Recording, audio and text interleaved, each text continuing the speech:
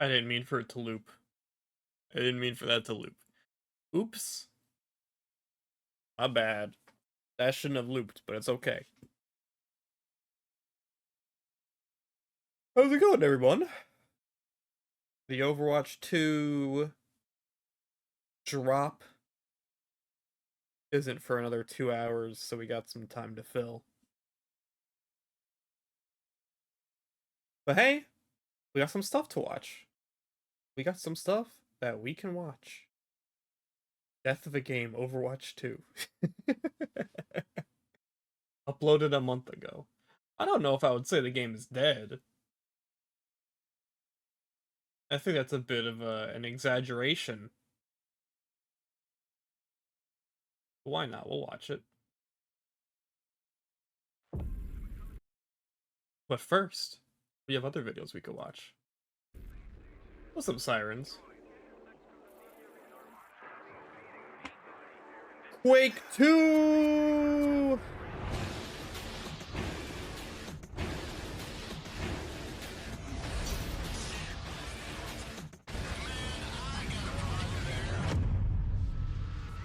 Whoa, it looks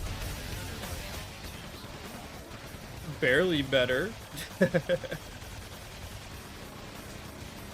Oh, that motion blur is very new next gen. I feel like I'm gonna throw up.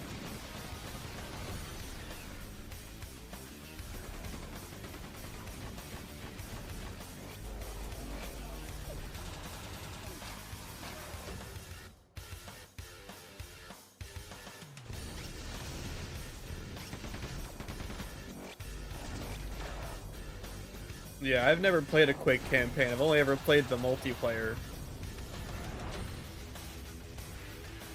Yo, Quake 64? That's cool. That's pretty neat. Online and local. And local multiplayer. That's hype. Wait, it had like a co-op campaign? I didn't know that.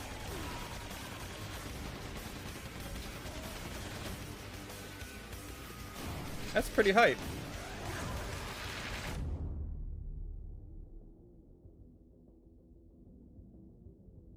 Available now, wow.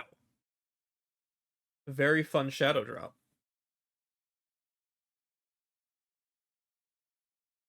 Yeah, I probably won't pick that up, but that's cool for Quake fans. Now for stuff I actually am interested in. Dude, we're in there. Rivals 2. Now, this definitely varies a lot on reception, like early reception. I want this to be the next big platform fighter. Like, if any of them could be, and any of them should be, I think this could be like, I want this to be PM levels of, you know, engagement in the competitive scene. I want this to be the official PM. Maple returns to Rivals 2 as the fastest character in the game, so far. Her insane dash and So far? are difficult to pin down. They're adding Air in dash Sonic. from Rivals 1 returns as well, but this time it's Actually, Sonic would fit in this game so well. Dude, if they could get Sonic as like their one and only crossover character, oh my god. That would actually be kind of crazy. paired with an adorable wave dash animation. Another unique feature returning to Maple is her wall cling. While all characters in Rivals 2 can wall They had jump, Pepino? No. Maple can hold the Pepino's jump not an button to animal. cling to the wall. Maple's They could normal add attacks brick. complement her awesome ground speed. Her jab is 2 repeating hits with no finisher, and is one of the best jabs in the game for setting up jab resets. Her dash attack is great for a burst of speed.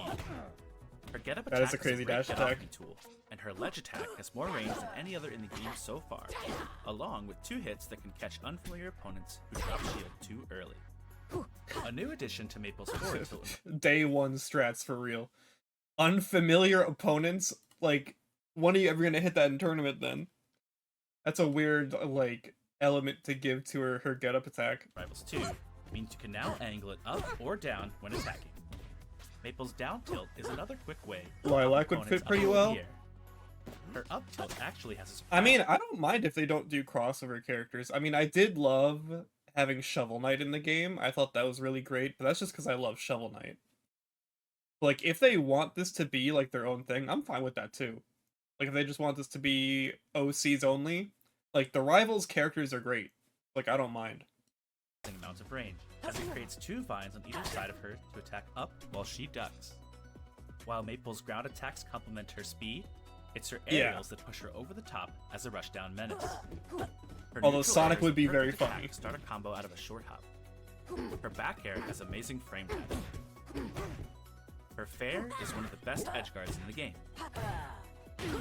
And her down air is one of the most unique aerials in the genre, creating a root projectile on the ground directly wherever you are.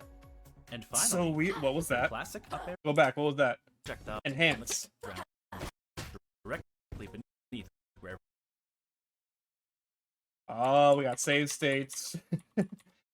Yo, dev tags. you are. And finally, her classic up air returns as a great move for juggling and killing off the top. While her normals are quick and frequently low range, Maple's strong attacks are the exact opposite. Both forward strong and up strong are slow. That is Come crazy. with massive range to catch opponents. Oh my god. Show the full extension of that hitbox. Both Sheesh. Oh my god. That's like 3 Maples long. both forward strong and up strong are slow, but come with massive.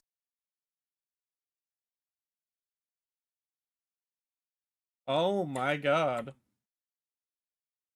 Yeah, look at that. That hits the platform. That could hit this. Range to catch opponents.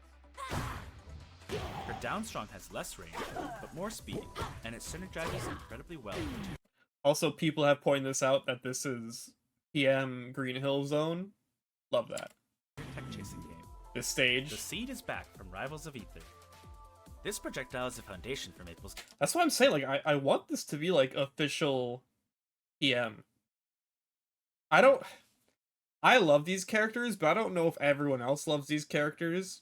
Like, obviously the reason PM was a big hit is because Smash is a big hit. Like, it's playing off of our innate love for Smash Brothers.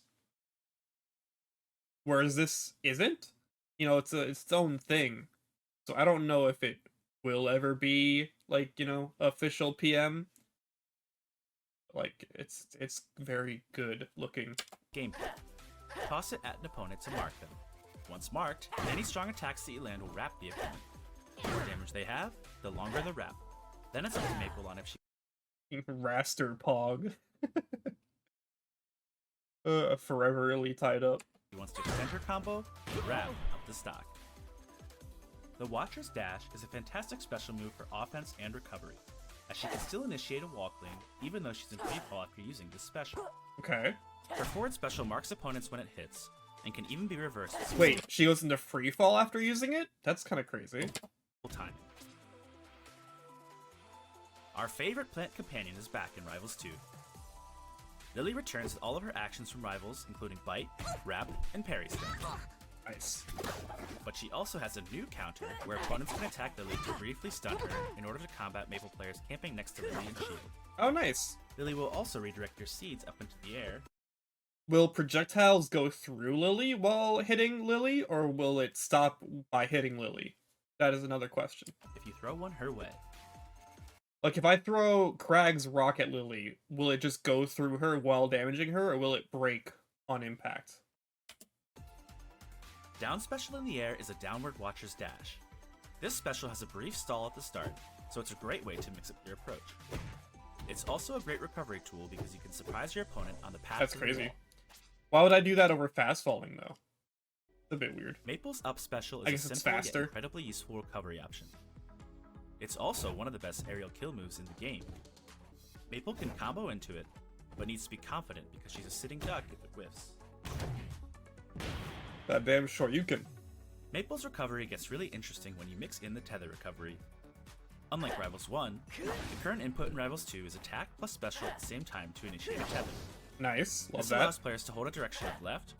So you can still do neutral up B while someone is marked with a tether. That's good. Right, or up while initiating the tether. Depending on the input, Ooh. Maple will appear either to a side or above the nearest marked player. Oh. Maple can even use this mid-combo to catch up to opponents and KO them off the top. Maple's get-up That's special huge. is a fantastic way to change up the pace of the map. While most get-up attacks are relatively quick and share the same frame data, Maple's get-up special attack is delayed. She also jumps up during the startup and dodges most low-hitting attacks. Special also marks if it connects. Maple's ledge special is a new plant companion named Terry.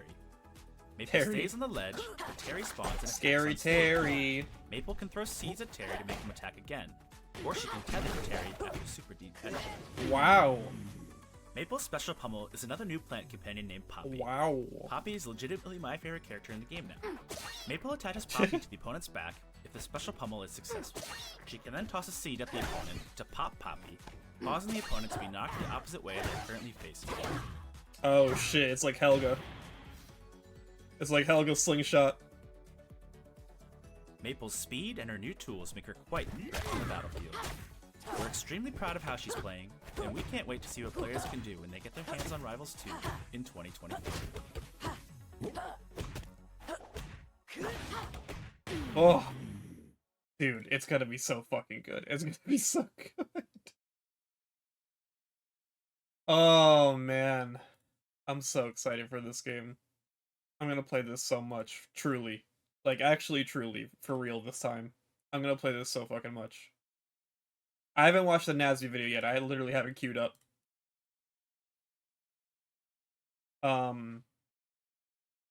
Yeah, I am so unbelievably excited for this.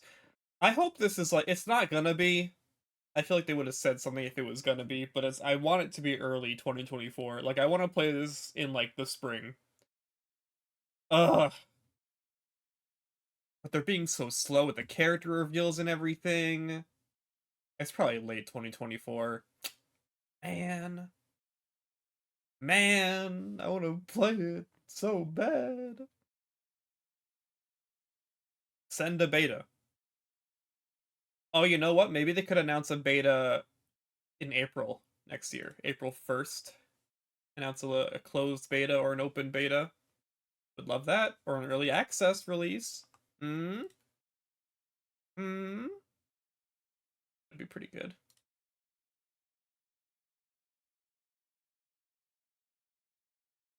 Are they gonna show stuff at SmashCon? Actually, maybe. I didn't even think about SmashCon. They could. Let's look at Nasby now. Armed with fearsome karate capabilities, bubble-blowing expertise, and his trusty hydrodynamic spatula Mermaid with Man port and outfit. starboard attachments, SpongeBob has all the tools you'll need Dude, his to thrive in free fall this living animation is all-star so brawl funny. 2. SpongeBob is an all-rounder type character with a straightforward moveset perfect for beginners, or even experienced players who just like to make the most out of simple tools. His light up and down attacks are great for launching and juggling. Was that a B reverse? Did Nasby have B reverses? When he simple blew it? tools. His light That looks like a B reverse. up and down attacks are great for launching and juggling opponents until it's time to start using his aerials. Oh, that's a Most light. noteworthy The of his aerials muscle are his up air, man? which has a wide arc and pops opponents upwards, and his forward air, which has a powerful spiking sweet spot. Oh my god. Once you're ready He's to end your Mario. combo, his side Oh and god, up he's charge- Mario. Like the up air? Oh fuck, he's Mario. Once you're ready to end, which has a powerful spiking sweet spot. Once you're ready to end your combo, his side and up charged air attacks are great choices at high percents. On the subject of charged attacks, it's quickly worth mentioning that every character has 3 Oh on the my ground god. and 3 in the air.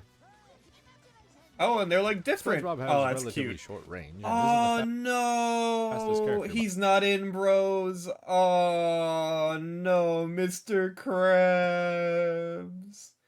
Oh, it's so sad that he's not playable. I really wanted him to be out of like, if I was to choose a new SpongeBob character, it would have been Mr. Krabs. Man. God damn, that's so sad. It's not Smash, he still got a shot. I don't know, bro.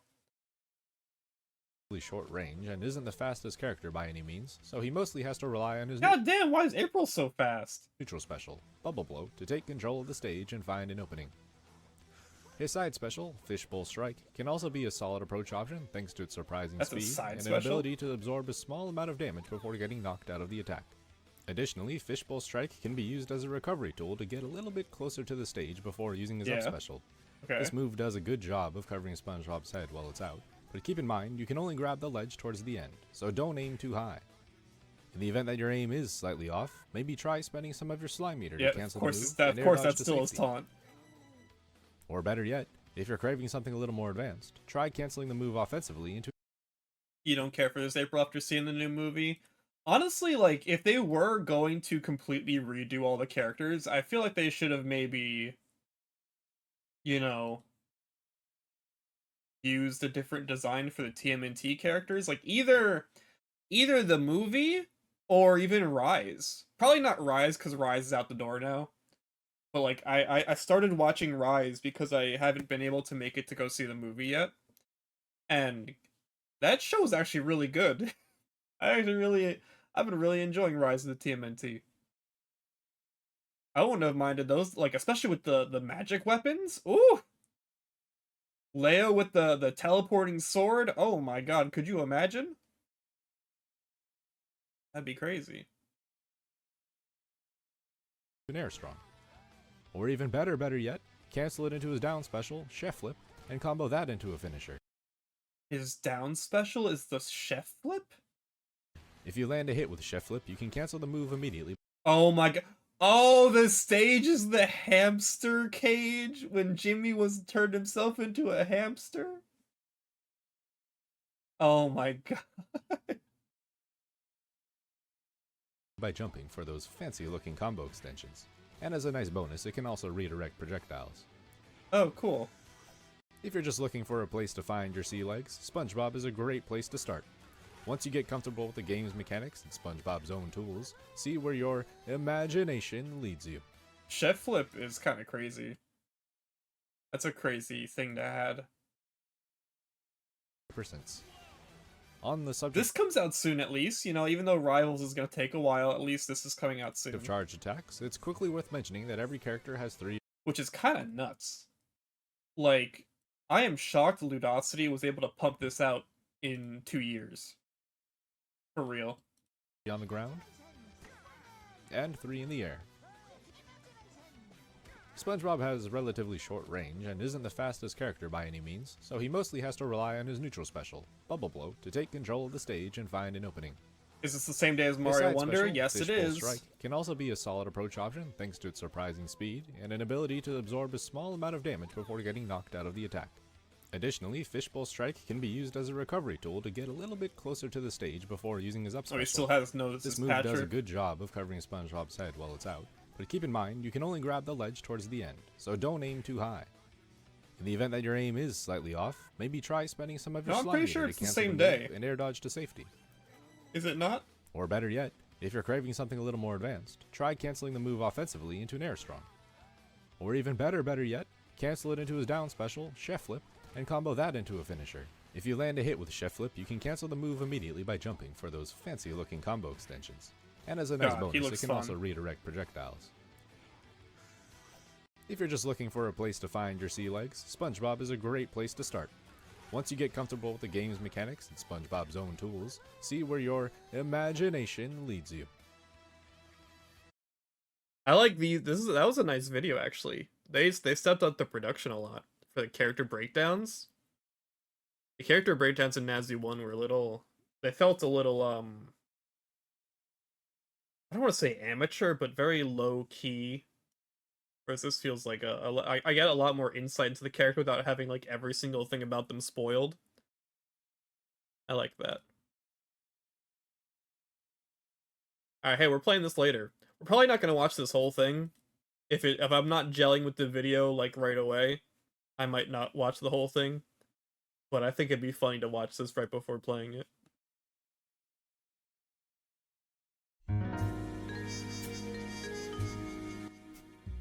Oh yeah, I downloaded the sponsor skip thing that one of you guys recommended. It's actually awesome.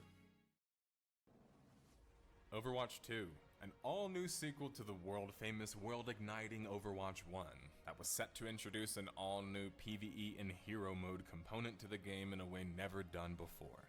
Well, that was the tagline and the thesis of it all. That's not where things ended up, as all of you are probably well aware of after reading the title of this video. No, you see, it turns out after the game has been reportedly in the works since 2019, Overwatch 2 has been basically cancelled.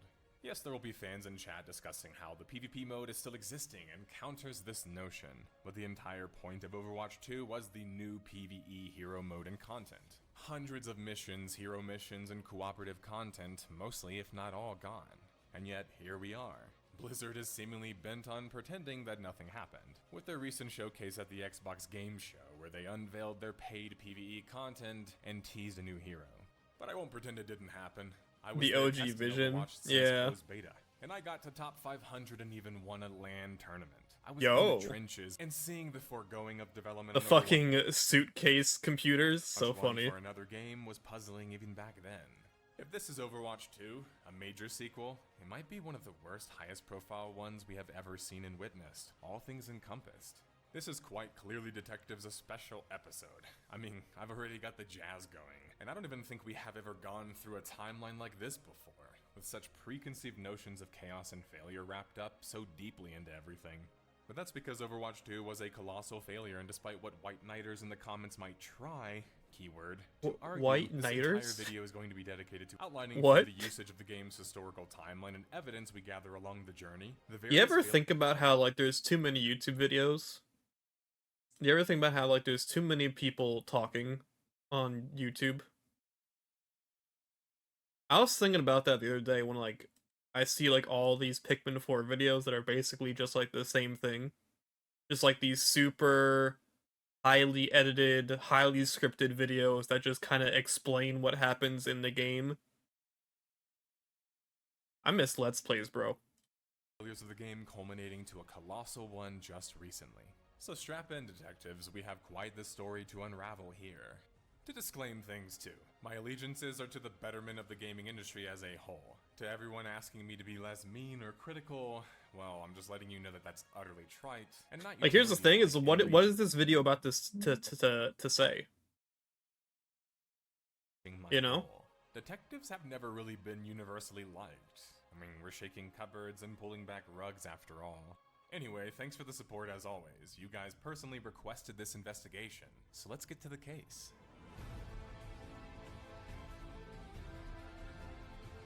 I was about to skip a sponsor. Wait, hold up. Wait for it. And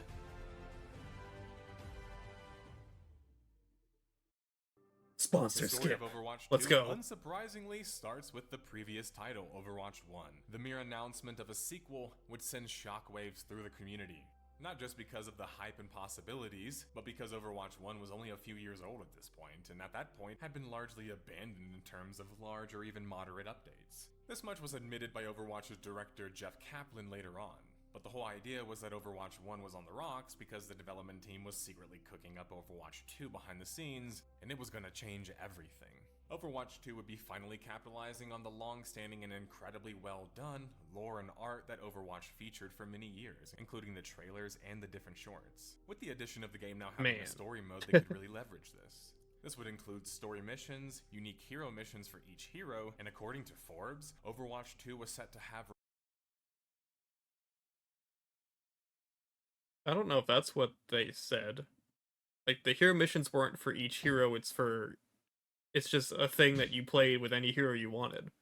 reportedly hundreds of co-op missions. As for the PvP players, they would experience new visuals, a new game mode dubbed Push, new heroes, and the change of 6 players to 5 players now, making the game 5 vs 5. Nearly 2 years would pass and Overwatch 2 was seemingly no closer to launch. While it's expected for a game to have taken time for development, announcing it clearly so early on was putting pressure on the game. And worse, Overwatch 1 wasn't being updated or properly handled anymore. So much so that Blizzard was even admitting such. Worst of all, not only was the development on Overwatch 2 stalling behind the scenes, struggles over scope and scale on the project were raging on. The game director himself, Jeff Kaplan, the voice and face of Overwatch, would be leaving Blizzard during the Dude really like fell off the earth. He's just like gone now. struggle after 19 years of development history. We have not heard a Keller, peep who from him previously since. led the level design team on Team 4 for Blizzard and Overwatch, would take over as the game director. Funny enough, though, his LinkedIn still says that he's a level designer, though. Jeff Kaplan leaving was a major blow to not just Where is he? Overwatch, but Living his the life, I Overwatch guess. 2. Many people would theorize that Overwatch 2 was just Off the plan and grid. vision to the realization to see the God damn, is this like... Wait, is this like old... Like, the old MMO project concept art? Is this like Tracer? Like old Tracer? I've never seen this art before. Titan art? Yeah, Titan. Is this Titan? I've never seen this art before. This is crazy.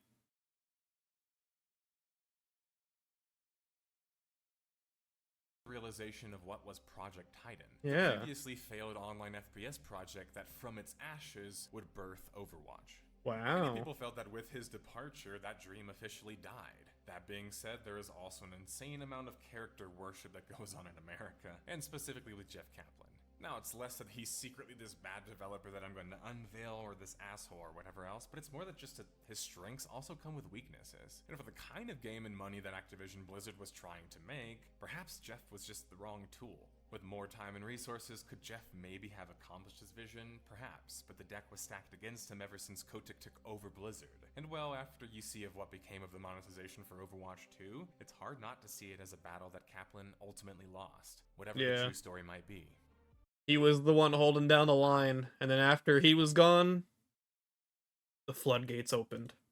While 2021 would be a quiet year for Overwatch 2 in its coming progress, it wasn't a quiet year for the developer and publisher behind the game, Activision Blizzard. In the summer of 2021, multiple harassment suits would be levied against the company with real credible backing and evidence. The California Department of Fair Employment and Housing would release a 29-page complaint sheet following 2 years of research concerning dozens of accounts of sexual harassment at Activision Blizzard. Activision Blizzard, from all accounts and purposes, was a toxic frat boy culture who had become so powerful and big-headed in their success in video games that the company felt that they could just display their misogyny and bro culture at the workplace. Insane. Brazenly, even. The chickens were coming home to roost, though. The backlash was so bad that the major advertisers that were involved in the OWL, or the Overwatch League, were pulling out by the fall of 2021. Now, this could be seen as convenient timing, as the pro scene and the viewership numbers therein weren't very impressive, but when major advertisers don't want to associate with you anymore, it means that you're losing in the eye of the public. Despite all the developmental drama and drama surrounding the development itself, Overwatch 2 would continue on with a closed beta April 26th, 2022. I The played launch date was that, also I think. announced for Yeah, I later in did. the year in October. There was also more Now details OWL is concerning likely the on its switch way to out, live which roster. might be a good thing. We talked about this. I think Overwatch League going out, like, I like the Overwatch League. I like, I have the jacket, but I think taking a step back and letting grassroots tournaments take over, and then maybe eventually you can bring Overwatch League back as like a World Cup thing, like an international, or like a League of Legends thing, or a Pokemon World Cup League. You could do something like that, but I think Overwatch League, as it currently is, going out of the way and letting grassroots take over, I think is definitely a good thing. Because I think, honestly, personally, with video games and like esports, I feel like the competitive scene is better off dictated by the community. Because, like, there are so many things that literally everyone in the community wants, but we just cannot get because the competitive scene is dictated by Blizzard. Like, fucking everyone wants hero bans. Everyone wants team-focused hero bans. But Blizzard's like, you know what? Hero bans don't really match our vision for the competitive scene, so we're not gonna do that.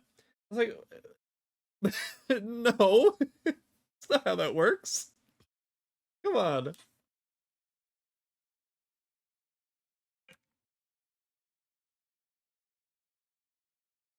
Okay, Pokemon Unite has a better competitive scene. That's sad. And how that would now only feature one tank.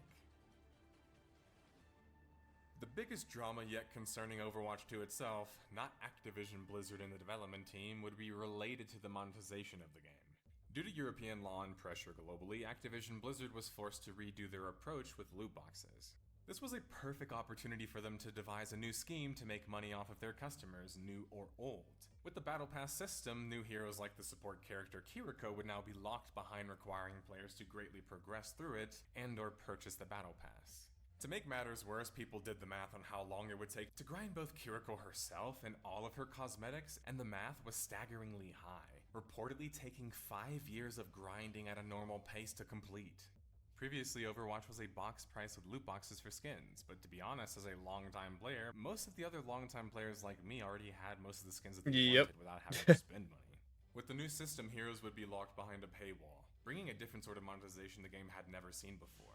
I mean, it's a double-edged sword, right? Because, like, Overwatch 1 couldn't support itself with the model it had. Because if you play Overwatch 1 enough, you basically don't need to pay. Because the loot boxes had this system where, like, it prioritized items you did not already own. And if you got an item that you already owned, you got coins, which then you could use to get items that you didn't own. So, like, once you've played Overwatch 1 enough, you basically don't need to pay for it anymore. And that's really bad when you're trying to do a model of, like, constant updates. So, like, I get that, like, Overwatch 1's current model was not sustainable, but Overwatch 2's model is just way too fucking evil. Shooters, It's way too greedy. Players have felt that locking a champion or a hero behind a paywall isn't fair due to needing to play with, as them, or against them in ranked play. It makes the game feel more like pay to win, to put simply. And Blizzard's reasoning for locking heroes behind a paywall was simple, and they even admitted it quite clearly. Because it was the single most engaging content. They knew exactly what they were doing and why they were doing it, and how it was skewed to making them more money. More bad news would strike in September of 2022 in the way of losing more key important talent. This time the lead hero designer, Jeff Goodman. Jeff not only had been balancing and I mean, yeah, I think honestly, if you're gonna do a monetization scheme, one thing I hate is how many fucking different avenues to spending money there are in, like, modern multiplayer games. Like, have a battle pass or have an item shop. You don't need both. Please, you really don't need both. Since the original game came out, he was responsible for the most recent reworks. Or have a paid battle pass and then a free item shop. That'd be cool. Orisa, Doomfist, as well as the new heroes that were added to the game. To say losing him was a major blow was an understatement, and no reason was given as to why he departed either, just like Jeff Kaplan, trending towards problems behind the scenes, right? Overwatch 2 would launch October 4th, 2022 after nearly 3 to 4 years in development in parallel as they were maintaining the live services on Overwatch 1. The critical reviews, which is what we will start with, were probably as expected, glossing over many of the negative aspects we covered in the pregame in lieu of focusing on the game itself. I will talk more about the player reception of the game later. PC Gamer in their review of Overwatch 2 would score the game a 74 out of 100 and state that Overwatch 2 could have launched as a much better game and a much more ambitious one. Like the original in 2016, it could have been an FPS for the sort of players and skill sets that other shooters don't often make room for. Instead, it's a confusing sequel that sacrifices its best parts as it transitions to a free-to-play model. The original Overwatch is too robust and too distinct to be completely erased, and it's why the sequel remains compelling in spite of itself. But the live service model leaves it in a fragile state. Close as it is to a fully reinvigorated sequel to one of the best shooters of the last decade, it's just as close to collapsing as the pillars of its original design get knocked out. IGN was rather positive concerning Overwatch 2. Overwatch 2 breathes new life into what was once the sharpest multiplayer shooter around, before it had its edges severely dulled by Blizzard's attention shifting away. The switch to smaller 5v5 matches ushers in a new brawler age for Overwatch where individual duels take precedence over tactical team play. And crucially, all but a handful of shields have been thrown out of the arena. The fundamentals are all set for Overwatch to shine as it once did in the multiplayer shooter scene once again, and the future definitely Oh god, this Doomfist aim. Oh god. Leaving their review on a slight bit of a cliffhanger, many people in the comments are probably chuckling about right now. Where the reviews actually start getting critical is with Eurogamer and Polygon's review of Overwatch 2, starting with Eurogamers. Going by its launch showing, I suspect Overwatch 2 will continue to stumble occasionally with its representational politics. The wider question is, where is it stumbling to? I'm not privy to the detail of Blizzard's forthcoming co-op modes, but let's be honest. We've seen Overwatch do PvE before, and it's never felt like more than a nice distraction. The PvP is still some of the best multiplayer you can find this side of Smash Bros. And Team Fortress, but all of those incremental additions create a sense of dying by inches. I would rather play a proper Street Fighter 4-esque sequel which shucks off or transforms the original frameworks entirely. As things stand today, Overwatch 2 feels like yet another service game, where unlocks lead off into perpetuity, purely because money has to be made. It's got its eyes on the horizon, the same old spring in its step, but I'm not sure it has anywhere to go. While Polygon was not quick to jump to conclusions for the game, they were also worried about the game even being delivered as promised. Nailed it, Polygon. Enjoying Overwatch 2 is an exercise in cautious optimism, not just in the future direction of its ever-changing lore and world, but in the idea that years of new content will ultimately deliver on the promise of a full sequel. Overwatch 2, drama and all, would eclipse an impressive 35 million players. Mind you, the game was free to play now, so a higher player count was kind of to be expected, but still, that was something to work with and incredibly impressive. But how long would those players stick around for? Top of a normal online gaming bleed, Overwatch 2's numbers would be dropping no matter what because the game was technically in early access. It was missing the promised PvE, which was the whole selling point of the game. At launch, Overwatch 2 was more focused on being this lean, slight overhaul shift from 6 vs 6 to 5 vs 5 PvP light experience. I say light experience because they did. Also, I want to say, real quick, I played a lot of Mischief and Magic, their prop hunt game mode. Pretty fun. I mean, it's prop hunt, so obviously it's gonna be fun, but like there was a lot of like unique mechanics that I enjoyed. There was the lock-on feature, you know, like in most prop hunt games you have like a lock button that makes it so like you can move your camera without moving the prop. That lock-on feature also holds your thing in place. So like if you climb up a wall, you can lock onto the wall. It made it very, very fun. It was fun. I thought it was fun. Tournament features in the game, still when compared to other top titles like Valorant. The fact with Overwatch 2 was that free to play now was a nice. My favorite prop to get was the rock. So the props were also random. So like every time you did your shift, it's almost like a Moira fade. So like you fade out and then you fade back in as a prop, and so it's random. My favorite one to get was the rock because no one ever suspects the rock. Like. It's on Blizzard World, and there's this spot with all like a bunch of boulders, and if you get rock, no one ever suspects you. It's so funny. For some of the criticism it was facing, but things were only going to get worse for the game. Could you become Apache? No. It was just like trees, bushes. You could be like the little cart, the little eagle cart. You could be the shark thing. You could be a barrel, a box, a table. The worst ones to get are like the big ones. So like there's also like a stun. So like if you see like a Genji coming up to slash, you can press a stun button and it stuns them for like 7-8 seconds.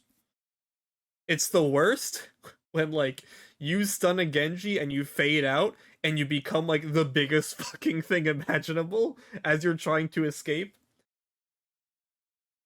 And then everyone else sees you. Their professional scene, or the OW, the Overwatch League. In December of 2022, OW's Philly team, Fusion, would be rebranding and relocating to Korea as a Korean team in Seoul.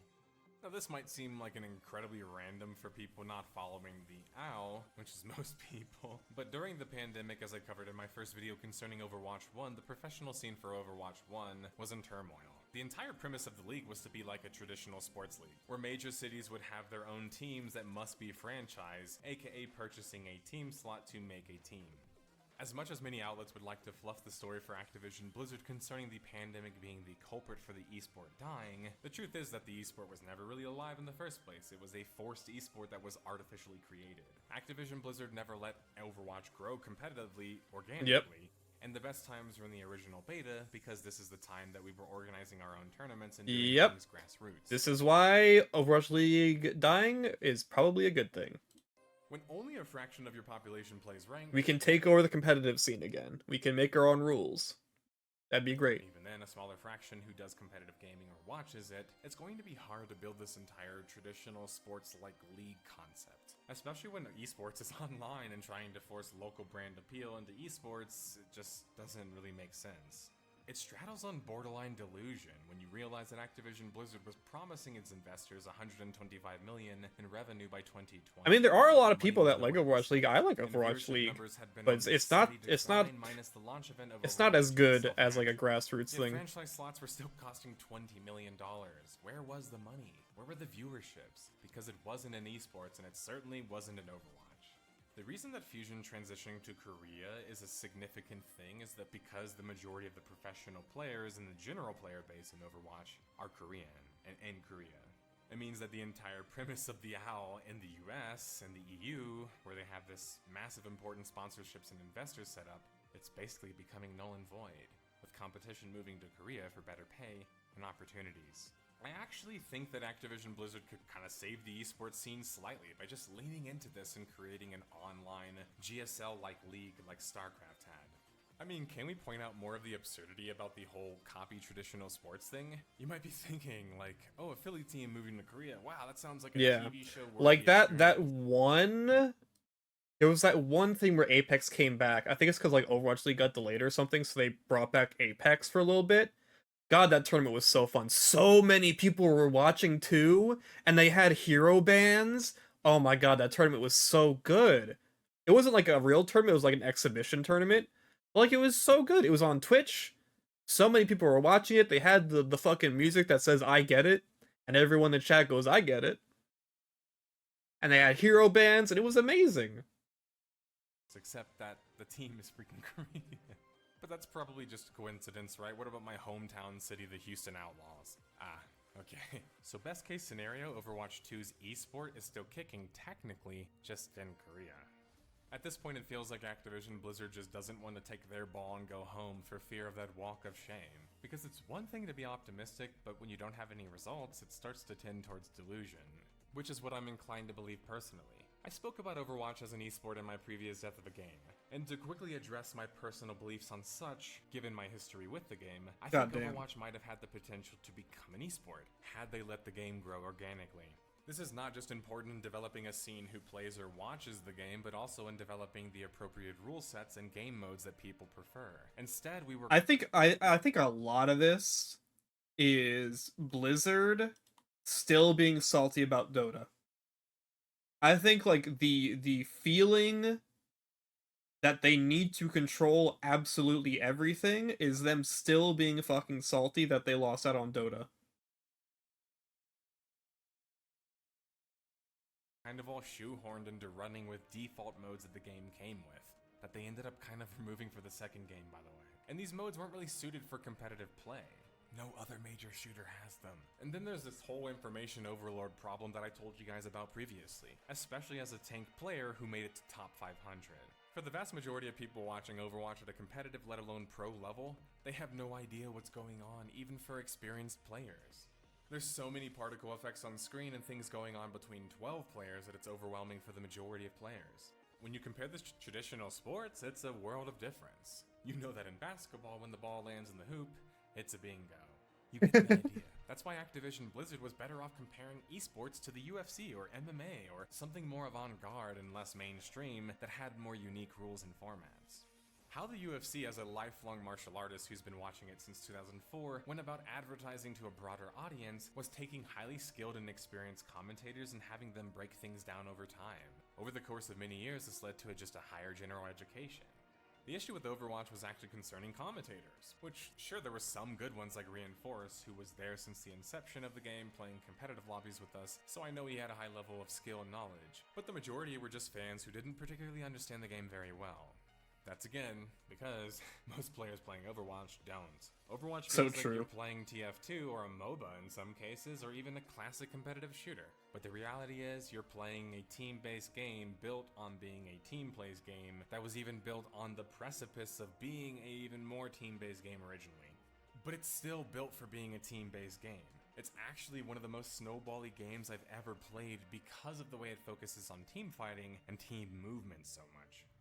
Any top level player can back me up on this, but in Overwatch 1, once the first point was taken, if that team was able to wipe or charge their ults, it basically meant that if they were any good, GG for the second point, and this carried all the way up to pro level play. Overwatch 2 had this idea of reducing the amount of combatants to help combat problems of clarity and curb the balance in some ways. For example, reducing the amount of tanks and shields to speed the game up, and solve the problem of too many shields and too many tanks. Balance notwithstanding though, just because honestly they've done so much balancing up and down on the game, I don't have a super strong opinion on which way it goes, except them just reworking some characters, which just ended up feeling like weird because, well, the game was still trying to appeal to casual players, so getting rid of Cassidy's flashbang just seems kind of strange. But I want to focus on what happened to the Overwatch formula itself. Fuck flashbang. When a player was removed. Honestly, what I think, I've been thinking this for a long time, ever since like the CC debate started. Stun in Overwatch should have been like stun in TF2, where you still had control over your character's movement, but you just couldn't attack for like a second. You know, like when you get hit by the baseball in TF2, that's what stun should have been. Specifically the tank. This not only reduces the amount of players, it reduces the amount of frontline presence and helps the other tanks and players. This makes it not only hard to play a tank in Overwatch 2, it means that it's harder for your team to play around a bad tank too. So a good tank is way more powerful, period. Tanks in Overwatch are initiators. They decide most of the time how the fight is started, especially with ults, and sometimes how it ends. It took that shit out of TF2 a long time ago. Really? 6 versus Is that 6 why my baseball doesn't stun people anymore? I was wondering why that wasn't working. I tried hitting someone with a baseball and it doesn't stun. I was so confused. What does it do now? If it does, like the whole thing, I thought it was because it's stunned. Did they buff the damage or something? Like, what does it do now? To coordinate with your team. It Now, slows 5 people, versus 5, if you're out of and position, it means you're dead, and that means big problems for your the team. Sandman hasn't stunned in 5 to 6 years. Well, I haven't played TF2 in 5 to 6 years, so. While I personally like the change overall, I think for the large percentage of the population, it wasn't a very good change. The idea of making Overwatch 2 less overpowered with abilities is something that I talked about slightly in my previous videos, and focusing more on the competitive aspects kind of makes sense in a sense. But not at this point, because all it does is further the problem of increasing the DPS queues, and the problem that the game already has regarding the flow of the game. It feels like you're doing backwards work, but where are you going at this point? I know that sounds strange, again, because I wanted the game to be more competitive with less of these overpowered abilities. But at this point, Blizzard already has nerfed the vast majority of hitscan in the game, and even completely nerfed some of the hitscan characters like Cassidy. The game is much slower as a result of many of these changes, which make the switch to 5 versus 5 feel like a band-aid fix, or one that they weren't even fully done implementing. And I mean, I still like 5v5. I remember, like, when I played Deathmatch, 4v4 Deathmatch, I'm like, damn, this feels, like, way better. I'm still a 5v5 supporter. I think, honestly, like, this is just a situation where, like, once you change something, now you're gonna have conflict between the people that like it the old way and the people that like it the new way. It's just like with every series. Like, the second you change something, there's gonna be conflict. So I think a lot of that is just, yeah. I think 5v5 is also a good change. They did it too because there was the problem of there being too many shields and too many tanks, and, well, the part of the whole problem of lack of knowledge of the game was because in Overwatch 1 you're supposed to actually shoot at the shield. Now, 5v5 with roll queue? I think honestly, I'd be interested in seeing open queue come back as the main competitive format. I'd be interested to see how open queue works with this new like gameplay style that they made. Fun or very intuitive. In Overwatch 2, now there wasn't a shield problem, but now tanks barely felt like they could take care of their team, and that was either a good thing depending on the kind of tank player you were, or a bad thing. Overwatch 2 would introduce their Season 3 February 27, 2023. With this season would be the introduction of a new quarterly battle pass, the Workshop, which would now allow for custom mapping, and some new mythic skins. Producer Jared Noose was dismissive slightly of fans clamoring for different game mode, expressing a need and desire to focus and balance and fix what was already currently there. The problem is that you released a new game, so people are going to be expecting new content, right? Yeah. The first true major season, arguably, was Season 4, with the introduction of a new hero support in Lifeweaver, a new fan-made map, thanks to the workshop, and a few other bells and whistles. Season 4 felt like the perfect place for Overwatch 2 to be building momentum.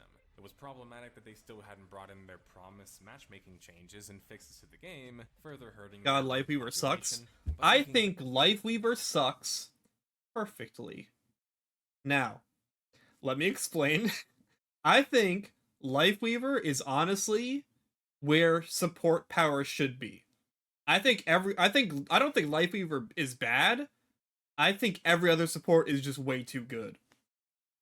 back, April seemed like a good month for Overwatch 2 overall. I don't think anyone could really have imagined what would have happened the following month.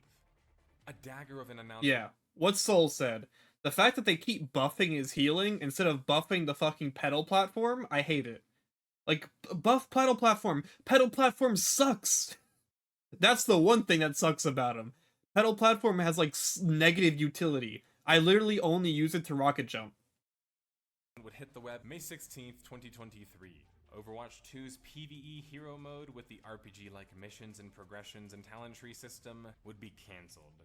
Keller explained that the hero mode had been in development since Overwatch's launch in 2016 and that it apparently was part of the vision the team had for Project Titan, the cancelled FPS MMO from which Overwatch was born.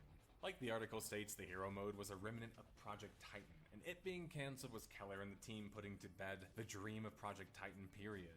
The game director Keller basically stresses in his public statements that concerning the cancellation, that they had evaluated it and that it was just too difficult to do, and too difficult to do while maintaining development on the other part of the game. Now, if I left my journalistic integrity or just general integrity where the writer of this article at The Verge and many other journalists left theirs, for just making excuses for a billion-dollar corporation fumbling a launch and product, then yeah, I would just leave it there. But I won't. In fact, that's why I made this video. Overwatch 2 and Activision Blizzard, with the help of many die-hard fans and an army of media lining up for the scoop, has controlled the narrative. I have already gotten comments on my stuff about it too. Comments saying, well, they always said that they were going to charge for the other PvE content missions, so they aren't doing anything wrong and didn't necessarily cancel the PvE, right? The idea is that Activision Blizzard or Team 4 is just a small moving team. It's an indie team who struggles with game development, resources, and talent, and that they couldn't do the things that they really wanted to do. And we should just accept that they're going to do their best going forward. Except they aren't a small team, and they aren't struggling in resources. And the truth is, they lied to everybody, and sold us a game that wasn't complete and was in early access. Now they are pivoting to what content they can deliver on, and they're trying to control the narrative that it's not that bad, or at least the fan base and the media are doing it for them. Thank you. But for reference, the hero missions in hero mode was reportedly going to be hundreds of missions, the main meat of the PvE mode. Them still releasing more story content isn't getting people excited, or shouldn't, because their previous story content at events hasn't even been that impressive anyway. And unless it's a strong departure from that, what are players really expecting? The following month, in June of 2023, Activision Blizzard would announce the paid story content portions at the Xbox Games Showcase. According to Game Informer, 3 missions would be released. And You haven't even seen the Sojourn short yet? It's not anything special. Honestly, there hasn't been a good short in a long time. Like, I didn't even think the Kiriko short was that great. And the Junker Queen short also wasn't that great. They feel like ads. Like, they feel like ads more than they feel like actual stories. You know? Like, we haven't had a good short since, like, what, Honor and Glory? All those years ago? 30 minutes to complete. The pricing would be $15 at the entry level, making it $15 for according to a game journalist level of skill and play, which, take that with a grain of salt, would Like, legit, the fucking Ramatra Hero Origins video was probably better than any of the more recent shorts. The last big one was the Ash one. The Ash one was good. Yeah. be an hour and a half worth of story content. Before the War Was Beautiful. This is coming off the announcement. I haven't watched Genesis. I don't know if Genesis is any good. Of them canceling the content they had promised their audience, which was despite what weird mental gymnastics you do because the said story missions were always going to cost extra, well, that content wasn't supposed to cost anything, and it's not a good look to be charging for it still. It makes it feel like not only did they not deliver on the content and promises that they made, aka failed as a business with their customers, they are still trying to monetize the remnants instead of doing the Sigma's character short was also great, yeah. Sigma Sigma was, I think Sigma was probably like the best one. majority sure. of the whole reason they announced a second game in the first place. Well, unless they want to argue that, well, it's not because of that and it was actually because of monetization at this point. With moves like this, it's hard not to feel that way, right? And I know the comments are coming regardless of how much logic and non-bootlicking I do. But they could have used the story missions as a moment to right their wrong, right? It's not like we requested and they maybe would do hero mode. No, they promised that they would do it, and they didn't do it. Instead, they found more ways to continue to monetize on the same schedule no matter how utterly tone deaf they were due to delivering a subpar product that was missing a key feature they promised. Remember guys, that's who you are defending. Season 5 for Overwatch 2 would continue on June 13th, 2023. This season would finally bring the much needed competitive matchmaking changes and balancing, such as solo queue players not being placed into multi-queue games. The weird part of Season 5 is despite being a rather good update overall, as it's basically balancing and matchmaking focus, something that should be arguably fixed in a launched product, right? Is Activision Blizzard wanting a pat on the back for bringing back a feature, the On Fire system. Somebody mentioned this on my podcast and I thought it was a joke, but seriously, it's right there on the patch notes. So bug fixes, balancing, Yeah, but they added blazing, bro. for months. Doesn't seem like a good answer to the criticism that the game was facing concerning the content either, though. And then wanting a pat on the back for bringing back a feature that the old version of the game had just seemed tone deaf once again. And if anything, it begs the question more and more, how finished was Overwatch? Why was it 2 removed really, again? right? Who the When fuck you're knows? constantly balancing your heroes and after basically slightly overhauling your game in the first place, it speaks to the fact that you either adopted a new vision and are trying to adapt to it, or you lost your lead hero developer and don't have the same vision or eye for things that maybe he did. Whatever it is, still the changes were needed, clearly. But that doesn't do much to help in bringing in new players or even in We have players patch who notes already yet? I want to know the and balance to me, the changes. thought of getting them to spend They are $15 saying for nothing a about few this hours of patch, story dude. content just seemed like a hard proposition. So perhaps with the failure of PvE, I love before that ever skin. By the launched, seemed way, like a hard proposition. sorry to like. So perhaps Yeah, I love this skin. The slime queen. with the failure of PvE before ever launching Overwatch, It's 2, literally still just managed green to somehow Echo, fix but its balance I issues love and the it. aforementioned issues in competitive play, including a lack of tournaments in the game, and salvage whatever is left of their player base. And be a fun alternative team-based shooter to other projects such as CSGO and Valorant and COD, and so on and so forth. But I think that the days of Overwatch being a serious competitor, whether in actual competitive experiences or merely popularity, are numbered. I mean, that's why I did this video, right? A point that I felt worth mentioning before we transition to solving the case was that the public perception and image of Activision Blizzard was just tarnished at this point. When Overwatch 1 was being developed, not only did team for the team behind it have classic developers that enacted nostalgia and really just belief in the product that they were going to make, the game had that old Blizzard feel still too. With Overwatch 2, Activision Blizzard isn't even the same company. Many of their founders, let alone key developers, have fled the company, and the head honcho in charge is quite hated by many people publicly and behind closed doors.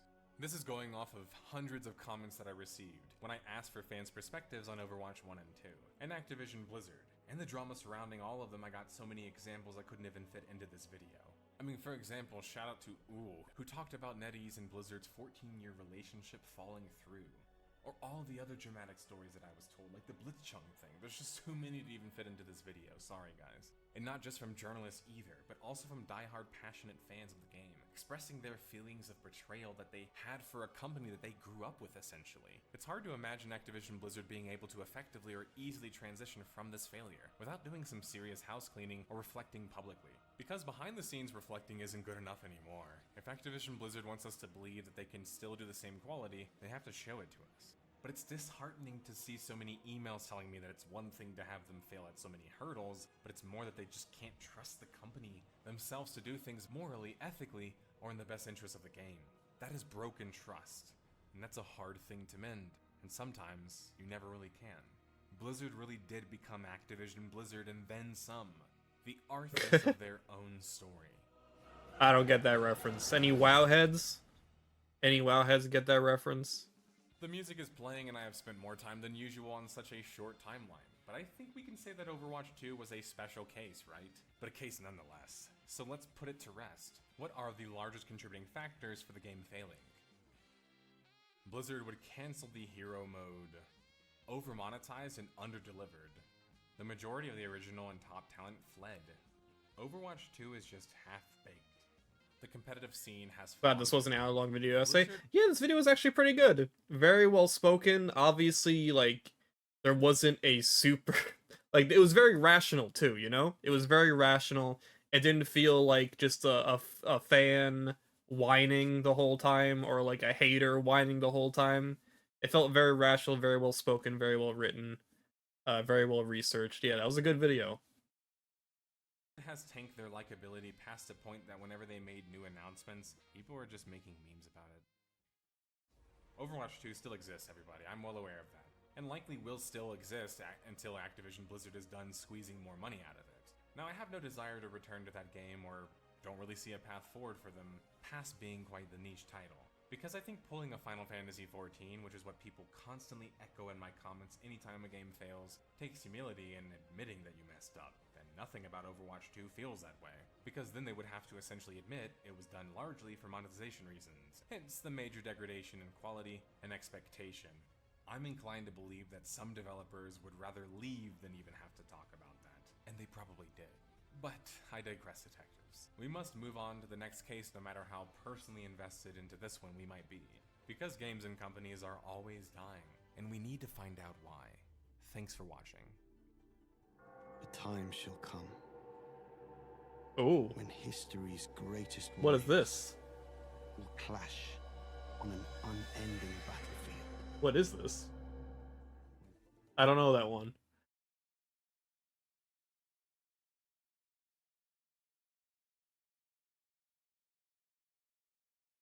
Total War?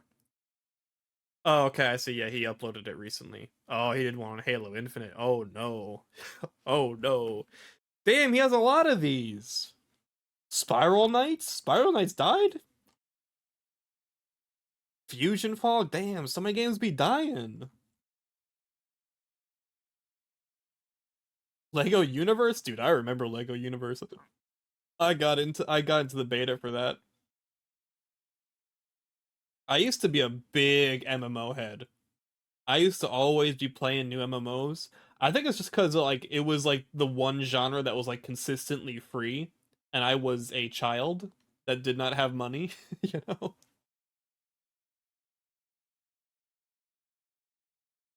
I played a lot of MMOs.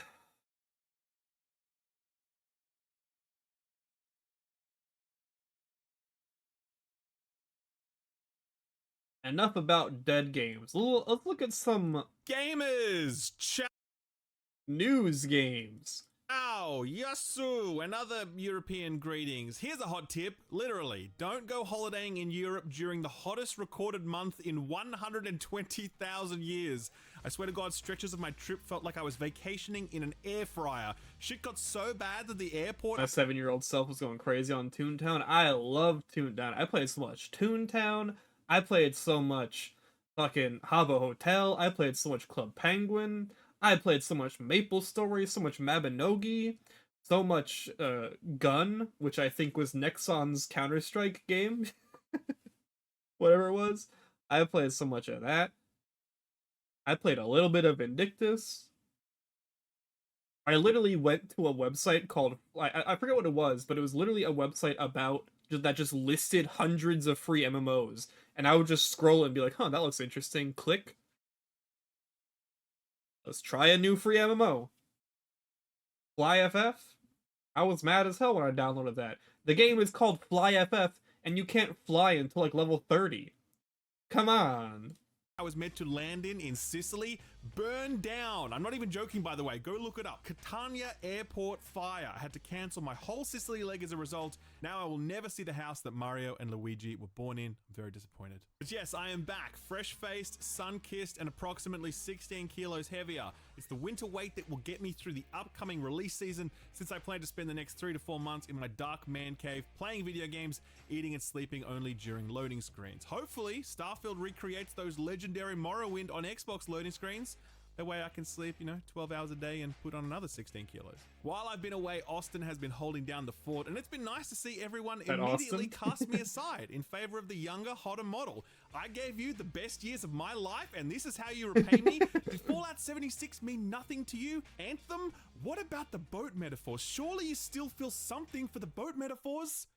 Regardless, I have got some good news for you. Austin ain't going nowhere, and it's very much the plan to have him continue reviewing games more regularly. As you all well know, I can't cover No everything mention by of TF2 myself, revival? but two That's people kinda can sad. cover most things, and you can certainly expect Austin to be reviewing a variety of big and small titles across the channel as we settle into a new normal. Pretty excited about this chapter, to be honest, and I want to thank not only Austin for his hard work and talent, but also you guys for so kindly welcoming him in and so quickly kicking me to the curb. That really meant a lot to me, thank you. With Austin focusing on some new things, you may wonder who's going to pick up the slack. Is SkillUp going to start editing his own videos? Fuck no, I would sooner quit YouTube than boot up Adobe Premiere ever again. No, luckily we are fortunate enough to welcome Big Stu, the man who edits the Frames Per Second podcast. He'll continue to do that while also taking over editing of the weekly news show, as well as general editing support across the channel. Stu is formerly of GameSpot and is incredibly cool and incredibly talented.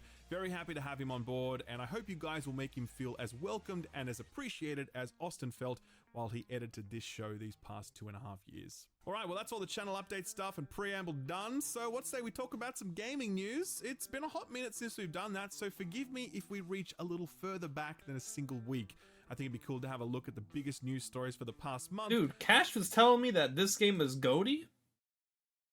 The Zelda guy, the big Zelda head, was telling me that this Baldur's Gate 3, might actually be GOATY. Since some pretty interesting stuff went down, you can kind of think of this episode as this month. Dude, I forgot this game came out. Diablo 4? Oh my god. So if you're ready, let's do it. What better place to start than dunking on Rockstar? Not that they need much help, since they're pretty good at dunking on themselves these days. For a while now, there have been rumors of churning that a Red Dead 1 remaster was on the way. There were numerous clues leading to this rumor, including a rating of the title in Korea, various changes to Rockstar's websites, and plenty of other things. The hope was that this might leverage the fact that the Red Dead 1 map was already built in Red Dead 2, so you could repurpose that and the Red Dead 2 game systems, and you know, that's your remaster. I never bought into that, because while that sounds simple, it's really not. That's a massive undertaking that would require a lot of love and care from a dedicated development team, and a publisher willing to invest the money required to properly honor the source material. This is it not Rockstar coming and to Take-Two we're Steam? talking about here, so that Is was Red Dead never gonna Redemption on happen. Steam? What do we actually get? We got a Red Dead 1 port with no enhancements whatsoever, no multiplayer. It's only coming to PS4 and Switch. No and multiplayer. it's $50 for real. Oh, it's fuck probably that. the worst remaster announcement ever, I think. Like, people hated The Last of Us 1 getting a remaster, but come on, man. At least Naughty Dog put some effort into that. This is just nothing. It's just like nothing, and it's $50. I mean, come on. You may wonder why it's not headed to Xbox. That's because there's already an excellent version of the game available there via Xbox backwards compatibility, enabling up to 4K resolution on Series X. You may wonder why it's not coming to PC, given the game has never been available on PC. And yeah, man, I don't know what to I'm tell tired you, of to these be fucking honest. remasters Absolutely no clue cutting why the Rockstar would multiplayer, leave dude. the PC community high and dry. They but better not they do that did. to my The beloved backlash to Kid this Icarus. announcement has been immense. The announcement trailer has been flooded with downvotes, social media awash with negative reactions, and memes decrying the current state of Rockstar. One interesting set of talking points resurfaced during the discussion, those of Take-Two boss Strauss Zelnick, who in 2021 said this, quote, "Remastering has always been a part of the strategy. We've done differently than the competition. We don't just port titles over, we actually take the time to do the very best job we can, making the title different for the new release." To be honest, would you want this? Something like other games where they update the textures and make it look worse? Honestly, like, yeah, I get that. In a lot of cases, I would just prefer a resolution and frame rate bump. Because, like, the Monkey Ball collection, the new Monkey Ball they released, I do not like that at all. I do not like what they did to that game's visuals or audio or menus. That the whole presentation of that game, I heavily dislike. I would have much preferred just like a port of Monkey Ball 2 with better like 4K resolution, maybe faster load times, faster refresh. Like that, I would have preferred that over like Banana Mania or whatever. For the new technology that we're launching it on. So we improve the technology, we upgrade the visuals, and we make performance enhancements. And that's why I think our remastered titles typically do so well, end quote. Since then, Take-Two has shipped the disastrous GTA Trilogy remaster, and they've announced this basic-ass overpriced Red Dead release. So yeah, CEOs, man, God bless them. It's important to remember that Rockstar and Take-Two really don't give a fuck, and they haven't for a long time, and they especially won't next year because it's all but certain that GTA 6 will launch in 2024. That's Zelnick crazy posted to an think investor about. briefing just today where he reiterated that 2024 will be a very, very big That year for is the publisher, crazy to with think a about. massive spike in bookings projected. That can only mean the release of GTA 6, since nothing else in their portfolio could possibly account for that sort of bump. It also lines up with various rumors and leaks we've seen to this point. GTA 6 is almost certainly on the way in 2024 and will likely be the only game that Rockstar puts out for the next 10 to 15 years.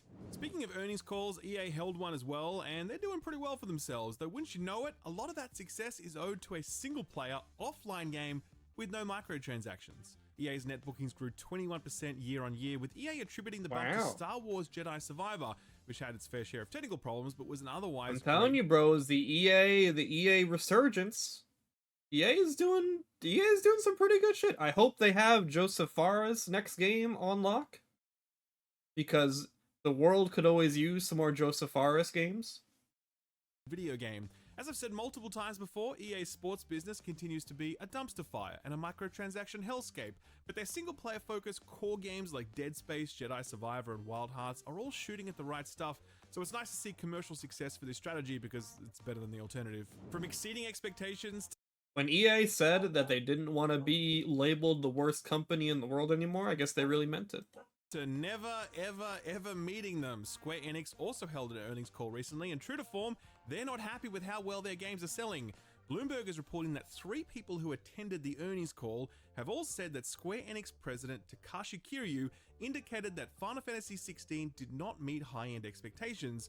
It's a bit of a meme at this point, as Square Enix seem to say that about everything they put out, but it doesn't change the fact that Square Enix shares dropped 15% that day, reflecting those comments, a decline in operating profit, and delays in Square's mobile strategy. While I was not the biggest fan of Final Fantasy XVI, a point that the subreddit refuses to let go, most people really liked it, and the title sold over 3 million units in its launch window, an impressive result given that it's currently just a PS5 exclusive. The title will no doubt have very long legs as it gets released on other platforms, and producer Yoshi It might be P a has rare begun situation. teasing the Yeah, prospect maybe. Yeah, PopCap might just have different like goals at current moment. So, yeah, who knows? What is this?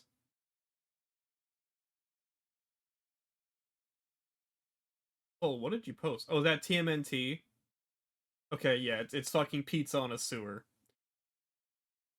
Oh no, Soul didn't post that. I don't know why I thought Soul posted that. I think I saw Soul's name and then something else.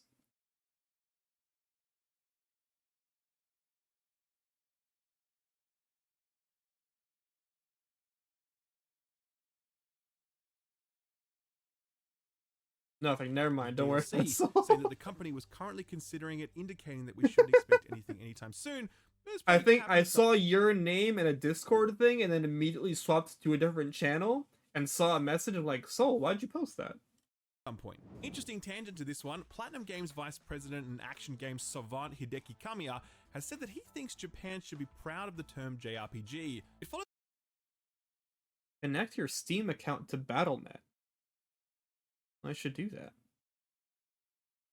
a conversation I had with Yoshi P in Japan, where he revealed to me that he didn't like the term JRPG as it had negative connotations and was used derisively in some circles of game dev and games media. It was a fascinating insight that led to a lot of discussion on the matter, and recently Video Game Chronicle asked Kamiya what he thought about it. He said this, quote, "So when it comes to the term JRPG, this is something that ties into this. These are RPG games that, in a sense, only Japanese creators can make with their unique sensitivity when it comes to creating these experiences. I think it's certainly something that should be celebrated moving forward, and someone should actually aim to make a king of JRPGs game to express that. As Japanese game creators, we're very proud of the actual term JRPG."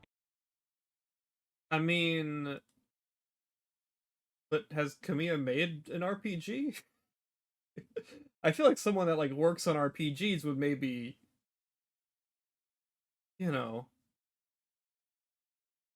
End quote. It's important to note that he wasn't saying Have that a bit Yoshi more P was wrong, insight. by the way. He was just offering his own view, and it's really interesting to hear the two very different perspectives on this from two master game makers. I'll leave a link to my Yoshi P interview and the Video Games Chronicle interview with Kamiya below. So how about that Baldur's Gate 3, huh? Man, I remember playing Baldur's Gate 1 and 2 at launch back in the day and having my mind just completely blown by them. And to see the third one come along and do it all over again for a new generation of gamers, nearly a quarter of a century later, that is wild. Because yes, Baldur's Gate 3 is absolutely taking He's made over. action Over the weekend, it RPGs? peaked at 814,000 concurrent players, making it one of the biggest games in the history of Steam. God It puts it in the damn. upper echelon, along with the This likes is of crazy to me because my ass did not pay attention to any of this game's marketing. I didn't. Literally, the first time that I heard that this game was coming out, no, I heard of it being announced that it was gonna be made by the Divinity people, and then after that, I didn't hear anything about it until the fucking news story where they said you could fuck a bear. That's like, those two things. I heard it's being made by the Divinity people and bear fuck. That's all I've heard, and now it's the biggest game of the year. What the hell? Rings, Cyberpunk 2077, and various live service multiplayer games that typically dominate Steam's top 10. It's performing just as Did I watch Bossman's video on Baldur's Gate 3? I have not, actually. I skipped it because I don't know anything about it, and I feel like I wouldn't get much out of it. But if you think I could, like, if it's not super spoilery, I'd be interested. strongly on the review front as well. Reviews are still very slowly trickling in due to the game's immense size and the late provision of review code, but already Baldur's Gate 3 sits at 95 on OpenCritic, making it the second highest rated game of the year behind Tears of the Kingdom's 96. A week ago, if you'd said to me that anything other than felt Tears the of same the as Kingdom me? would win Game of the Year, I'd have given a hearty chuckle. Now, I just don't know. That is how good Baldur's Gate 3 is. It's so good that it will no doubt attract the eye of the Megacorps, keen to add Larian Studios to their stable as the acquisition wars continue. Good news though, Larian boss Swen Winky isn't at all interested. He told Bloomberg, quote, "I'm getting older, Nice. but I'm certainly not done yet," end quote. He said it's always flattering to receive such attention, but he isn't keen to sell his company Nice. anytime soon. PC Gamer asked Vinky about his thoughts on a potential Baldur's Gate 3 expansion, and his answer wasn't super encouraging. He says it certainly isn't off the table, but he did say it would be an absolutely mammoth undertaking that would be very hard to pull off owing to the very nature of Dungeons & Dragons itself, and how funky it can get after characters hit level 12, which is where character level is capped at in Baldur's Gate 3. He also said that the studio is interested in a smaller project next to serve as a bit of a palate cleanser after the huge amount of That'd be effort good. that went into Yeah. Baldur's Gate 3. And given how good the game is, I'd say he and his team have earned as much time off as they damn well please. They're not kicking back just yet though. They are still hard at work on getting the game running on Xbox, particularly Xbox Series S, which has proved to be rather challenging for them given the memory limitations of that hardware. They do say that it's probably going to be no sooner than 2024 at this point. Also, it's crazy to see this game do so well right after Yoshi P was like, hey, you know turn-based? People don't want to see turn-based anymore. Come on. It's a topic that the Friends Per Second quizzed Vinky on when we had him on the podcast. I was really bummed to miss that one, by the way, but you don't have to miss it. Link in the description below. Check it out. It's a Gamers, we've fantastic sophisticated chat. past Much the like need the for rest of the channel, turn-based. it's all the better for my absence. A quick lightning round to finish off. Remember last month when Sega were all like, pay-to-earn games are boring, and everyone cheered because it was the first time a video game executive ever said anything good? Well, hold that applause, because this week Sega announced that it was teaming up with a Korean-based company called Nextline to license an immensely popular IP for an upcoming Web3 game. What is that immensely popular IP? Well, we don't know, but I think it's pretty clear from the descriptor alone. So you should absolutely expect to see a new NFT-based Sex and Echo the Dolphin turn-based, game though. very soon. Remember how we all made jokes about how Insomniac Roll was the hard pull carrying out. the PS5 by releasing a new game like every 6 months or whatever? Well, they aren't slowing down, it seems, as a recently unearthed interview reveals that Insomniac are working on at least one other game in addition to Spider-Man 2 and Wolverine. The studio had at one point advertised for a multiplayer project, so this reveal isn't too surprising. Could it be a Resistance revival? Absolutely not, don't be ridiculous. Take-Two Interactive, more like Take-Two times the cash interactive, because this year the executives doubled their pay versus Love 2022. CEO Strauss Zelnick took home $42 million, up $16 million from the year before. It follows an announcement earlier this year of layoffs, targeting likely hundreds of staff to achieve a net $50 million cost reduction. I have an idea. Just fire Zelnick and you've already saved $42 million of that targeted $50. Hope that advice is helpful. You are very welcome. Microsoft has admitted that removing Call of Duty from Steam was a mistake. The reveal came from a court filing relating to the Activision Blizzard acquisition. Of fucking course it is. And, you know, Steam is a big market. You idiots, it's literally the biggest PC market. Case. Internal Microsoft documents labeled the move a, quote, resounding failure, saying that it did not push the targeted number of players to make the jump to Battle.net. I wonder if the same logic applies to the Epic Games Store. Spoiler alert, it absolutely does. Are we ever going to get another Smash Brothers game? Series creator Masahiro Sakurai thinks so, but he remains adamant that he won't be involved with it. Speaking on his YouTube channel, he says that Smash is too big for Nintendo to leave dormant, but he says he can't see Nintendo making another one without him, and he doesn't want to do it. Bit of a funny catch-22 that I'm sure Nintendo executives probably find less humorous. Lenovo may be entering the handheld PC space. Reporting out of Windows Central reveals that Lenovo are working on a handheld similar to the Steam Deck or the ROG Ally. That device could look like the Lenovo Legion Play, a handheld Android device with an 8-inch display powered by an AMD chipset. No word on official announcements or launch windows yet, but stay tuned. And finally, Star Wars Outlaw developer Massive Entertainment have clarified that their upcoming game won't be so massive after all. Earlier, they had said that a single zone in Outlaws could be the size of 2 to 3 zones in Assassin's. This is just ultra wide, right? This is just the game being shown ultra wide. It's not gonna have black bars, right? When I play? Creed Valhalla Ooh. stitched together, leading the internet to exclaim. Speaking to IGN at San Diego Okay, Comic-Con, yeah, there we go. creative director Julian Garrity clarified that Outlaws is, quote, absolutely not a 200 or 300 hour epic unfinishable RPG, end quote. I really love that we've reached the point where even Ubisoft employees are like, oh yeah, man, Valhalla was just too fucking long, wasn't it? When it comes to most things, moderation is key, so it's nice to hear that Garrity and his team are setting more finite horizons than those of ye olde England. I forgot about that So what Avatar got game, announced dude. I or want to play delayed that this Avatar month? game. A hell of a lot, as you can imagine. Let's do some port announcements first. Star Wars Jedi Survivor is getting a last-gen port. Allow me to be the first to ask, how? Have you seen how badly this game runs across current-gen systems and even top-end PCs? You're gonna somehow get this thing running on a PS4 or an Xbox One without those machines melting into steaming piles of plastic? That's gonna be quite the Digital Foundry video. Can't wait for that one. No date for when these ports hit, but Respawn are currently at work on them. High on Life from Squanch Games took over Game Pass when it launched in December of last year, and now those on PlayStation can finally enjoy what's likely to be Justin Roiland's last ever performance. That was Shadow Drop while I was away and is now available for both PS4 and PS5. Actually really recommend it. I Lucky played Smart. and finished Dude, it the last year. Devolver Delayed was very, very funny. I love that it was like a parody of the indie directs or the indie showcases.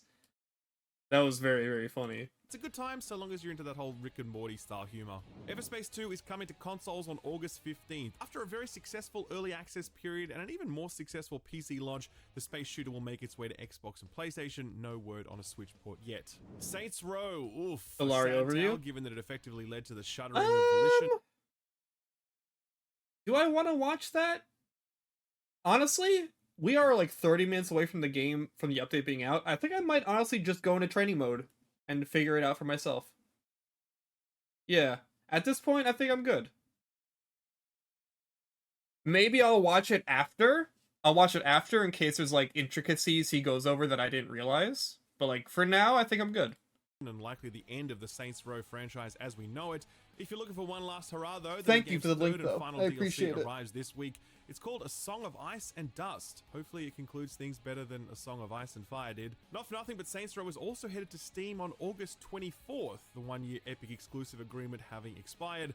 I don't imagine that Saints Row is going to be competing with Baldur's Gate 3 for any concurrent player count records. The final port announcement we got this week was for something Let's not even go! Rush Cyberpunk is a This spiritual comes out so successor to the soon! legendary Jet Set Radio, and we knew that this was arriving for PC on August 19th, but now we know that Woo! consoles will get it on September 11th. 9 this days. looks amazing, and if it delivers even a fraction of what Jet Set did, then we're in for a good time indeed. Here's a weird one. Sci-fi survival game Icarus is getting a relaunch with a new Whoa. expansion and an open world mode. This one launched back in 2021 and has had a steady stream of updates since then, maintaining a small but dedicated playbase in that time. The relaunch changes the overall structure of the game, moving it from something mission-based to more of a persistent open world thing. Survival games can often take a few months or years of dev time to really get cooking, so this might be one worth checking back in on when the update launches on August 24th.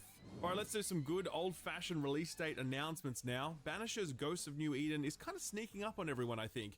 This is one of the 14 games that Don't currently have in development, and this one is a third-person cinematic action title with a lot of Sony game energy. It looks pretty damn impressive, I think, and it recently got a release date, November 7th, headed to Xbox, PlayStation, and PC.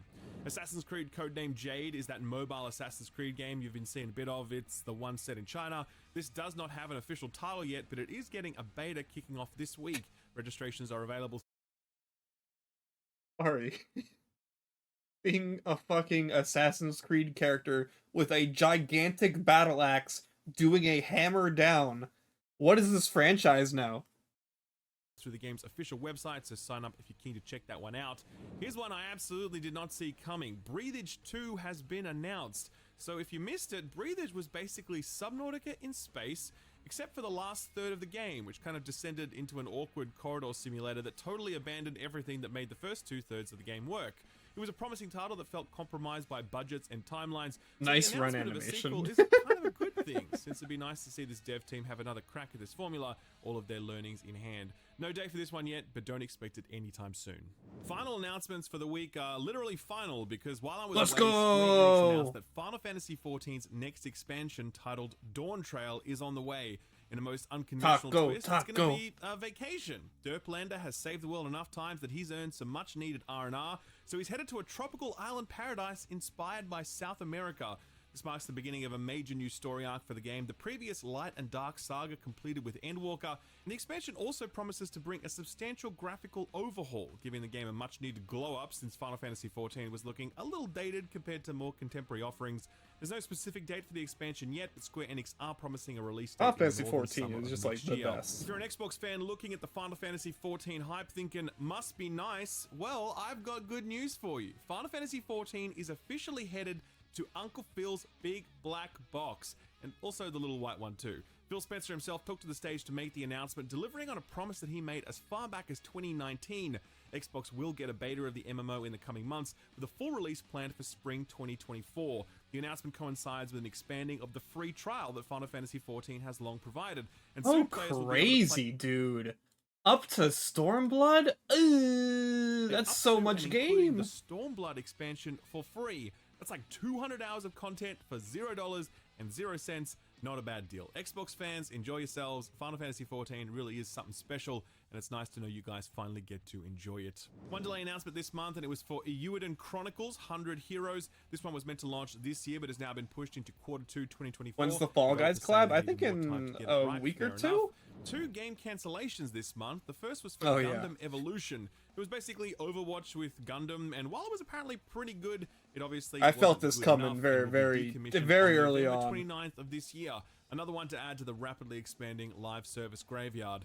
The other cancellation hits really hard. A while back, rumors leaked that Ubisoft were hard at work on an Immortal Phoenix Rising sequel, and everyone was like, hell yes, because Immortal Phoenix Rising ruled, and we'd love to see more of it. Well, this week we got word that that sequel has been canned. It was a report from Video Games Chronicle at first. The Ubisoft then confirmed it, saying that they're allocating resources to other projects. Leave it to Ubisoft to cancel the sequel to the one good game they've put out in the last 3 years. Like, Skull and Bones didn't get cancelled, but this did? Come on, man. I'm legit bummed about this, by the way. Phoenix Rising was really good, and it's a shame that we won't be getting any more of it. So, what came out this past month? Well, we've already spoken about Baldur's Gate 3, so no need to retread that one. Exo Primal hit. Austin did the review for it here on this channel, and he had plenty of nice things to say about it, despite the game having some very weird structural issues holding it back.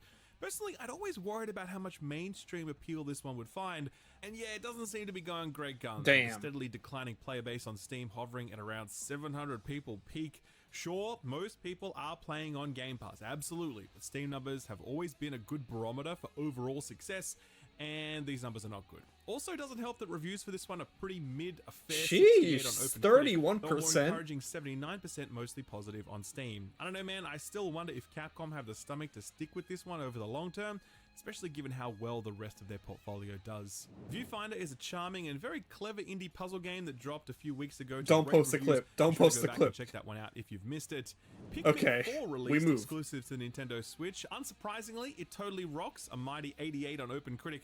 I just watched the Donkey review for it, and he called it his most anticipated game for 2023, and he says it exceeded every one of his expectations. Hard not to be at least a little bit excited for it with an endorsement like What that. clip? The Remnant fucking 2 Vinny arrived clip. a few weeks ago as well. For Austin did Viewfinder. the review for that one here on the channel, and he absolutely loved it, strongly recommending it to anyone with an even passing interest in shooters or Souls-likes or both. He's not alone in his adoration, as the title sits at a strong What the hell 82 is on this? OpenCritic and a very positive 81% on Steam. This has been a real blockbuster hit for Gearbox as well, the title hitting an all-time peak of 110,000 players, more than double the peak of the first game. Remnant is a fantastic franchise. Yeah, from a Pikmin fantastic 4 is studio, great. so it's nice to see it getting the recognition and success that it deserves. Episode 1 of The Expanse, a Telltale series, launched last week, and it's apparently pretty good. I will wait until all 5 episodes are out before jumping in, but preliminary reviews are very positive across the board. And finally, Disney Illusion Island launched on the Switch. It's meant to be a good time. Strong 75 on OpenCritic. I haven't played it, but my podcast buddies have. They spoke about it for a good while over on the Friends Per Second podcast while I was away. So if you I want to check almost that fell out, for I'll this. leave a link to it below. So what's I was out thinking this about week? it, A few just 'cause I small like but Mickey interesting Mouse, things. but- First up, Tower of Fantasy arrives on the PS4 and PS5. This is basically Genshin Impact, but not. So if you're looking for even more waifu collection games, then this one might be for you. That's live right now. WrestleQuest was meant to arrive today, but just moments before I finalized this script, the game got delayed to August 22nd. Very unusual to see a delay happen so late, since this was literally 4 hours before the game was meant to go live. Still better a delay than launching something broken, I guess. WrestleQuest is pretty much what it says on the tin, a wrestling-themed adventure RPG. Looks pretty damn solid, and early reviews are encouraging. We'll circle back to that one at release. Atlas Fallen arrives this week for all platforms bar the Switch. Austin will be reviewing this one, as code came through while I was still on vacation. Still, I did a preview for it, link in the description, and I enjoyed what I played. It's very Darksiders, which I wasn't expecting since this studio has been all in on the Souls-like formula for a while now. I guess they're going for something a little more mainstream and accessible here. We'll find out how they did when the reviews go up soon. Austin's review will be up sometime this week. Is Souls like Cat not people who mainstream? own an Xbox only, your time Good has come, because game. Stray arrives on Xbox Very on the good 10th, game. I love having Stray. previously been exclusive to the PC and PlayStation. I feel like this one needs no introduction. It's Stray, it's the cat game. Everyone loved it. You'll probably love it too, even if you're a dog person. Final video game release for the week is Stray Gods, the role-playing musical. This one is Stray kind of 2. a visual novel sort of thing, but it has some incredible composer talent behind it, and basically the best cast of voice actors in any video game ever. This one looks a little special, I think. It's hitting all platforms on the 10th. And finally, also arriving on the 10th is the Gran Turismo movie. Yes, I no just more wanna say, trailers, let's no hype go. behind it at all. Woo! I've seen almost no marketing for it. If you'd have asked me when this was coming out, I would have guessed like 2 years from now. But no, it's actually here, and it's proving to be a little divisive. Some critics are enjoying it, others not so much. This is directed by none other than Neil Blomkamp, the guy behind District 9 and Chappie, so you know there's some Oh, talent at the wow. helm. I do plan on seeing this at some point, but I haven't even seen Barbenheimer yet, as I've been on vacation, so my cinematic backlog is just about as backed up as my video game backlog at this point. Hey, put this on your radar. Is it a boomer shooter? Hold? Maybe you've been here before. Why do I remember? Is this like a? Isn't this a taxi game? Why do I feel like I remember this? It's time to come home. I'm not sure how many people may or may not have seen this to this point, or perhaps thought they've seen it. You might remember a game called Cloudpunk. It was a delivery driver game set Okay. in Cyberpunk City. Yeah. You would deliver packages from A to B while a noir-style story of intrigue unfolded around you. Yeah. Well, that setting was so arresting that the developer, Ion Lands, felt like it had a little more to give, or a lot more to give. Meet Nivalis, one of the most Okay, so I have striking seen indie it, games but you'll it's a ever see. Here in this new neon-drenched game? world, you can manage restaurants and nightclubs, decorate your Oh. own personal pad, chat with all manner of friendly and hostile characters, and just vibe out in a city that looks as rad as this. I mean, come on, you're gonna tell me this doesn't look amazing? You are talking crazy. Nivalis has been in development for a while now, and the developer has announced a planned 2024 release. Highly recommend wishlisting this one, so you can stay on top of updates and you'll know the minute it's released. If you want to do that, I've profiled it over on my Steam Dude, creator page, which also has Voxels, bro, dude, I'm so. I really hope we get to see Neon Prime this year. Like the stuff Tyler's been talking about with that game, with like their new voxel technology, with voxels so small you can barely even tell they're voxels. Oh my god. I'm so interested to see what that game could even look like. links to all of the other put this on your radar stuff I've recently covered. I'll leave a link Honestly, did Dreams use voxels? Because Dreams, like, the stuff in Dreams loads and always runs fantastically despite, like, being mad detailed. Oops. Do all of that below the like button. Sort of free stuff time now, and a few big changes coming to how all of this works, so bear with me. Epic is old reliable though, no changes there, still giving away 1 to 2 free games a week, no questions asked. This week it's Bloons TD6, a very popular tower defense game, sitting at overwhelmingly positive. This is what this game looks like? What the fuck? Oh, this is the game with the monkey. Pretty huge. The other Epic offering is Loop Hero. This one took over when it released back in 2021, and it's a clever inversion of the roguelike dungeon crawler, where instead of crawling through the dungeon, you're building the dungeon on the fly, trying to stop the brave hero's inexorable advance. Both of those are available until the end of the week, at which point they'll be replaced by a strategy game, Europa Universalis 4, and Orwell, Keeping an Eye on You, a detective-style game where you play the role of Big Brother, whether you like it or not. The PS Plus Essential lineup for August is now live, meaning you can get PGA 2K23 and the excellent Death's Door. Oh, you also get Dreams, cool. which is a really big deal because Dreams is amazing, even though the developer did announce that they will be wrapping up their ongoing support for the game creation platform and putting it into maintenance mode very soon, which is kind of sad, but anyway. I should go back to Dreams. I haven't been in Dreams in a while. I bet there's like millions or like thousands of like really amazing things we could check out. Anyway, that's how it goes. All right, here's where things start to get funky. Prime Gaming from Amazon has historically been a monthly offering, but they're now moving to a weekly cadence for their free games, so we'll be sure to check in on that more regularly. Right now, you can get Star Wars The Force Unleashed, not bad. You can also get Payday 2, a well-timed offering to get you in the mood for Payday 3, arriving September 21st. And finally, ladies and gentlemen, I must begin this next bit with an apology, because what I'm about to tell you is entirely my fault, and I take full responsibility for it. Games with Gold is dead. I bullied it so often and so hard that Microsoft could endure the slings and arrows no more and have decided to retire the offering, replacing it with something called Game Pass Core. It's the same price as before, $9.99 a month. That gives you access to Xbox multiplayer, but instead of a monthly offering consisting of 2 really old, obscure Xbox 360 arcade games that you've never heard of, you actually get a set library of around 20 games, with Microsoft saying that they'll add new games 2 to 3 times a year. There's some good stuff on there as well, like Dishonored 2, Doom Eternal, Hellblade, Psychonauts 2. There's also Fallout 76 on there, so you know, they can't all be winners. That change will go live commencing September, so we've got 1 more month of games with Gold to enjoy. Oh, Blue Fire. Please welcome Blue Fire, okay? And the racing classic that needs almost no introduction, Inertial Drift. Don't be mean, these games look neat. Games with Gold, more like games with Gone. Don't be mean to Blue Fire, bro. No? Okay. All right. Let's move on. Our feel-good story for the week takes us to the very exciting world of the fighting games community. Hell You may think yes, this would be all about dude. the recently staged Evo fighting tournament, but you'd be wrong, because this is actually a moment from a different Street Fighter tournament, one hosted online, and it turns out that the host forgot to turn off his not this very one, no. unique Chun-Li Please censor character it. skin before booting up the game. Here's how that went down. And Stop Reset Please was also a strong Street Fighter 5 player as well. Oh. Lensta indeed going with Kimberly. That's a very interesting Chun-Li costume there. Oh, the new costume recently released, so Yeah. I'll see about that. I had to blur it out because YouTube is a little prudish, but yes, that is a naked Chun-Li doing her thing. Sadly, Capcom does not sell a naked Chun-Li character skin. This is a custom mod, but if it's naked characters you're interested in, then can I suggest an alternative to you?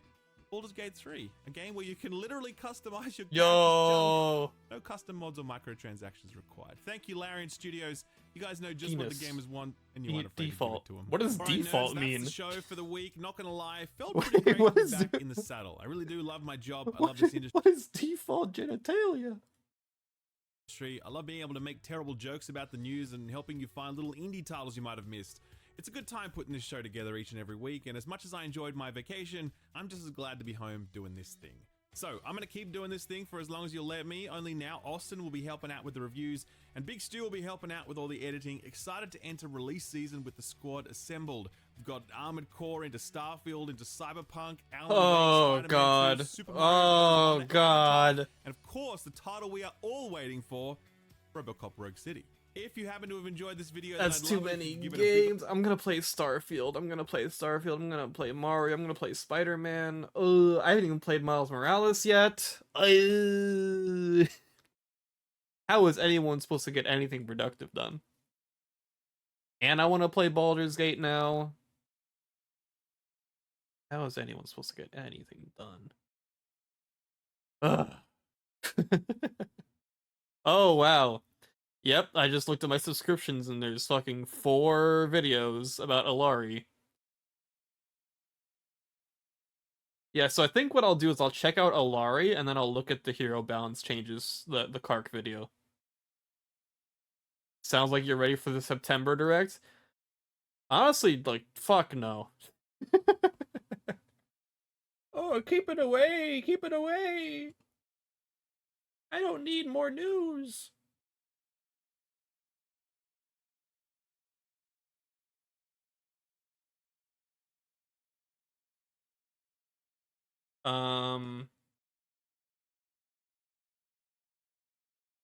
Overwatch 2 is updating on Steam. Oh yeah, let me, available content. Ultimate Invasion Bundle. Hero Collection. Hero Collection. Hero Collection. Hero Collection. Hero Collection. Let me go,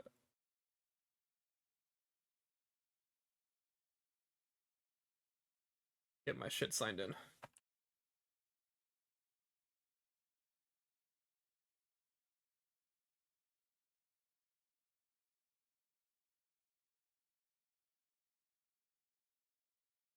Am I connected to Steam? I am not. Okay, here we go. Connect. That should say a 1-year cooldown? God damn. Well, it's not like I'm gonna change my shit anytime soon, but like, goddamn. Alright. My shit's connected. Alright, so what are the DLCs here? Ultimate Invasion Bundle, Invasion Bundle. What's the Ultimate Invasion Bundle?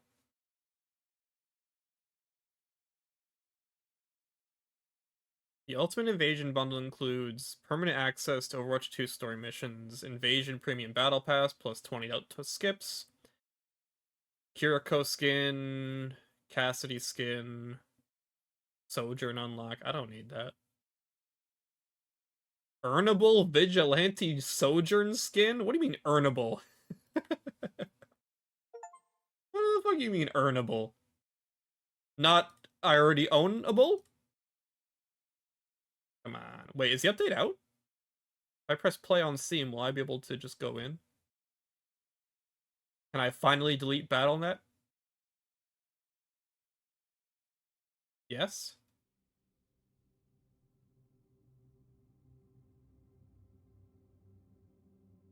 The update is out? Man, I had other stuff I wanted to do before the update came out. I thought I still had time. Man.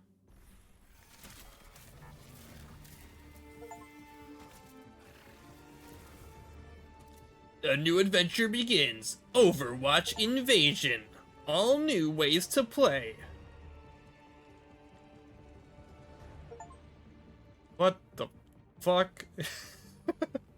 Oh my god. I'm getting so many Steam achievements. Oh god. Oh god. Oh no, I'm getting so many Steam achievements. Oh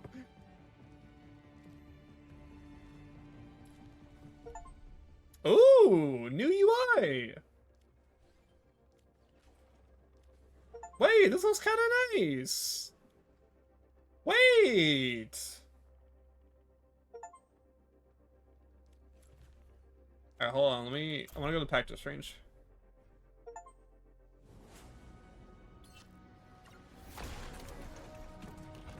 Lari.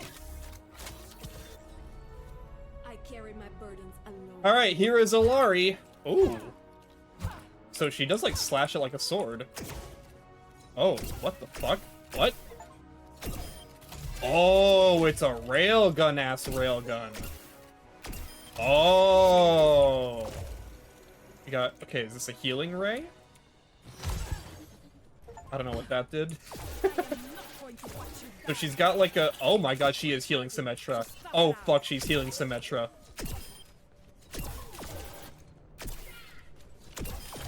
You're not worth a second thought. Okay, let's see. Shift Outburst launches you in a direction you're moving. Knock back enemies. Hold jump to go higher. What? What do you mean hold jump to go higher? You're in no condition to fight.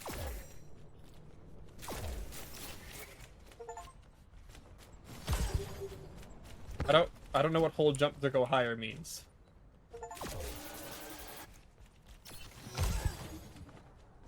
Oh, wait, what? So it launches me in the direction I'm looking, right? I don't understand that. Okay, E. Deploys a pylon that heals allies. Good.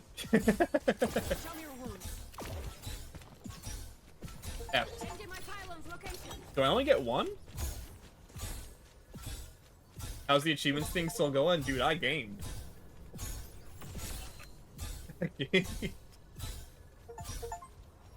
Alright, and her ultimate fires an explosive ball of solar energy. Enemies hit are slowed and explode after taking significant They explode? What do you mean they explode?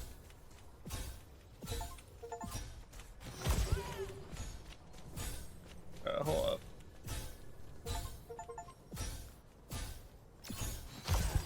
Okay, so I need to... Oh, this guy has a shield now. This is a new robot. Tank bot.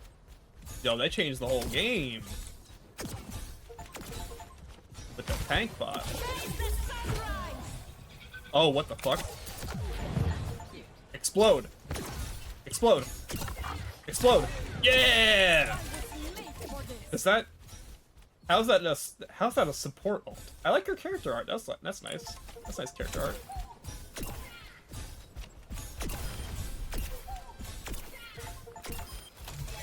Alright, so I can only have one, yeah? Yeah, I can only have one. I'm getting so many achievements, dude.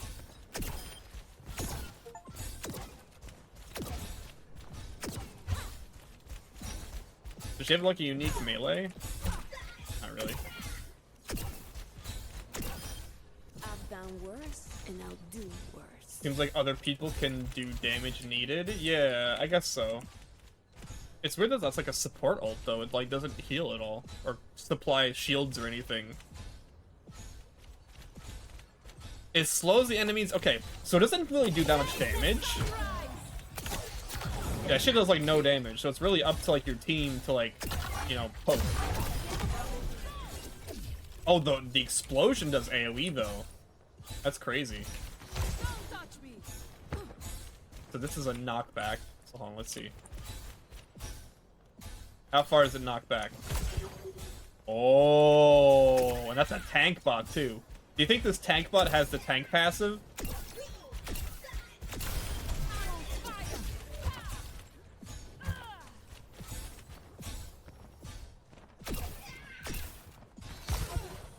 Okay, so it's only where you jump from. It's not where you jump to as well. Die. That's kind of interesting. She's kind of interesting. She's definitely more of a... She kind of feels like similar to Baptiste, where she's definitely like a hybrid. Her shift is weird. Her shift is definitely weird. I actually wonder, can I... Missed. Oh, I still fly even after firing the projectile. Wait, there's another guy up here. Who are you? Sniper bot? What the hell? Hi. They didn't talk about these new guys up here. Can I dash down? No, just forward. Her healing's kind of crazy.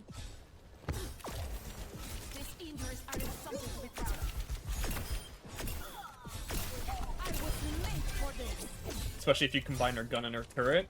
Oh god. Oh god. Healbot! Guilty! Arcade. What's an arcade right now? Flashpoint maps, we're gonna be checking that out. No Limits featuring Alari. Featuring new character Alari. Oh, there she is. Alari launch event. Underworld. Oh, you get her skin for doing this. It's pretty cool. Missions. Take on ruthless enemies in a variety of dramatic scenarios. So yeah, this is like a new card. It's like a whole new card. Hero Mastery. Hero Mastery's not available? Come on, what do you mean it's not available? Oh shit. Hello? If you want to live in peace, you must be prepared for war.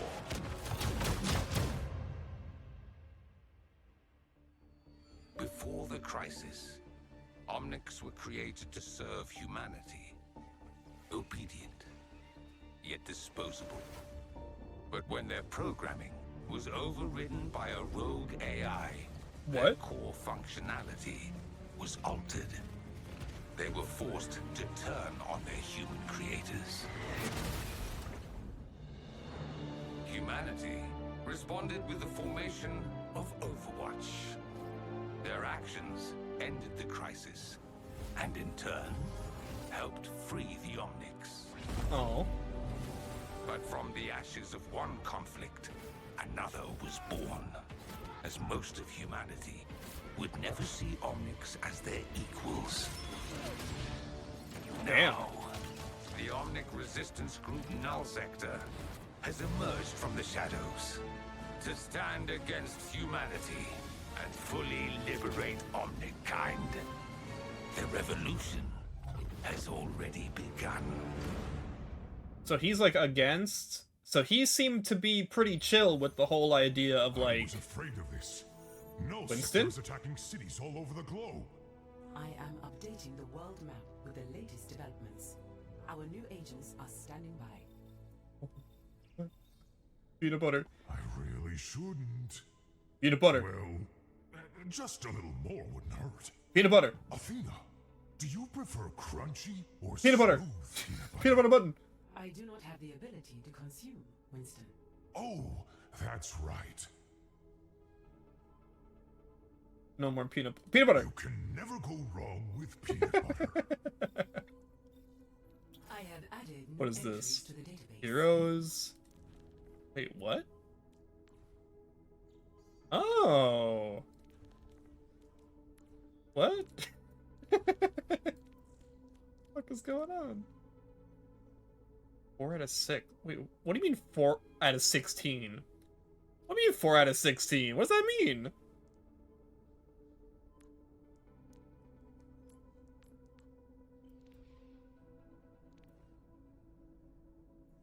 Peanut butter button has saved Overwatch 2? Hell yeah. Wow, wait, there's like a lot here. Say, who's that handsome ape in the corner? That's you, Winston. I've compiled all relevant communication. Oh shit, lore. The lore! Get MatPat on the phone! Oops. Wait, is General Chat? Hello? Oh. I thought General Chat was back. I got so excited. Oh, hold on real quick. I'm opening up BattleNet.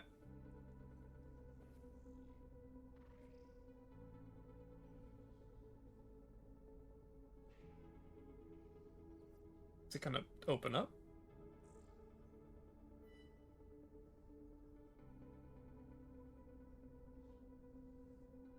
Taking fucking forever.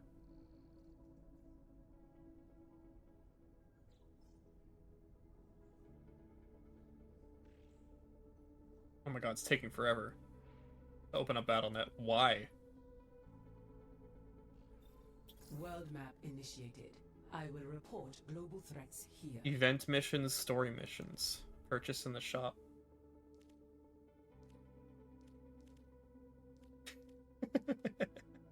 The Overwatch Ultimate Invasion Bundle. Are these skins on the battle pass? Because I really want that Kiriko one. I don't think they're probably not on the battle pass, aren't they? They're probably exclusive to the fucking bundle. Let's see. World map initiated. I will report global. No, stop downloading Overwatch on Battle.net. Stop. Oh my god, why is Battle.net so slow? I'm so happy I'm getting rid of this. Okay. Uninstall Overwatch 2 on Battle.net. No, yes, I do want to uninstall. Yes, uninstall. Okay. Uninstalling Overwatch 2 via Battle.net.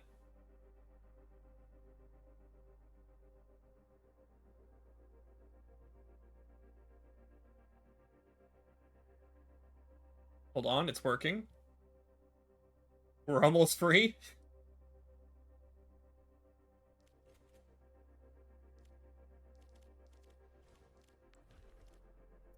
What's in competitive right now? Did they keep Team Q? Damn, they didn't keep Team Q. Team Q. That's kind of crazy. Now what's this? Progression? They added this. This is new. Sub-badges. Play games with any hero to progress their sub-badges. Each represents a specific aspect of a hero, role, or game mode. Badges. Badges level up as you progress their sub-badges. Your badge collection represents you as a player. Progression level. Each time you level up a badge, your progression level goes up. What the fuck does any of this mean? Player icons, name cards, and player titles. Okay. So... Oh hey, is this my Overwatch 1 level? I don't understand. Progression level. What? Wait, how come I don't get all my... It doesn't retroactively give me my stats? Where's my retroactive stats?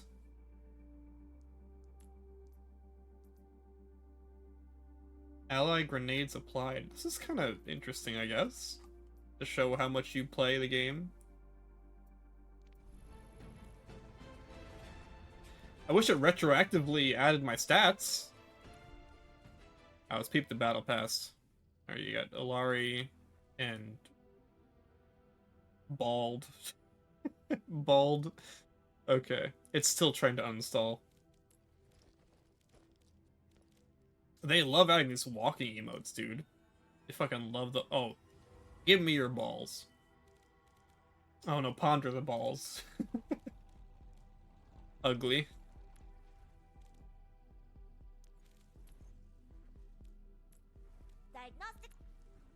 Okay, the pajama. Polari. That's pretty cool. It's in the battle pass. Another walk.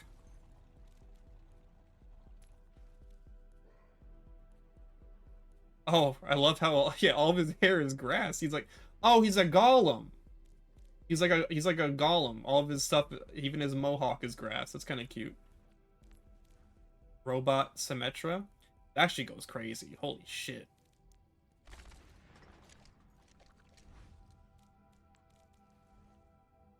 Thumbs down. Pretty good. No way! And he plays Hearthstone and eats peanut butter? Oh! Ugh. No way! It was crazy. It's so weird seeing him with his ears out. You know, we're so used to seeing Winston with like his big old headsets, like his big old armor. It's always weird seeing him with his ears out. Like he looks like not Winston.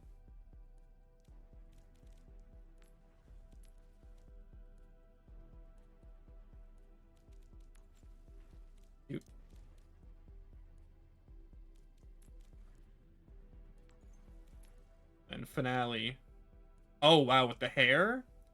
That goes crazy. So yeah, the Kiriko one is not... Oh. Little spider. The Kiriko one is, in fact, part of the Ultimate Invasion bundle. That's so cringe. Is there really no other way to get it? Can I, like... I don't really care about the Cassidy one.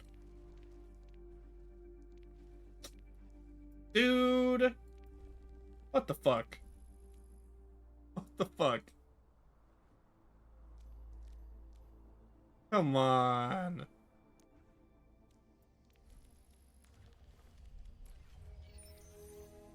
I was afraid of this.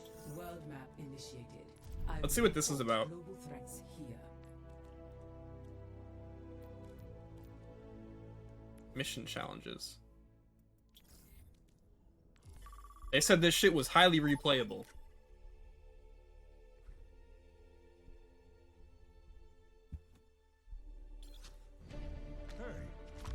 Oh, I want to be Tracer.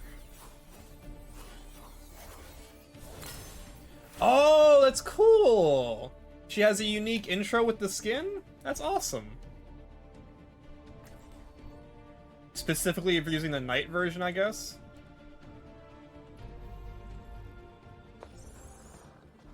Hello? Is anyone out there? Oh, it's Iggy from the comic. Alright, let me adjust this. Ah, there. That should do it. God, I haven't used this frequency since the grid shut down. My name's Iggy. I'm broadcasting live from a From bunker in Nintendo. Kings Row. Null sector has us surrounded. If you hear this, Yam, find the access terminal in the underworld. We're counting on you. Mr. Soul has started playing Overwatch. Mr. Soup. Hello there. Let's go! There should be a TS1 robot stationed near the warehouse. It was decommissioned ages ago, but if you can get it online, it has enough firepower to help take down Null sector. Wait, let me take its legs out. Yeah! Battle damage! Do its arm cannon! Oh, fuck. Iggy has soul. You got 106 Chivos? God damn.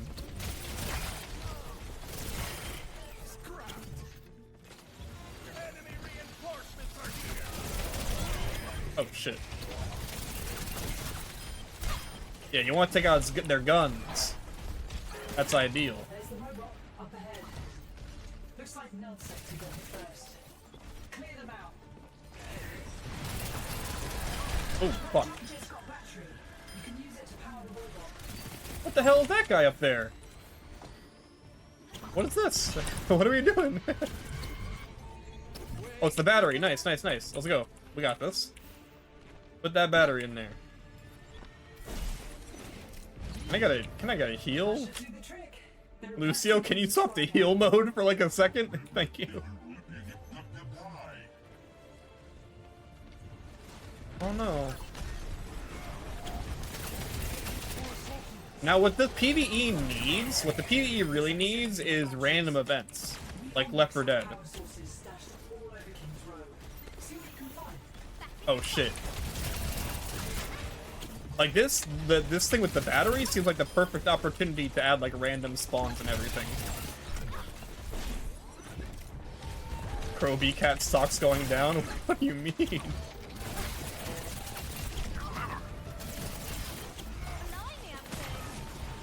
Oh, battery. Bomb, bomb, bomb! I got the battery!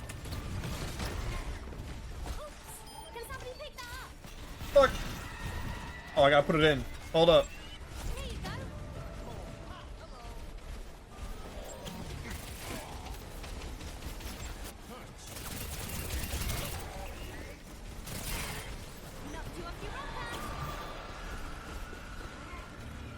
Immediately saw ML7 live stream section. This feels surreal. Oh yeah, does it have Steam? Is it good on Steam Deck? Is it deck verified? Not yet. I'm sure it's gonna run fine on Steam Deck.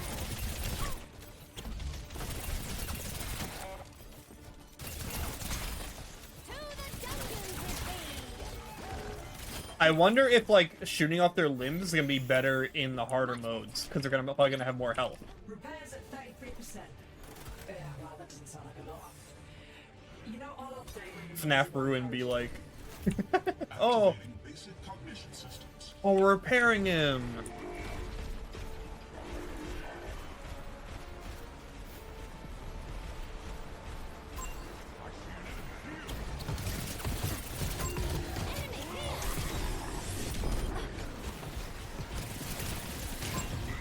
Another bot.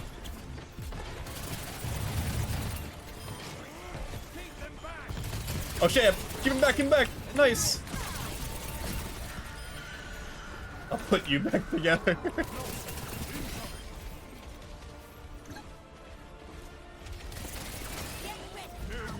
Oh shit! Hi.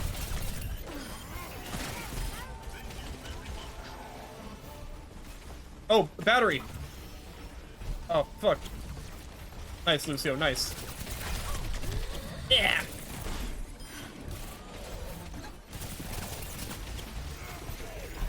Oh, hi. Die.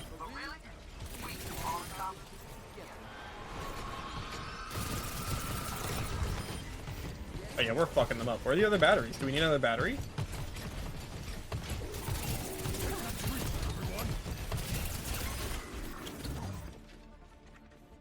Oh, damn. I love the fog and everything. This is very, moody.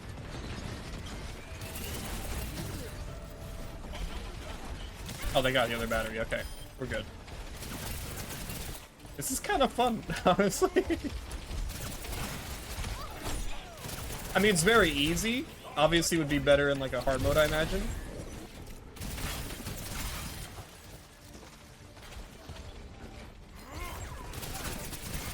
Are any of you guys getting the PvE campaign?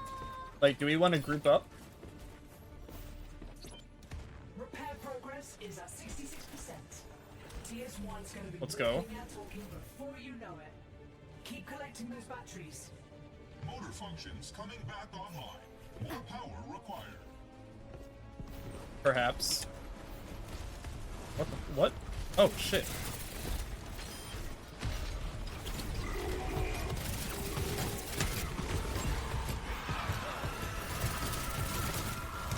Oh shit, here they come. Oh god. The noises, the sound design goes crazy.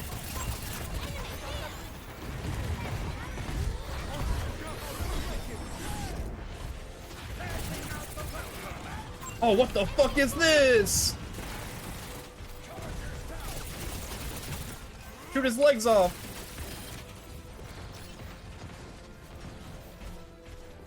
Watch out for more battery thieves.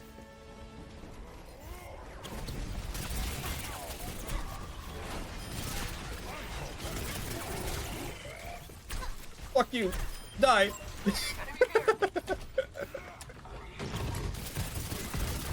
Wait, can you chop the legs off this guy? Nah, he just blows up.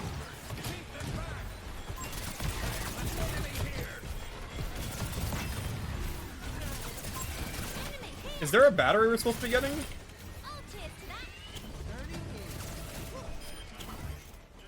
Is there like... Oh shit, battery. Got it. Oh yeah, it's a heavy battery. That shit's a heavy battery. Uh-oh. I can't... Oh god. I can't move. I'm encumbered. Uh-oh. Why is he getting back up? Oh my god. He wasn't dead. Ooh, ooh, ooh.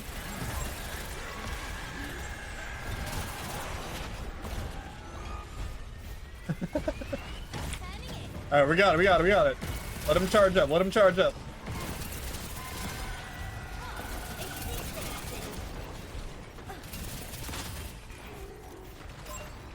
What's this? Another one? Hey, where you going? Oh, I've shot off his wings! Oh shit, how do I get up there? Lucio's gotta get it.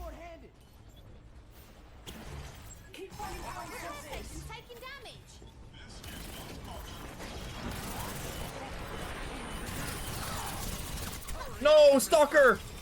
Winston! I got you.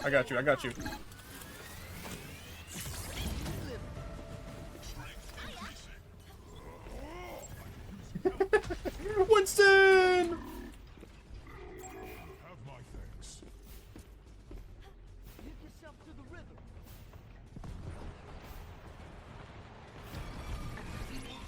Alright, BattleBot engaged.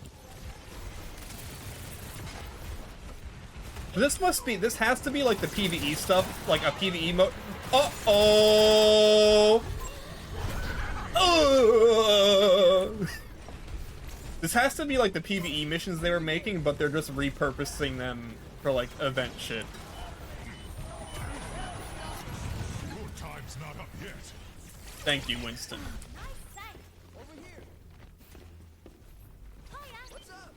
You've done it! Lizzie's gonna establish a connection so we can control it remotely. TS1 is online and ready to kick butt. Watch its back. Hell yeah. Challenge complete. Oh shit, what are we doing? What are we doing? Kill them! Get them all! Salmon Run still peak. True! Salmon Run is the best PvE game mode of all time. Okay, hold up. Shoot off its guns, shoot off its guns! Ooh, got one, die! Terminals up ahead. Also, null sector units. Lots of them.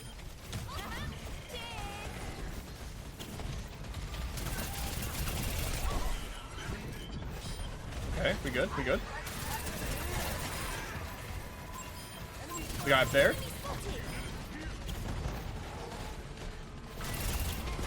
I've made a grave error. What is this? What do we do here? I'm activating the terminal. Defend me, Winston. Thank you. God bless. Lizzie's gonna need some time to break through the firewall. Hold them off. You got it. You got it. Oh, hi.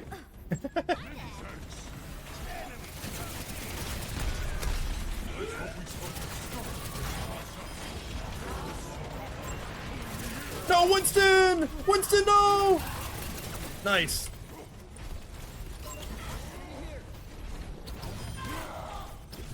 Oh, we have to stay in the zone to hack the terminal.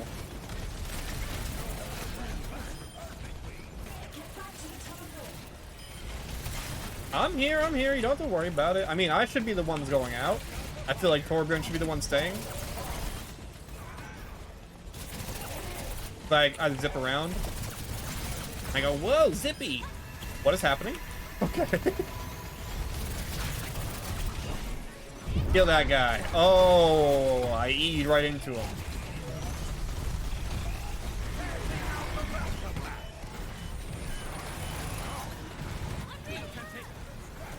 Thank you. Where am I? Hello? Kill that guy. Oh!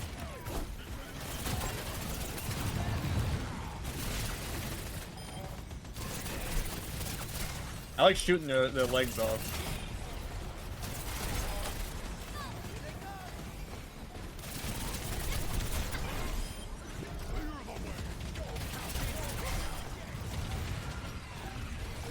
We good? We good? Oh shit, another one.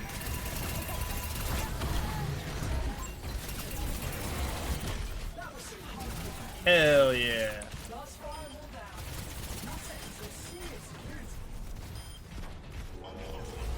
Hey, kill that guy. Uh-oh. It's Orisa! And an Ana! Oh, fuck. Oh, God, she got the spear. Where's Ana? Okay, I'm going up.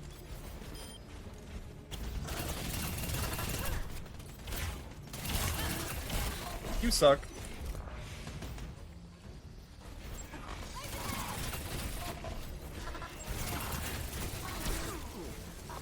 Oh no! Slept our Torbjorn! Hell yeah. You've done it! Thanks for keeping us all out of Null Sector's hands. We owe you big time. Mission complete. Aw. Look at how happy these three people are. Look at us with our... Finally. Look at how happy they were. You can't put a price on a good time. That's not true.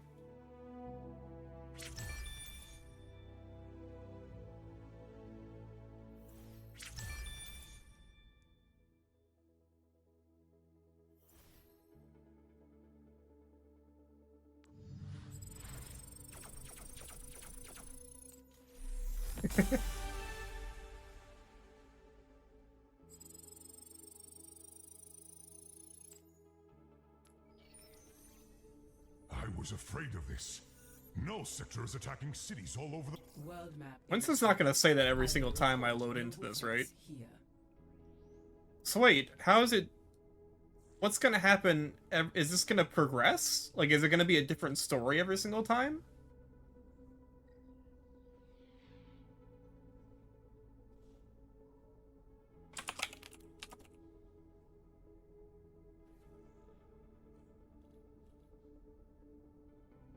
I don't know what that's gonna be. The new version of Winston's lip smacking on the Overwatch 1 screen?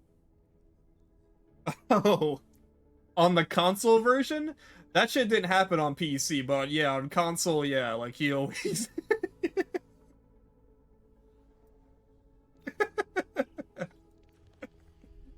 Right, the console version. Damn, look at how epic they are. You see this skin?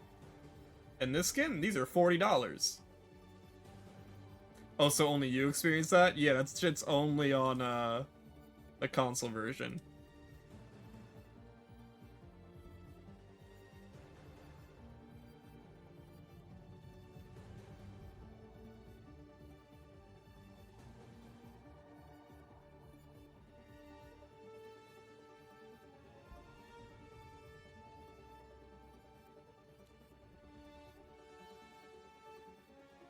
Alright, real quick, I'm gonna quit the game for a second, because I do want to get launched. There is stuff I wanted to do before the update came out, and then the update fucking flashbanged me.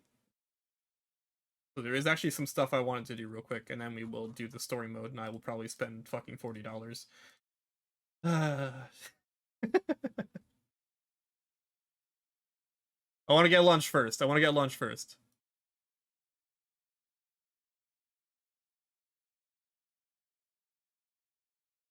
I'll be right back, and then we'll check out the balance changes and everything, and then we'll... I kind of want to play some Ranked too. See, I'll be right back. Here's a...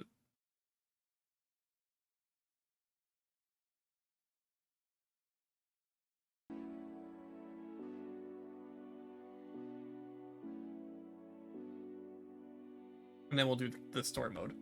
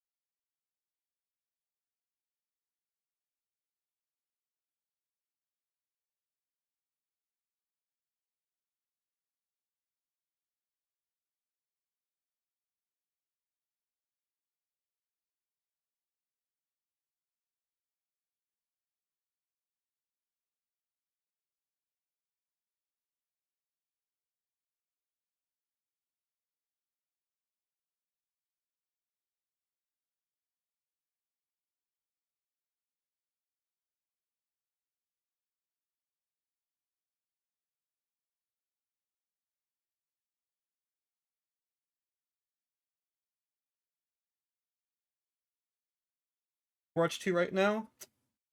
Dead game. Dead game.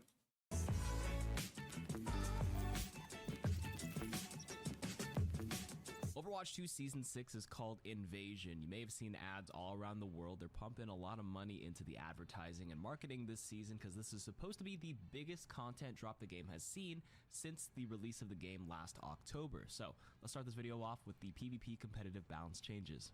For D.Va, her booster's cooldown is getting reduced from 4 to 3.5 seconds, a slight buff.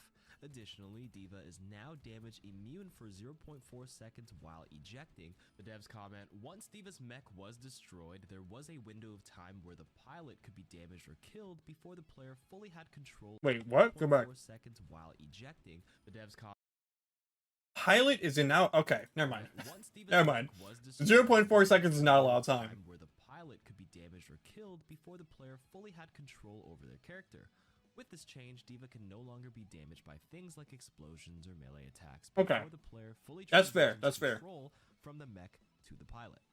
For Doom, his seismic slam cooldown is being reduced from 7 to 6 seconds, and his power block now reduces damage from stuck projectiles. Good. The devs comment, Doomfist is performing well overall, but tends to have more deaths on average compared to other tanks. Yeah, no shit. Seismic Slam cooldown will reduce downtime in his ability rotations and translate into more survivability due to the increased mobility and potential for generating overhealth more often with Dude, I miss Rising Uppercut.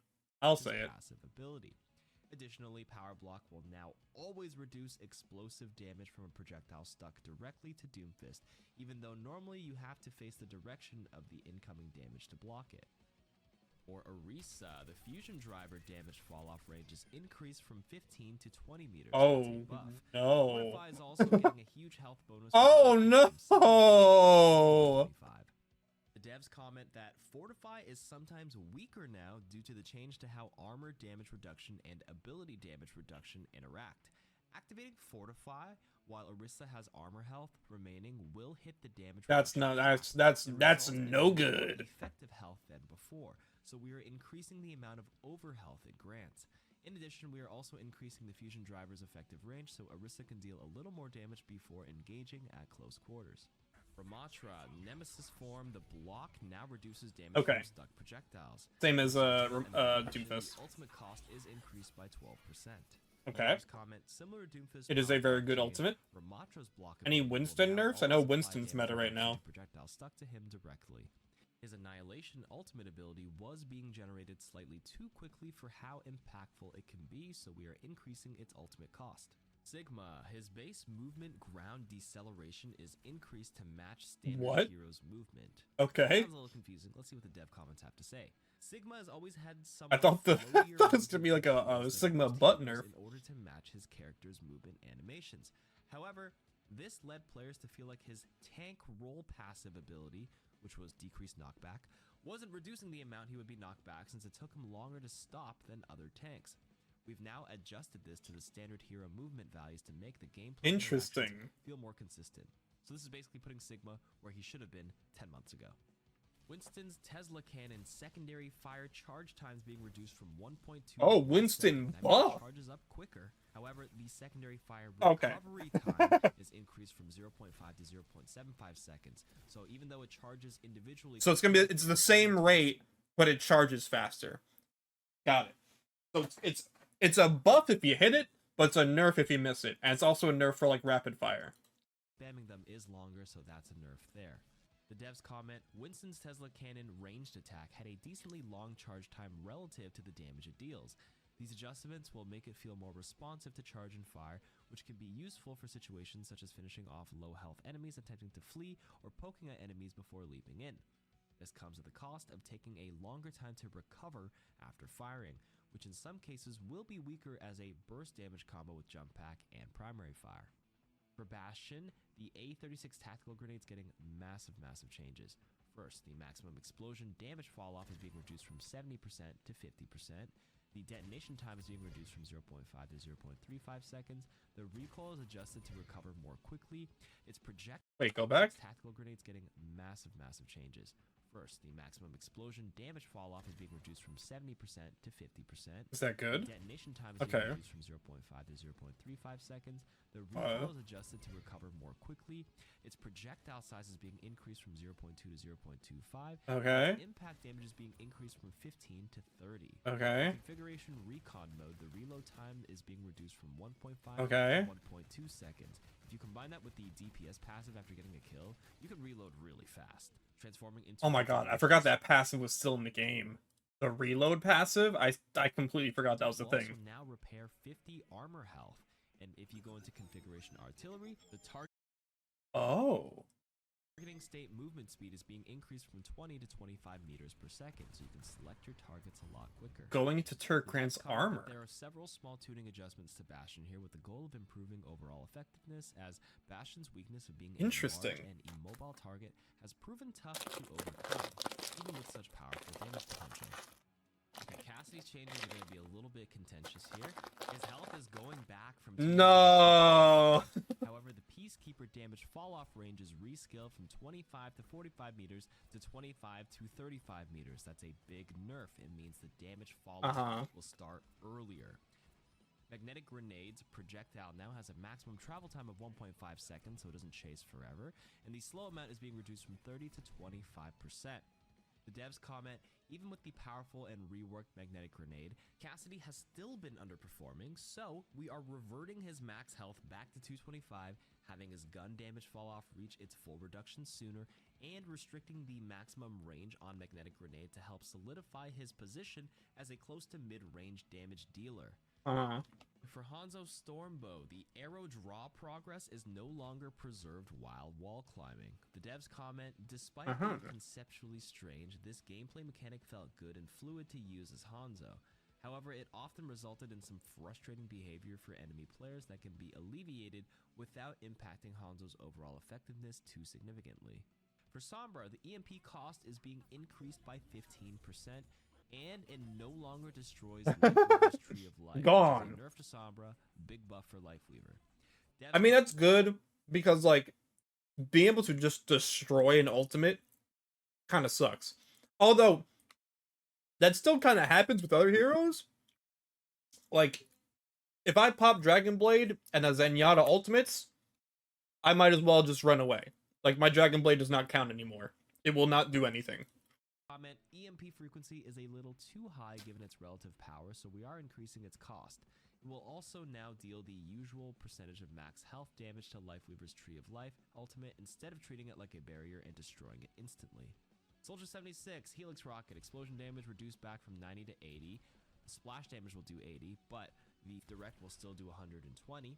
Tactical Visor's ult cost is also increased by 10%. Okay. The devs comment, Soldier 76 became much more deadly after his last round of changes, so we are reverting the Helix Rocket explosion damage to lower his burst damage. We are also increasing his Tac Visor ult cost to help account This for dude his has overall stream footage of damage everything. output, both during the ultimate and leading up to it. Torbjorn, his general weapon swap time is being reduced from 0.5 to 0.4 seconds. Okay. His Rivet Gun primary fire recovery time is being reduced from 0.55 Unnecessary. to 0.48. That's a big buff to his primary fire rate. The Forge Hammer, the swing recovery time is also being reduced from Really? 0.75 to 0.6, so you can whack a mole a little bit quicker. Devs comment, we're continuing to add power into the Rivet Gun as the... How about add previous power changes into, didn't like, make up for the total turret damage management part? decrease last season. In addition, we're also improving the Forge Hammer's... What if we pulled the CF2 and let him pick up his turret and place it somewhere else? That'd be pretty good. And bring back the turret management system. swing speed so that it is more effective to repair a turret while it's under fire. Onto the supports, Ana, who has the mythic skin. The biotic rifle damage and healing per projectile is actually being reduced from 75 to 70. That's a big breakpoint for Tracer. Unscoped projectile size has been increased from 0 to 0.1. The devs comment, Ana's damage breakpoint change has proven too effective overall given her long range, so we're reverting it back to its previous. What? Has been increased from 5 to 70. Biotic turret while it's under fire. Onto the supports, Ana, who has the mythic skin. The biotic rifle damage and healing per projectile is actually being reduced from 75 to 70. That's a big breakpoint for Tracer. Unscoped projectile size has been increased from 0 to 0.1. The devs comment, Ana's damage breakpoint change is proving too effective overall given her long range, so we're reverting it back to its previous value. We're also increasing the size of unscoped projectiles. I had no idea Ana could kill a Tracer in 2 shots. That's a little crazy. When firing at enemies, her projectiles have always had a larger size for allies, which should help them land more consistently against close-range threats. For Brig, her barrier shield health is being reduced from 300 to 250, and the rally's cost is going to be increased by 6%. Devs comment, Brig's overall effectiveness and survivability have been higher relative to other heroes, so we are reducing the barrier shield health. We're also slightly adjusting the ultimate cost of rally as it has become more effective after its rework. Kiriko, Protection Suzu, the knockback is removed. That's fine. Healing reduced from 50 to 40, but it now heals for an additional 30 health, so 70 total, if and only when you cleanse a negative effect. Negative effects include Ash Dynamite, Anti-Nade, etc. Kunai, the damage is actually being increased from 40 to 45 on the body. However, the critical damage multiplier, the headshots, is being reduced from 3 to 2.5. Oh, wow. That means you're doing 112.5 for the headshot instead of 120, but you are doing more to the body. Its recovery time is also being reduced from 0.5. I don't know if I love that. Can fire them out a little I kind of like the Protection Suzu crit. now rewards more deliberate usage by increasing its healing when cleansing negative effects. It will no longer knock back enemies as it wasn't particularly important to its overall design and was there to provide feedback for the impact. These kunai changes will make the weapon damage output more consistent and reduce some of the disparity between landing crits or not. Life Weaver, lots of buffs here. Base health is being reduced from 200 to 175, but he's getting he is a big boy. Increased from 0 to 50, so he overall now has 225 HP with some extra shield health. That makes him really, really good to self-heal. Thorn Volley. They reduce the spread for one of the 2 Thorn Volley projectiles that fire per shot by 25%. That's a big buff. Less spread means more of them hit. Rejuvenating Dash's healing is being increased from 25 to 50. And 50? Mobility lockout duration is being increased from 0.45 to 0.75 seconds. Big changes to Tree of Life, where 50% of its overhealing is now converted into overhealth, up to 100 maximum overhealth. It kind of reminds me of Brig's Rally. The devs comment, okay. Okay, so only Tree of Life gives overhealth. Never mind. I thought his fucking healing, like, flowers were gonna give overhealth. No pedal platform changes. They hate giving utility to pedal platform. Random, with half of the projectiles having a smaller base spread to promote better mid-range consistency. Life Grip now has a longer mobility lockout duration to prevent accidental cancels by the affected ally using a movement ability immediately after the pull being started. Finally, we are supplementing Lifeweaver's survivability with an increase to his overall health pool by converting some of it into shield health in order to account for his large pedal hit volume, his hitbox, on his back, as well as increasing the healing done by rejuvenating Dash. For Lucio, for his crossfade, the self-healing penalty is now reduced from 60 to 0% for the duration of Amp It Up. Devs comment that Jesus! Was that the video? Reduced from 60 to 0% for the duration of Amp It Up. Devs comment okay. Stab my ears.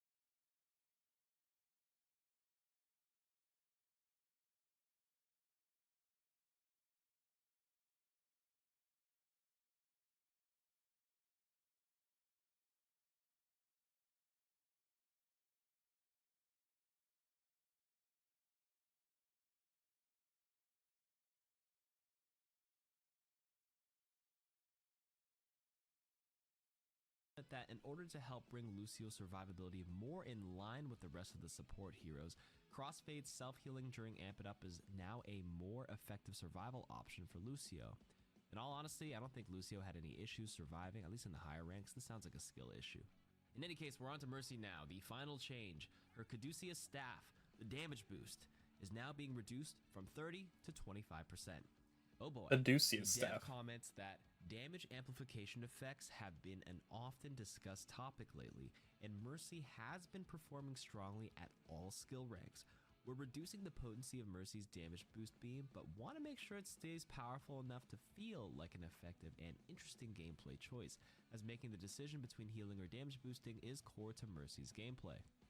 There's also an overall update for how armor works. Armor's health damage reduction is now additive with other sources of damage reduction and has a maximum cap of 50% damage reduction. The devs comment that armor damage reduction was multiplicative previously with the damage reduction from abilities, creating situations where certain heroes were much more difficult to damage than intended since they were bypassing the damage reduction cap, which is 50% by the way. This change will smooth out some of the extreme spikes in survivability. This is basically targeted towards the Orisa change that we mentioned earlier. Illari is the brand new hero for Season 6, Overwatch 2 Invasion. A quick rundown of her abilities: Solar Rifle. Primary fire is a long-range auto-charging rifle, hit scan. The secondary fire is a Oh yeah, we know about medium-range Illari. beam that consumes solar energy. The Outburst launches you in the direction you're moving, and you can knock enemies back. You can hold jump to go higher. The Healing Pylon deploys a pylon that heals the lowest percent ally nearby. The pylon doesn't expire, it can only be destroyed by the enemy or redeployed by you, and it sticks on any surface. Her ultimate, Captive Sun, fires an explosive ball of solar energy. Enemies hit are slowed and they're marked, and then they'll explode if they take enough damage. That explosion can trigger the next explosion for any nearby person that is marked by that solar flare. Flashpoint is a new PvP game mode. It comes with two maps, Suravasa and New Junk City. The gameplay begins with both teams pursuing a central objective called a flashpoint. It's similar to Control, but it plays out a lot faster. Once a team wins the first central flashpoint, Yeah, I honestly thought this was going to be domination when they first showed this off. Like, when they first talked about it, they said, like, it was going to be, like, multiple points and it's going to be random. I thought it was going to be domination, but it's actually more, like... Yeah, it's just control point, but it's all on the same map instead of being, like, separate maps. I don't know if I like that more than the idea of it being domination. They could retool it to be domination, but I think the map is too big for that, probably. It's hardpoint? Yeah. Unlock. There are 5 total ones in the map. The first team to capture 3 out of the 5 flashpoints wins the game. Now on to the PvE, the Invasion story missions. If you buy the Invasion bundle from the in-game shop, you can play the new story missions with your friends or others in queue. These are co-op experiences and you have to face all the invading forces of Null Sector. You can access the story mission through Winston's desk in the mission cards on the play menu. You can also explore the story missions hub and a new intel database for all you lore heads. Playing missions and completing various goals will unlock more lore entries, movies, and never-before-revealed details about your favorite heroes and characters and clues about the world of Overwatch. There's also a new LTM, a limited-time event, called King's Row Underworld. That's LTE. Last significant change is in You should have said limited time mode. got an overhaul. There's ultimate accelerators to get your ult instantly. There's different types of bots. You can use these machines to Oh, I didn't even notice the ultimate accelerator. change the bots moving around. What? There's a section back here where you can practice What? your aim. Perfect your crosshair trap. That's pretty good. Up here. Wow, I didn't know they did all this stuff. And see if you can get a new high score. There's a ton of other changes to how challenges. Wait, that's pretty good. To read the full patch notes, I just summarized the most important ones here. Thank you for always tuning in to these seasonal patch updates Yeah, on this channel. watching these videos is way better than reading the patch notes because it's much easier to just like I see it stream all visually. the time at Twitch, so come check it out. You can get some Twitch drops too. If you watch my stream at twitch.tv/card. Wait, can you guys get Twitch drops here? Postal name card to customize your career What? profile. 1 more hour to get the "You won't sink my battleship" voice line for Torbjorn, and watch 1 more hour on top of that to unlock the Captain Legendary skin for Torbjorn. A pretty good See you on skin. stream. A pretty good skin.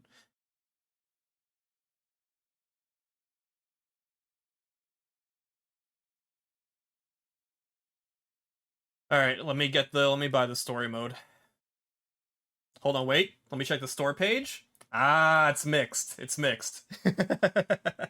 I wanted to see if that shit was mostly negative, but it's mixed.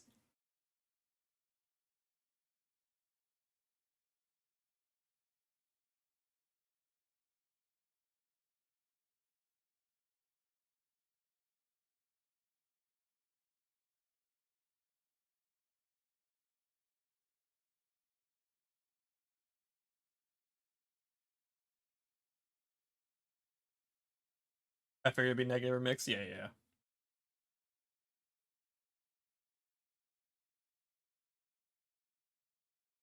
Shut up. Yeah, there was no way it wasn't gonna be a negative or mixed. Also, yeah, the thing he said in the video was honestly so true. It's like, yeah, I kind of expected PvE to be paid, but the fact that they're making PvE paid, it just feels like such a tone deaf decision. Because like that could have been such a free W, right? If the campaign was free, that could have been such a easy free W.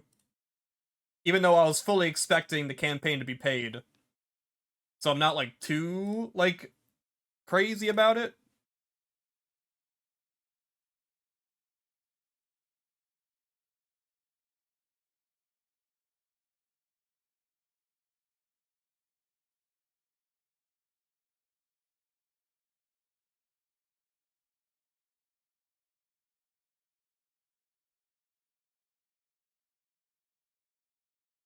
Too many people think Overwatch killed their grandmas.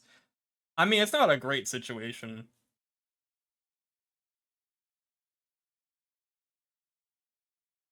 Remember when you had to pay for tickets to play Man vs. Machine, though?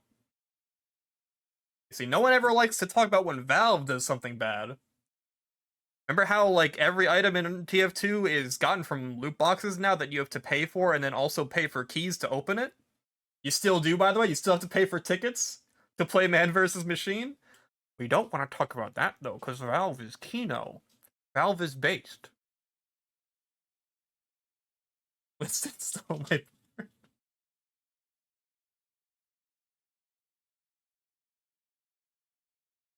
Come on. I'm right here.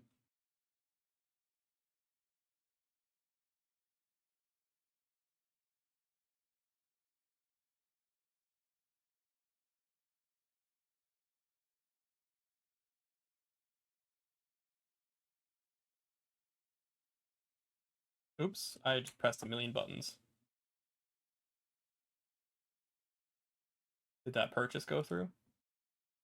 Got to... Did that purchase go through? Hello? Wait, hold up. Manage my DLCs. Okay, it's checked on. What if I open it again? This is the one thing I was worried about with the Steam version, is just like all the operating stuff not functioning properly. Like the store and everything. We good?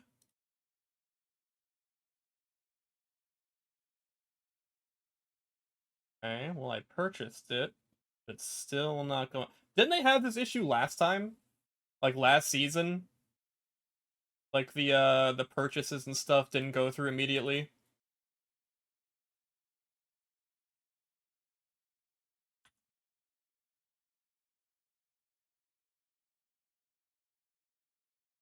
I forget.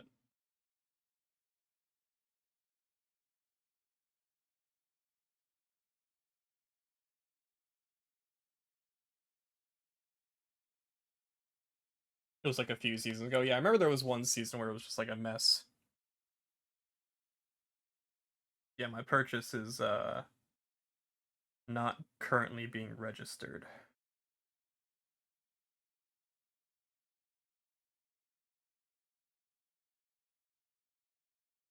How many achievements do I have?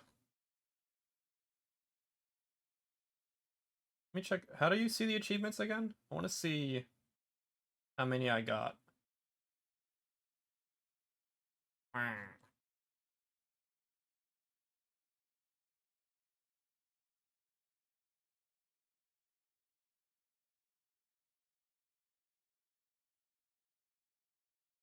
It should be like right underneath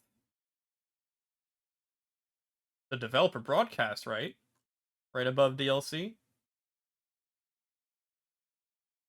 New DLC has been added to your account and will be installed alongside the game. Install that shit. What are we doing? How do you force an install on Steam? Is that possible? I know Steam trying to install stuff on Steam always is annoying. Updates.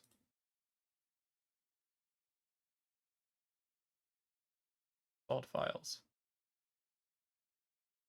How about now? How about I go in now? Register my DLC.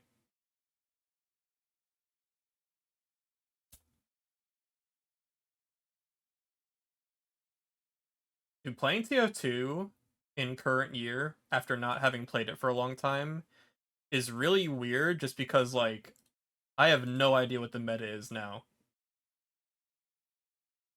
All my items have changed.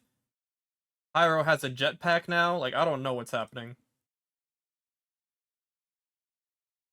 I'm gonna go invisible on Steam so I don't keep fucking getting popped up on people's screens.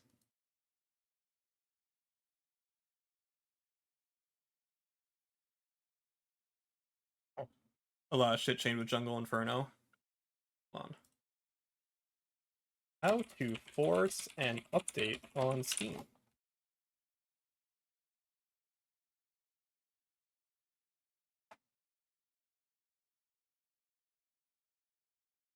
Right click on the game in your library list, then select Properties in the drop down list, then select Local Files tab. Verify integrity of game cache. Did I get access to Palia today? Let me see. Palia. I have not. I have not received an email. Did the open beta come out? If the open beta came out, maybe I could just download it.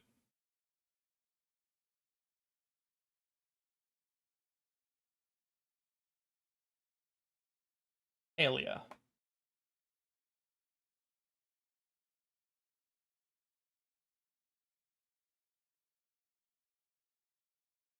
Oh god, where's my Palia stuff? uh...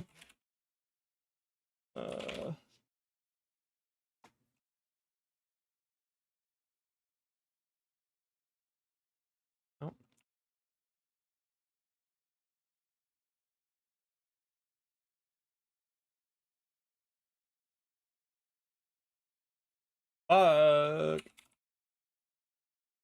I don't know what my login information was already. I should just start like, writing these down in a notebook or something.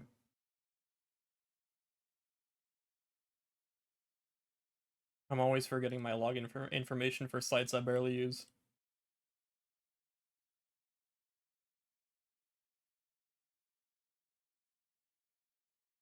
Oh, Christ, in uppercase. That's why I forgot. One of those uppercase havers. Oh, yeah, the open beta started today.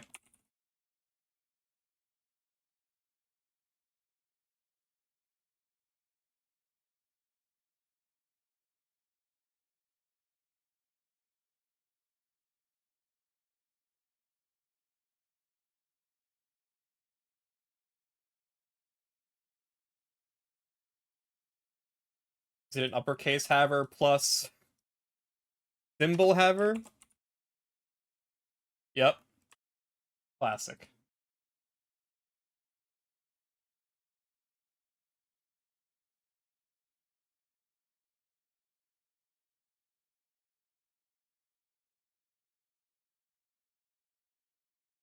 Oh yeah, Hannah, also, I kind of want to get Baldur's Gate.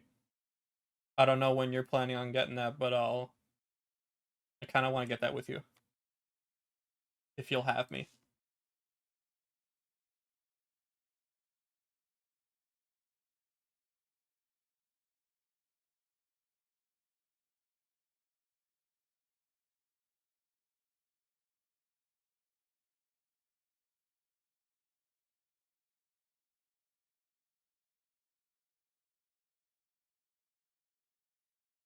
You will try not to be insane. Yeah, I'll also download Palia tomorrow. Or tonight. We can play it tomorrow. I have logged in.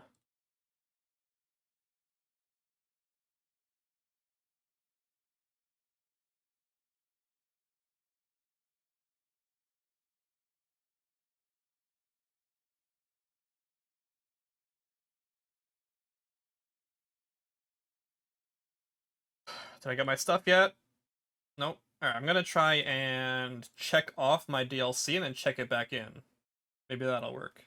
Manage my DLCs. Check it off. Okay. And now, check it in. Eh? Hope she instigates every confrontation.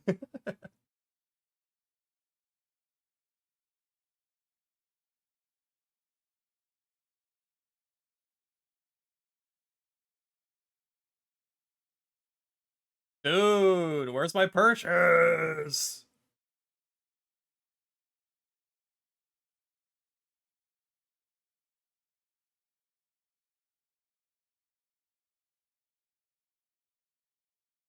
I should have bought it on Battle.net. I should have bought the DLC on Battle.net. Dude, it's still trying to uninstall Overwatch 2 on Battle.net, by the way. It's still trying its hardest to uninstall it. Let me exit Battle.net. It's like, no! Don't uninstall on Battle.net, no! Glad you uninstalled weeks ago, yeah. They're probably just running into issues with everyone playing now, because like everyone getting on Steam. They're probably just running into a lot of issues with, you know, getting everything set up. Uninstall. Def a big update. It is surprisingly a bigger update than I thought it was going to be. Like a new hero, a new game mode with 2 new maps, a story mode that you have to pay for. New UI, the progression system and everything.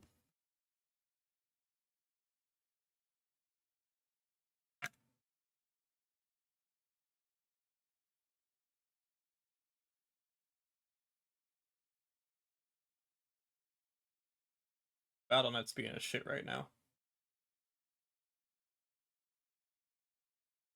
Trying to see how I can get this to work, because I want to play the fucking story mode. Among Us VR. Among Us VR! Actually, I wonder, is Overwatch 2 on the front page? It is! Look at it! It's on the front page of Steam! Yo!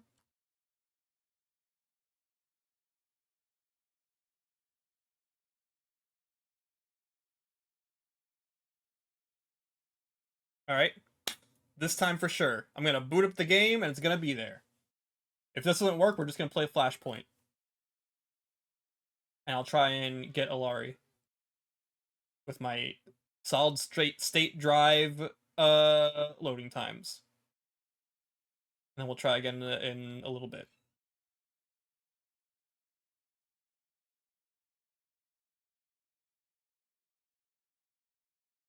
Alright, we're playing Flashpoint. Flashpoint it is. Let's go, baby.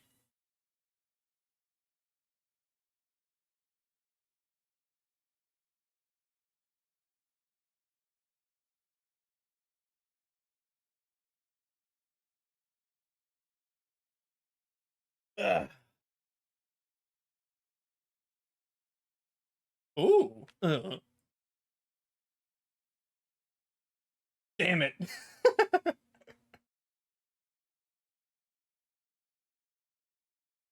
Dude, this skin, by the way. Oh, sorry, you couldn't hear the music. I'm so sorry, the music's going crazy. You missed it.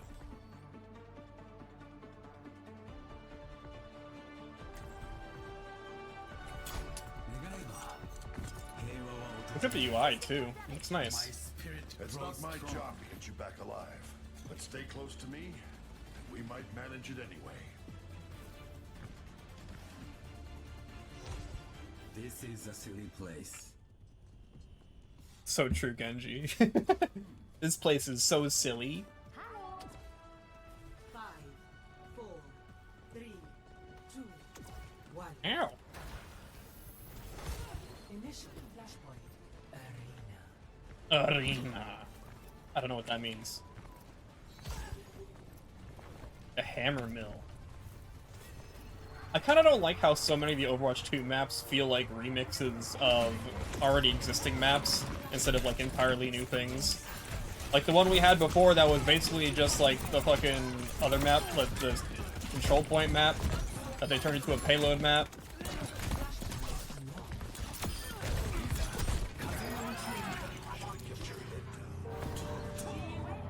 Yo, get team killed.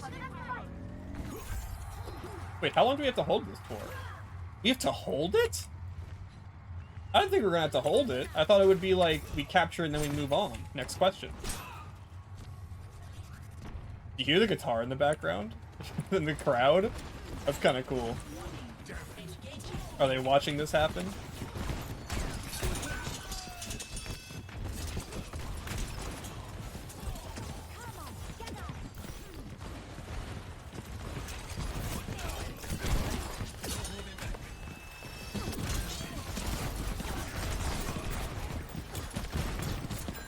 Oh, mine's been a little off lately. Hope you don't mind. Although I am playing Genji. I'm always happy when I watch pro Genji players play and like they're also missing like every single fucking shuriken. It makes me feel a little bit better about myself. Got one, got two.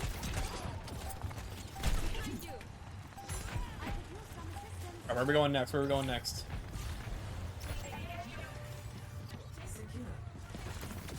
Oh, here we go. We'll move this way.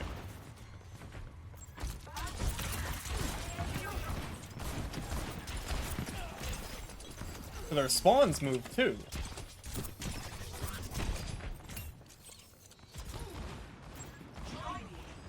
Yeah, I love TF2, but yeah, those maps are like, they're definitely old. Die.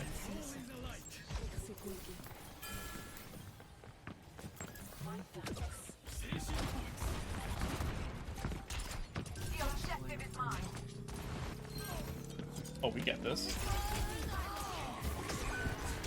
Oh!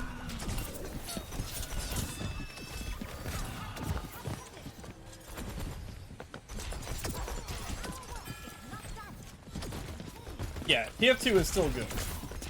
I mean, it got worse. It got worse over time, you know, with like, shout out to the Kroby Cat video.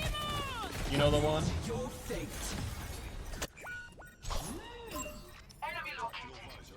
Shoutouts to Demo Man's weapon not even having the fucking grenades in the launcher. Classic.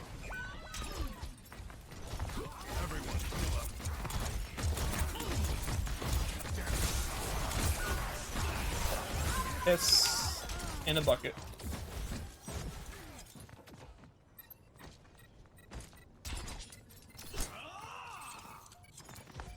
Okay, so this is just a control point. You ever think about it? This is just a control point.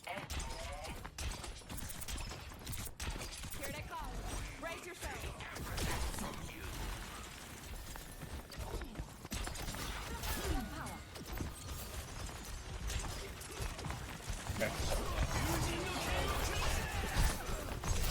Perfect time to go in. I saw the Orisa moving out. That's the perfect time to go in.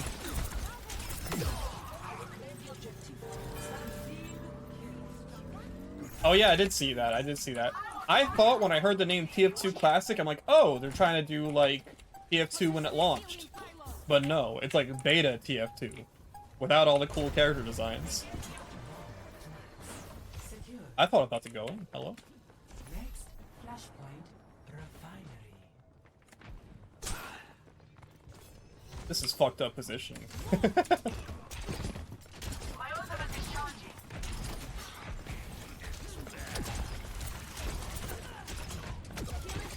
I got you, I got you. Oh, I almost had you. God damn it.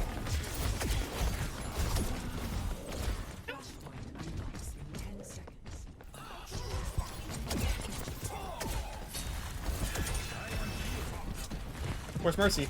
Mercy, okay? What the hell? It's the bottom. This is a cool map.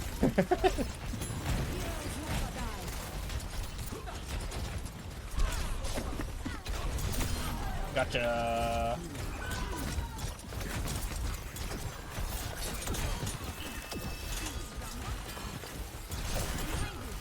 I think I just ate all those balls.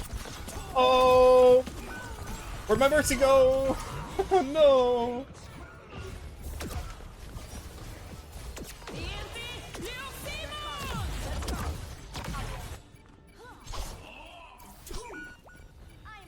It's actually cool. Nice.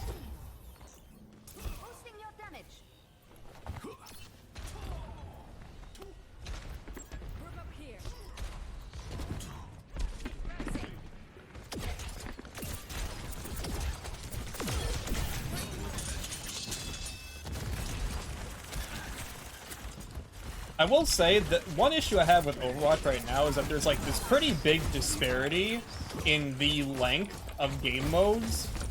Like this one feels like it's gonna go by so fast in comparison to other ones. Whereas like competitive payload is gonna take 10 years compared to everything else. And push is pretty long, but then like control point and this are gonna be relatively short.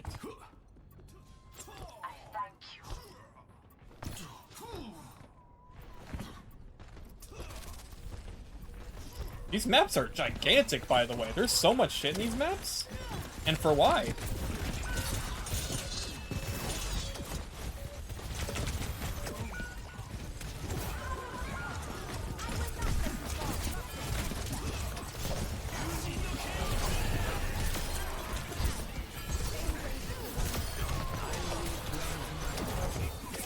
Ugh. Oh, that's a cool third-person effect.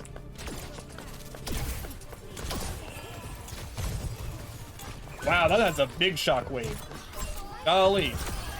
What's happening? Where's it coming from? Hi! Okay. Alright. Where's our... Oh, there it is. Oh, there it goes.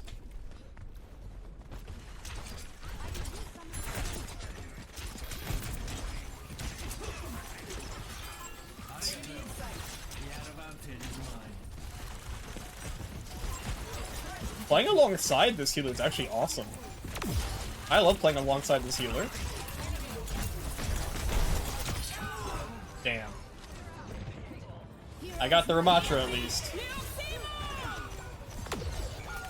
Oh, mercy. Oh, no, mercy.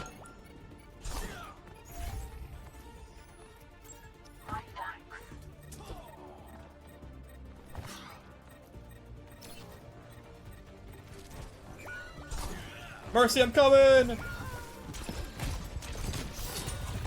Alright, whatever.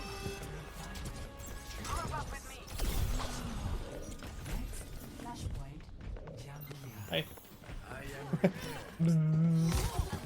Like she's drilling into me.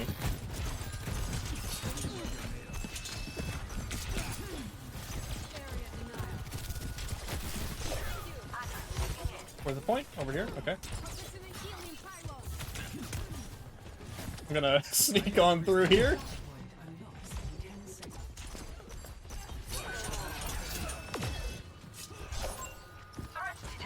Try to save her. I wonder if they're planning other stuff for this these maps, because these maps are gigantic, dude.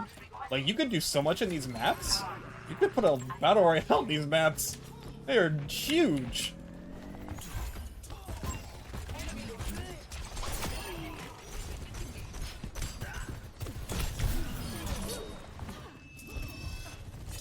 Hello, where am I?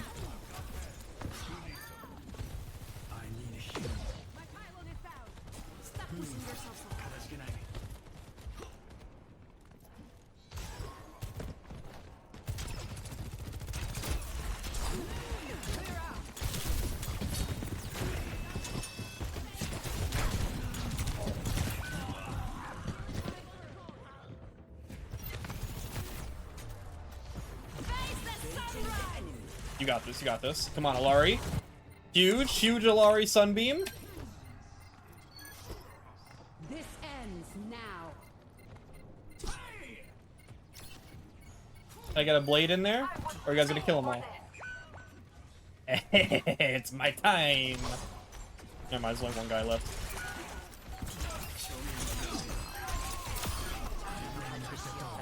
Uh-oh.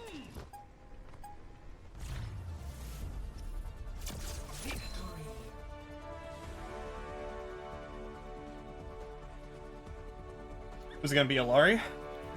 She's so cool. Yeah.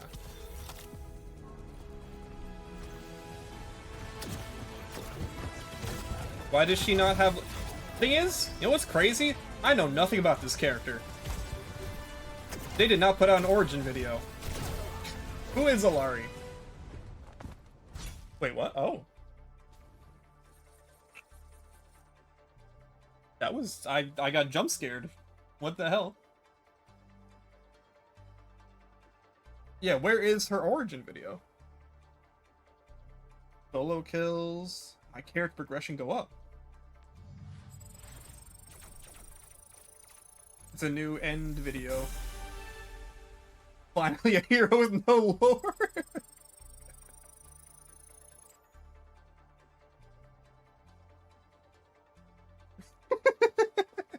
A truly innovative experience. So what is this bar? I don't know what this bar is.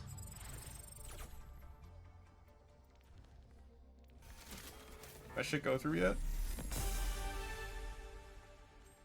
No.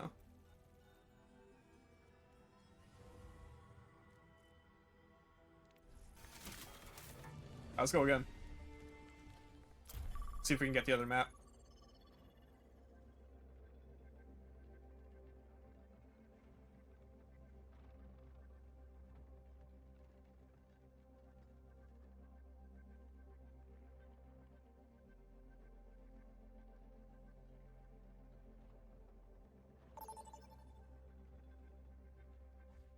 Let me be Alari. Honestly, I'm kind of intimidated to be Alari, so maybe I don't want to be Alari.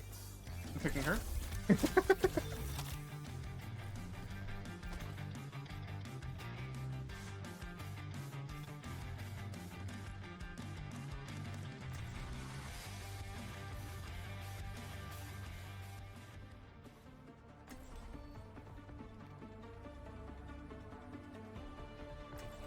You think she's gonna have a praise the sun spray?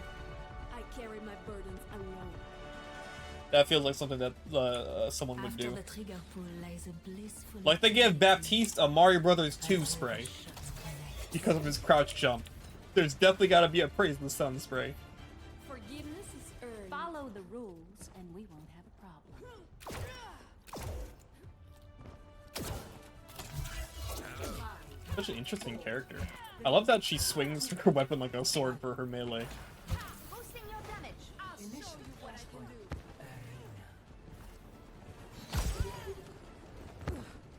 That seems more useful for pushback than for like movement.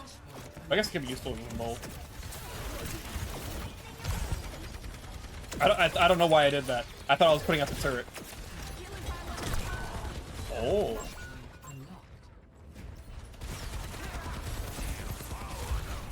Is my turret still out? And I'm gonna revive?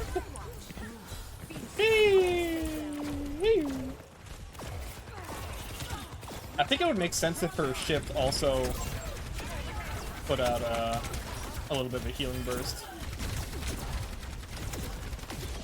My aim is ass. My aim is omega ass. Oh, mercy. Nice movement, nice movement, nice movement. What am I missing?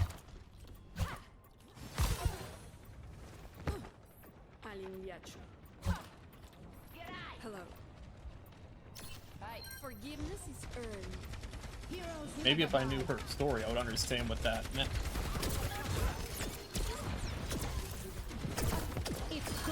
You know what I hate?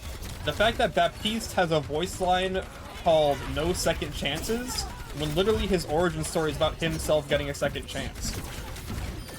What is that shit?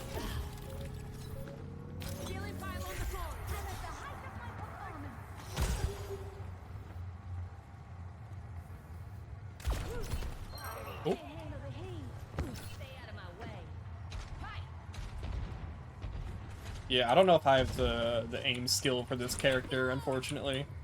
She's very cool. But, she's definitely like a sniper type healer.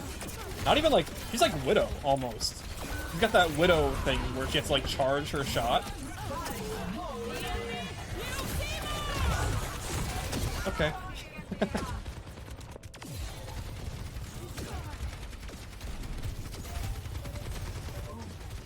Like Sojourn too, like characters that have to charge up a shot and then let it fly, like I'm typically pretty bad with. Lost. Next, flashpoint down flat. How y'all doing? Miles finally maybe there's always room for third chances.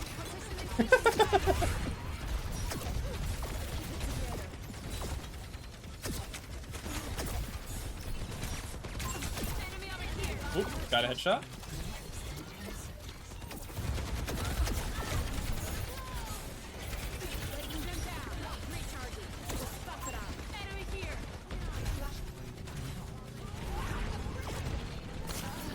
Hello? How?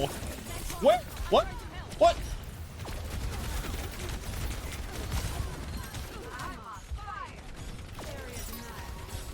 Interesting, her healing isn't tied to her ammo. Where is this Ana? Hello? Being harassed by the invisible Ana.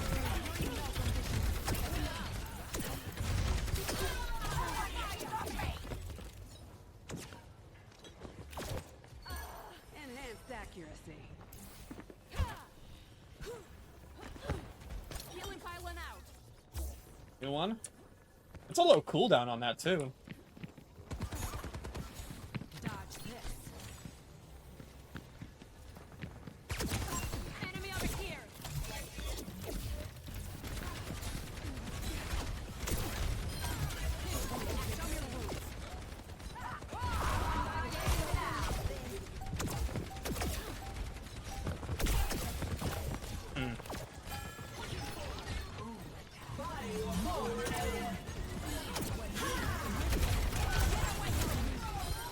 Got the fucking point.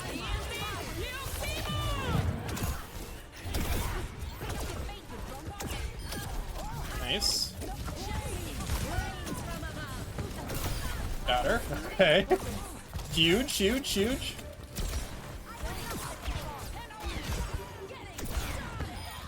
Oh, if that was a headshot, that would have been so clean. He's a cool hero, for sure.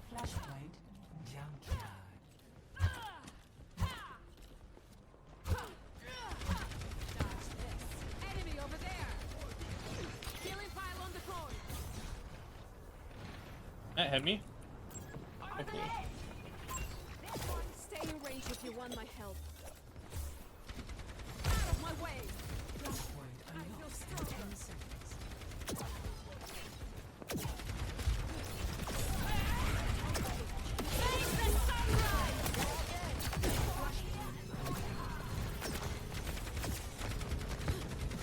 Get her, get her, get her. Oh, she's blowing up.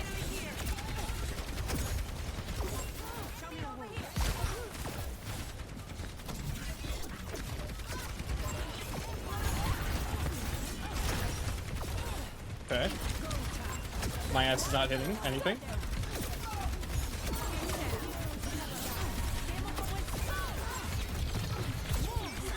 Back up, back up. Okay. Got her. What's up? What's her default? Ooh!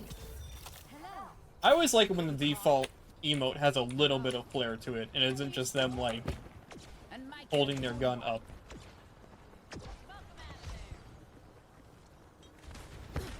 Get in there, Bob. Working on your injury. Too close.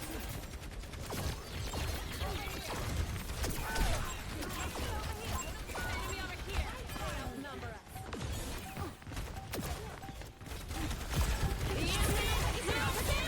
Okay, it's over. It's over for us.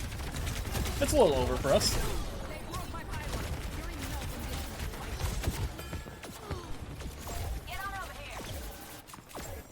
Healers support each other. Where's our team? Here they come. Uh-oh!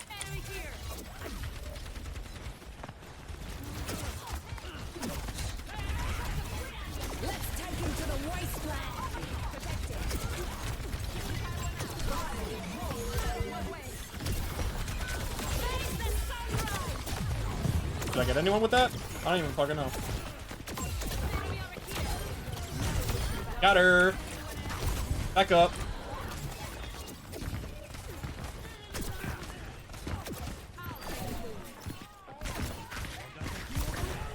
What's up? What's up? What's going on? Come on, get her. Get the Reaper, get Reaper. Nice. I didn't mean to press that button.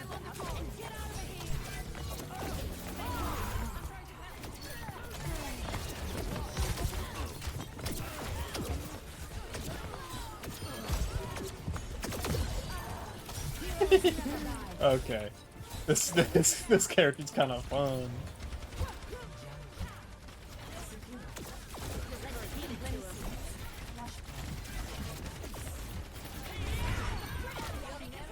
Look at Mercy go.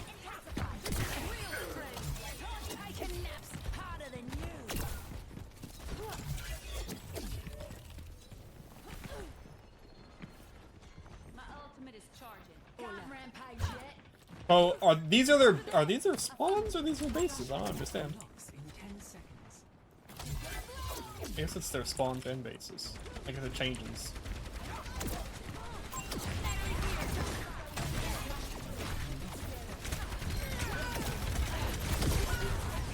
Oh wait, hold up.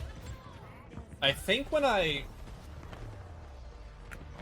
put out my healing beam, it resets my cooldown on my gun? Oh, it slows it. Okay. It slows it. Got it.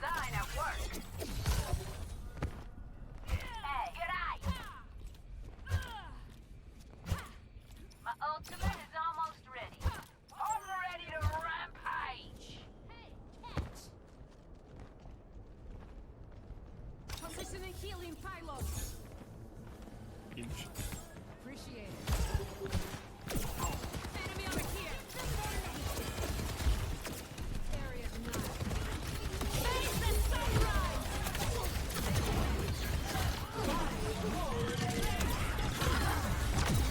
Server cringe lord.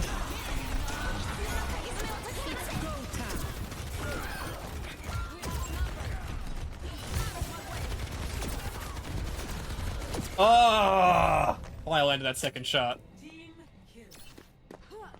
Team kill? Man. I get some water after this one. I won't falter. Hey, Tell me a story.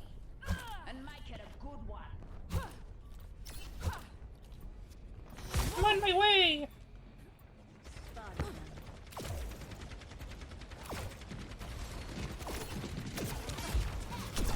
Ow. Let's take him to the wasteland. I'm sorry, dude. Oh, wait, my shit was still working. What the hell?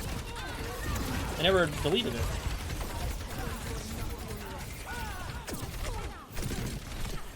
And I have no burst. It's over for me.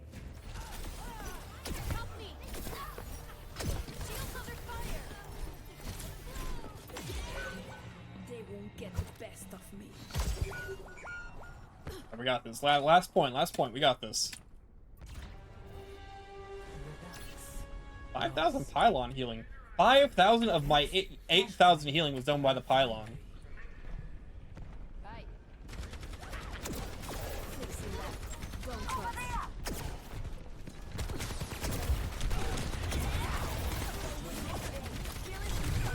Oh. No, my pylon!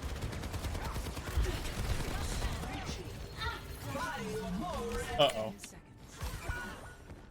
We're outnumbered. I'm on fire.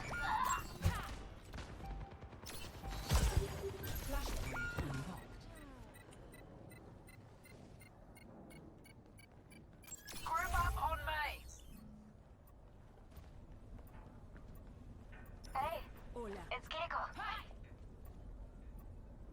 Hey, Kiriko. It's me, Alora. What is it? I think it's Alora, right?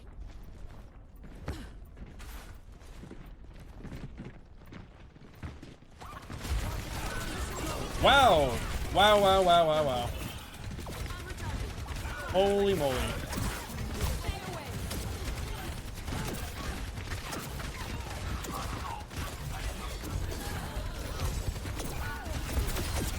Oh, I got one.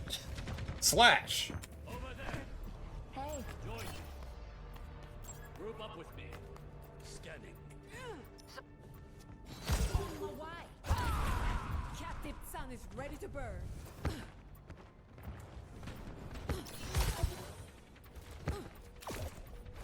I want that objective. Follow through on my mark.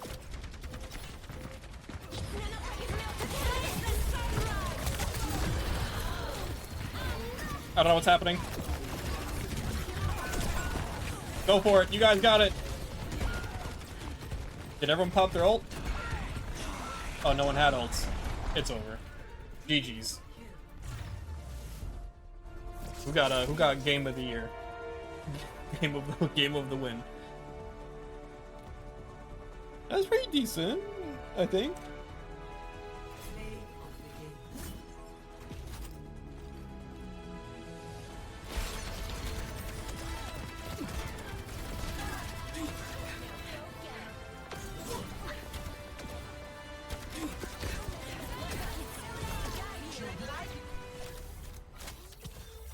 You know what? This progression screen is cool because it lets you see your play the game animation, even if you don't get play the game.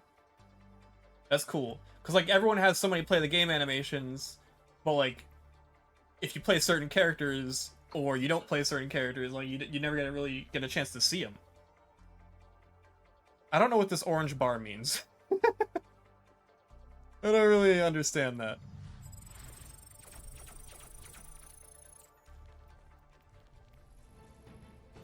Where's my stuff? Did my stuff go through yet? Let me close the game and open it back up.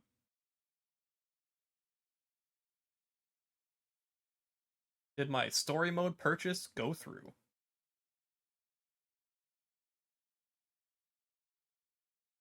Oh, it like refreshed?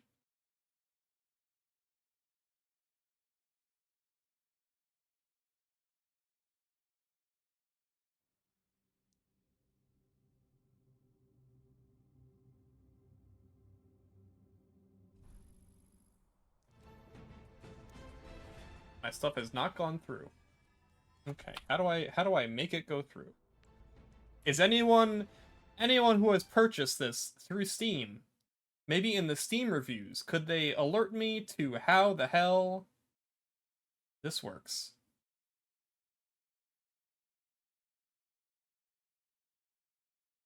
Purchased it, didn't receive anything. Bought it and received nothing. Got nothing. Bought it, didn't work.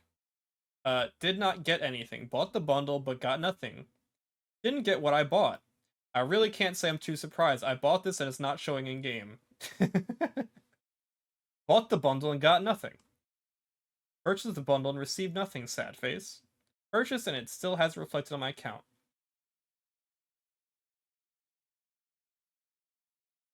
Wait a second. If I don't have the battle pass, how was I able to play Alari? In the arcade mode. Does arcade... Wait, how... Wait, what? How was I able to do that?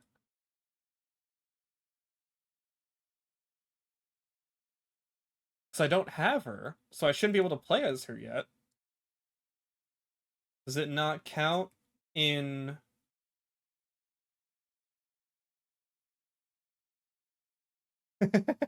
Does it not count?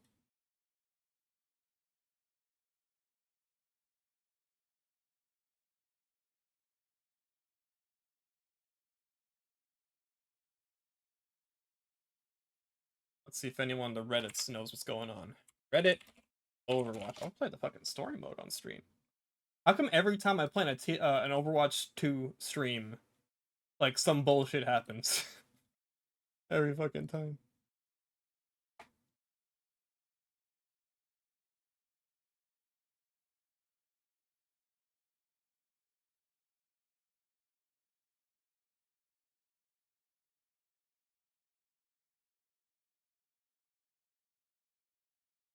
Free hero? Everyone gets Alari. You get Alari. And you get Alari.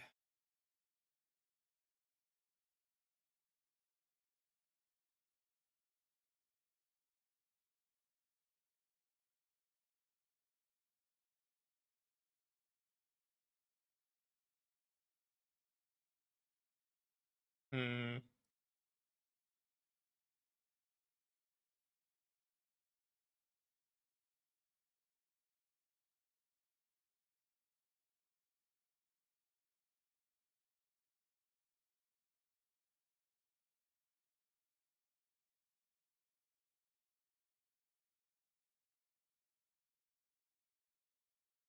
Uh...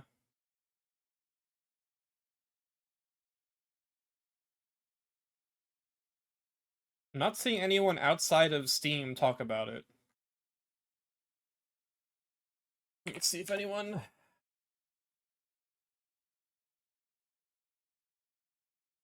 Overwatch Steam bundle.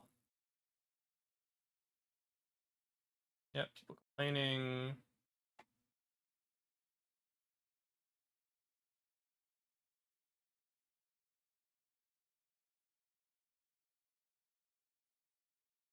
Yeah, I should have bought that shit on Battle.net or something.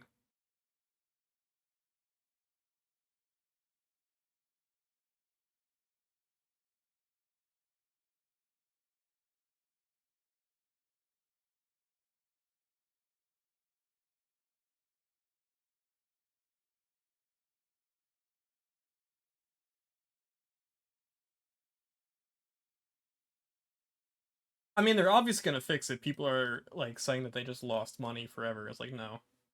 They're obviously gonna fix it. They're not gonna make you spend $40 and then not fix it. They're gonna fix it. It's just like, when are they gonna fix it? And it should have not needed to be fixed. It should have just been good out the gate.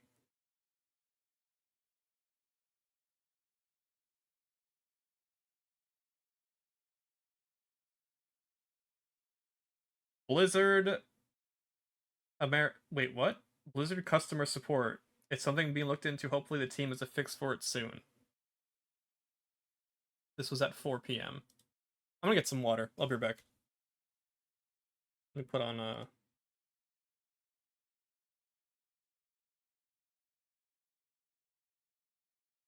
Why is my internet going slow? Hello?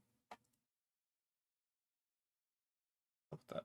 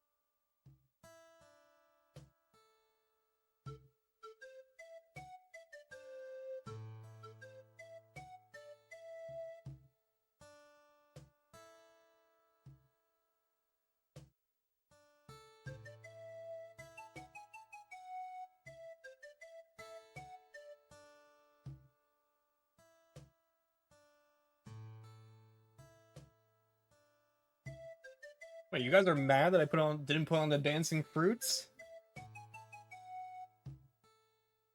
Come on. I wasn't gone that long. Was I? I won a tournament! Didn't I?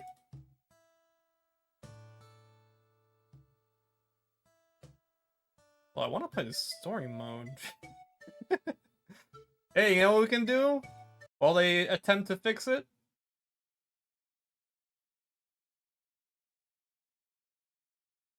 Play some Ranked. I saw Coney do this, and I want to try it with Overwatch. Okay. Zenyatta play. Fucking 10 FPS arms. Ooh, hey. Okay, okay. That is... I don't think it's Grandmaster because he's way out of position. That's like...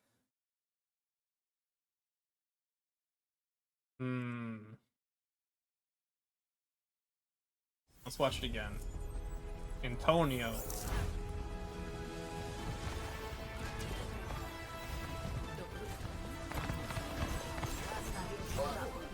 Pretty good highlight.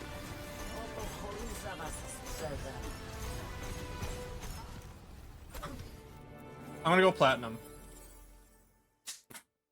Fucking nailed it. Fucking got him. Alright, let's go.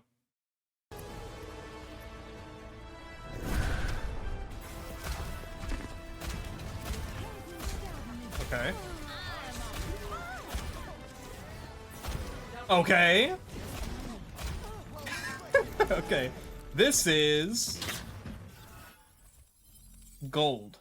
Send gold. Bronze. Fuck. I knew it was low level. I've never been in bronze, so I wouldn't know. I have been in silver though. Okay. Oh, huge. Wait. Ooh, woo. Wait, we saw this person in the video, didn't we?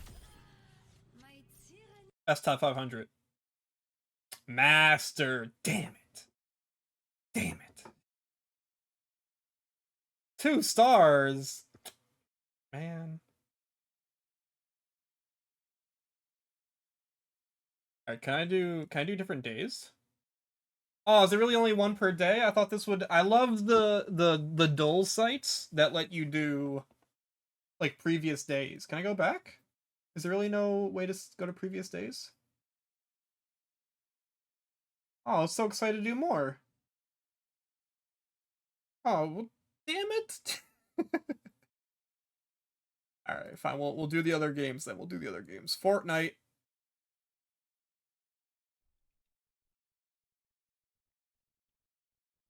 Okay. Ooh, wait! What? That guy, oh my god. Oh yeah, Gig 1. Yeah. Alright, there's no way this isn't the best player in the game. So it's gotta be Unreal. Platinum. That's not even, that's halfway. That was a halfway good player. Are you kidding me? Definitely smurfing. Now, this looks impressive to me, but also, like, literally, my nephews can do this. Like, build like this. So I don't know if this is, like, good gameplay or if this is common gameplay for people that play Fortnite a lot.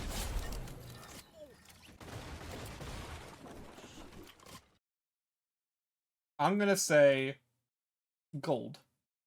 Platinum. God damn it. Echt,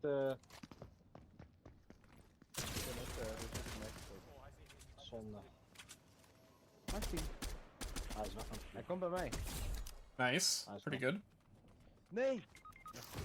Dank u zo. We got mud on us. Wat doe je allemaal? We got the mud on us! Ja joh, ik was in de lucht aan het kijken of iemand die aan kwam vliegen. Zo, 2 HP. Impuls. Is there more to this clip? Andere kant ook Jam, Impuls. It's on console too, so it's a bit tough to tell as well. Okay, Jam. Okay. Die kunnen omhoog, zo. Hier zo. They do have the comms though, they have the comms and the matching skins. So it might be high level. Eén bij mij zo.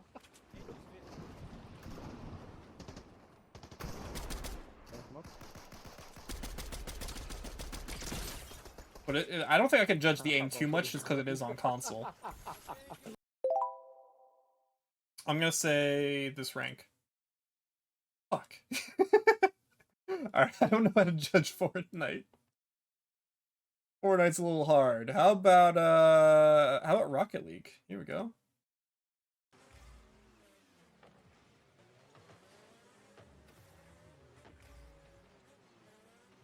Okay. Is Rocket League still popping like that?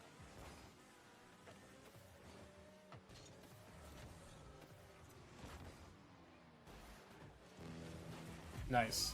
That was awesome. Again, yeah, like my issue with games like this, like Rocket League, is I feel like the skill level is like all over the. It's like I feel like the base skill level is higher looking than most other. I'm gonna say diamond, platinum. Got close.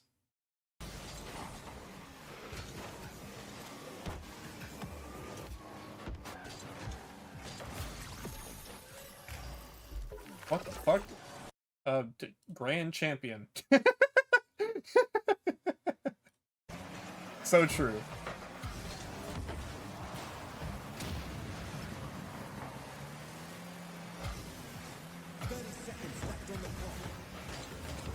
Oh, this is me. This is me playing. This is me. Oh. I should have finished the clip. Alright. 3 stars. Not bad. Not bad. How about League of Legends? There's too many fucking ranks. Who am I judging here?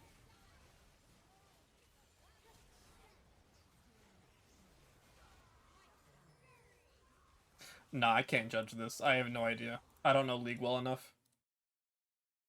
At least with the other games, I can at least somewhat assess what is happening. But like, not League. Not League.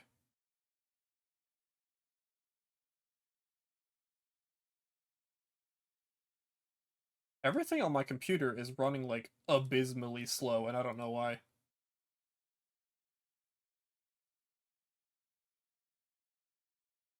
Is Overwatch 2 on Steam very memory intensive? Like, what's going on?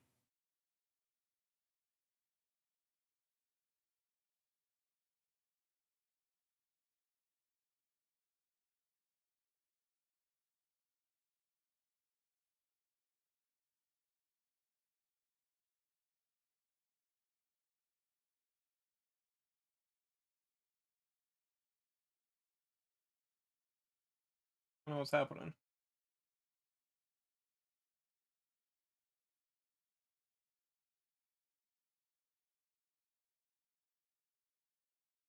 Alright, any they fixed the bundle yet?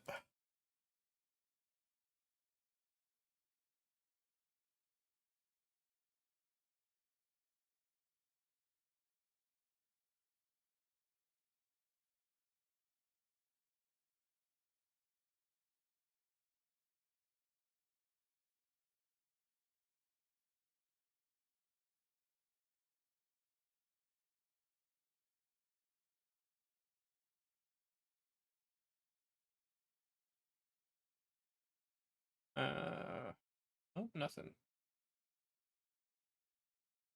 Nothing yet. Why is Deltarune trending? Don't tell me there's a Deltarune thing happening. No, it's just because people like Deltarune. Got it.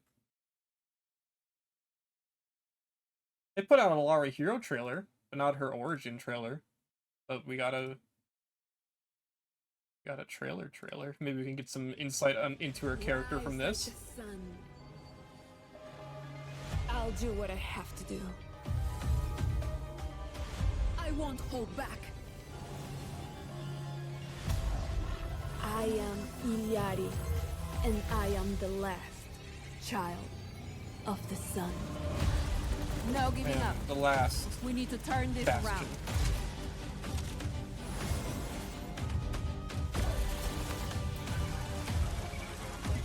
I require healing. Stay near my pylon. I am not going to watch you die. Moving to attack. Follow me. Out of sight, out of mind. I'm not here to play around. I didn't realize she did a little spin. No That's time very for funny. rest. Much better. Es tu fin. This is our last chance. We have to fight. Face the sunrise! ENT Liusimus! I'll take you all down. God, yes, like a Final Fantasy Ultimate. The weight of my future rests on my shoulders. This video got so many dislikes. People hate this game, dude.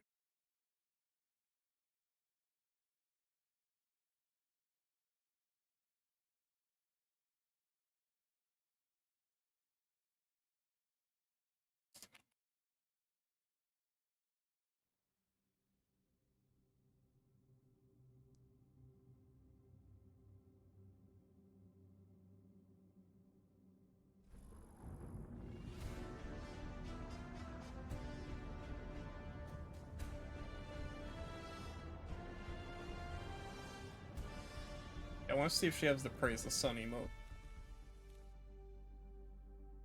Currently disabled in ranked games. What's sprays? Where's sprays? Here we go. Let's see, does she have Praise the Sun? Why am I all the way down here? Hello? Show me hers. Where are her sprays? She has no sprays. Oh, here we go, here we go, here we go. Burning Regret. Llama? Who? What's the lore? Oh! What? What is the lore? Okay, but what's the lore? No Praise the Sun emote. That's crazy.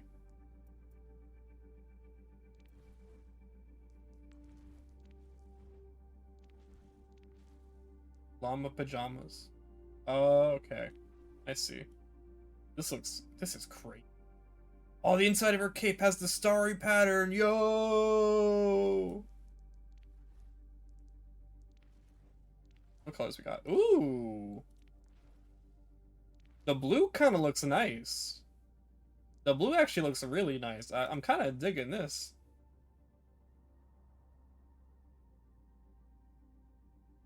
The new Tekken character has more Peru love than her. Dude, I watched that trailer again.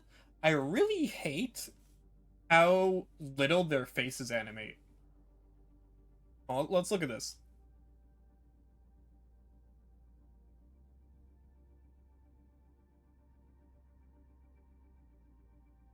Look at like the end of this trailer.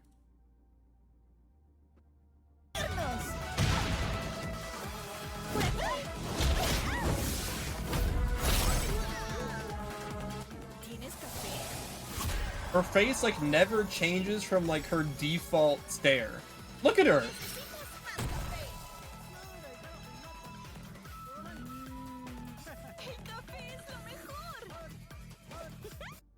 This is her laughing.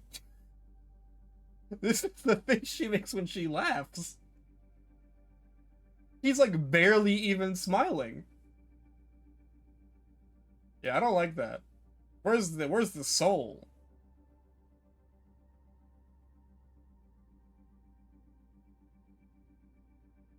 Too much work for Bamco? I guess so. I might honestly buy this blue one. This blue look. Only 300 Overwatch coins. That's crazy, you can buy her legendaries with the Overwatch coins. That's damn nice of them. Actually, do I want this or do I want this? I don't know. I'll think about it. Do I have my stuff yet? No. Let's do Underworld again. I was afraid of it. Let's do Underworld, but harder. I will report global threats here. What are the mission challenges? Complete 8 Underworld event challenges. Complete Underworld as each role. Okay. Eliminate 4 battery thieves as a team before they steal a battery in a single completed run of Underworld. What the fuck? Complete Underworld. I'm expert. Okay, so I have to do all the challenges in order to get first skin. Got it. So I need to do the rest of these. Discover all hidden lore interactions as a team in Underworld. What? What? Huh?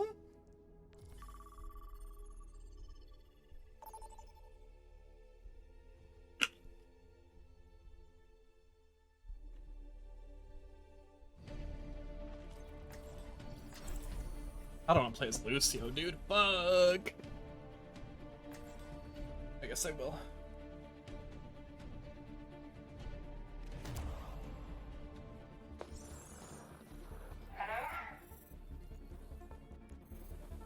We've all seen it. We don't need to see it again. We've all seen it.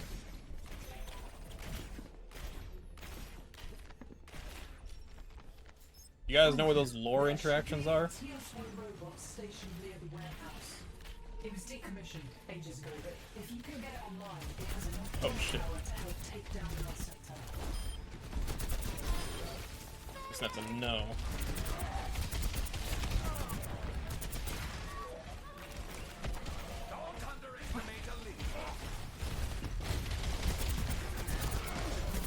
They do have a lot more health. Or, well, not a lot. But like, enough more health.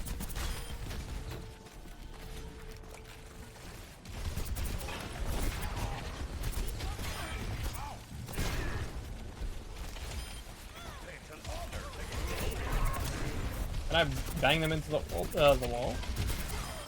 Also, weren't like they supposed to? Weren't they adding like interactions, like new skills in this as well? Looks like Null sector got hit first. Or not? Clear them out. That jump jet's got battery. You can use it to power the robot. Oh shit!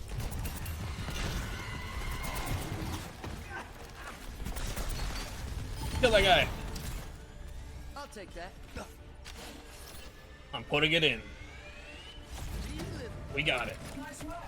The unit is repairing itself.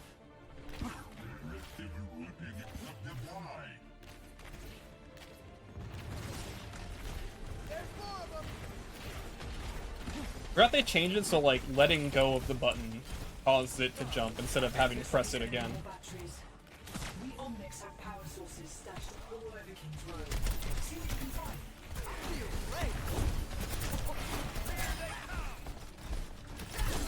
Oh shit! Must be their sword on their right arm. Okay, unfortunate. Okay, we're all dead. Not good. Okay, we died. Alright, good. Next game. I was afraid of. World map. Alright. I will report global threats here. Was not expecting that.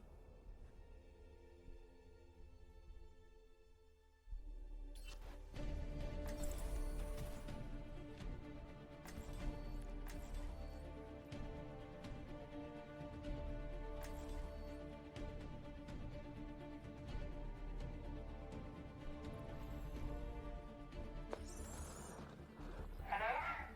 Is anyone out there? Alright, let me adjust this. Oh, bad.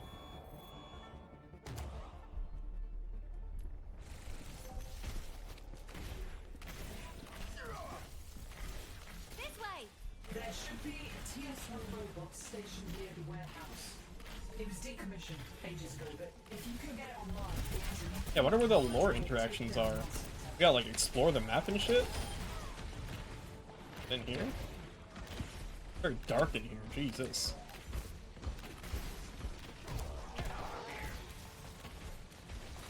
Sorry, I'm looking for the lore. Give me a sec.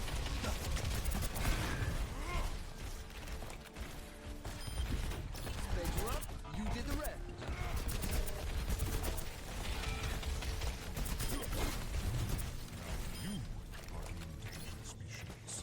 Oh, it's hell in Winston.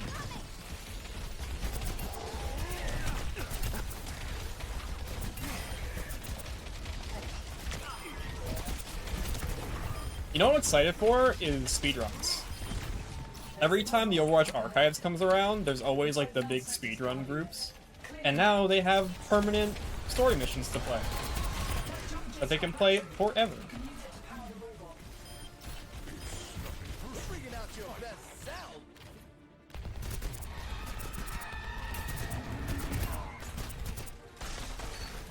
Oh shit. You got it? Okay.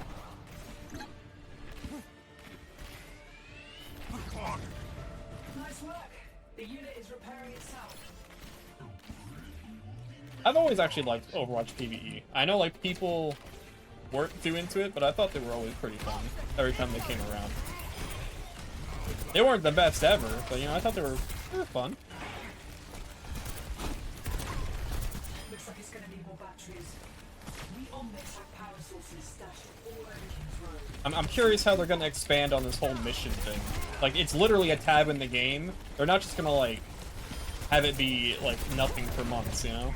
So I'm curious how they're gonna keep expanding this. Nice. Oh, battery, yeah, get that battery.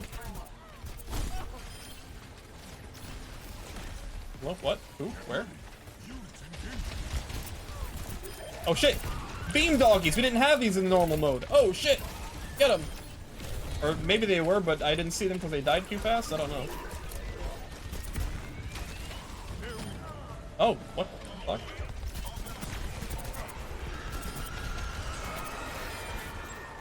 Guy up here. Oh shit. Winston down, Winston down. He's got the battery, he's got the battery! Get him!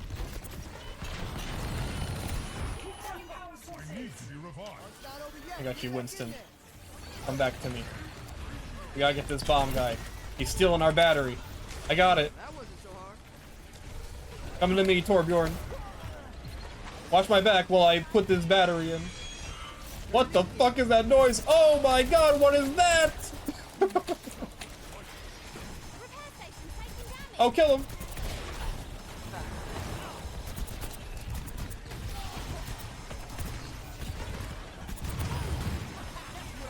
Get this fucking guy. He's killing our shit.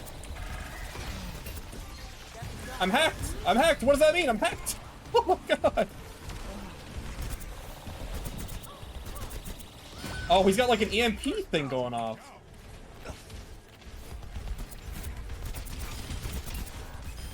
Okay.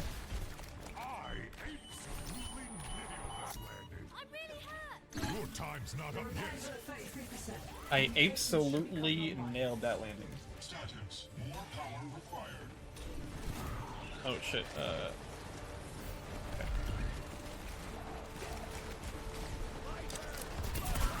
Fuck off.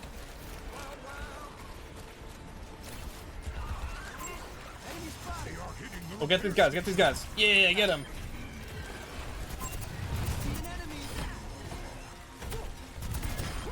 Ow. So I guess on expert, they just add new stuff, because like we never had to deal with those guys stealing the batteries in the normal mode, I don't think, at least. Oh, actually this is a bad place to do this.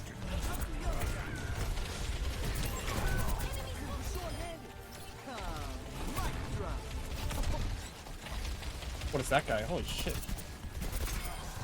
Shoot their guns off. Our guns are off. Guns are dead. Guns are dead. Let's help them out. Oh, we gotta get the battery. We gotta get the battery. No! Oh my god, did I use my ultimate? Oh no, I don't get a refresh, do I?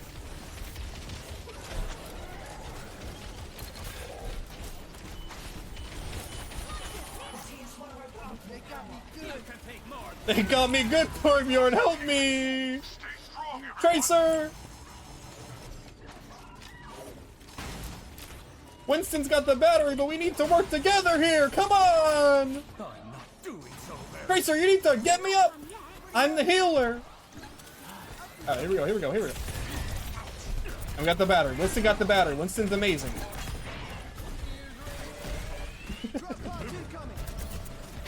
Get this guy's legs. Yeah, get him!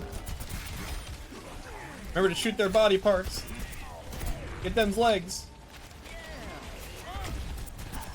Yeah, shooting the body parts definitely seems way better when they have a lot more health. And don't die in like 2 hits.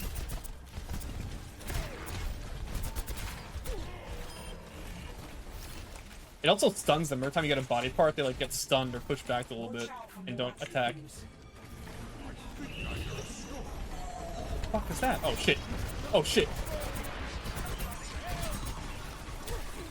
How do I stop her? Okay. Oh, he got the battery, he got the battery.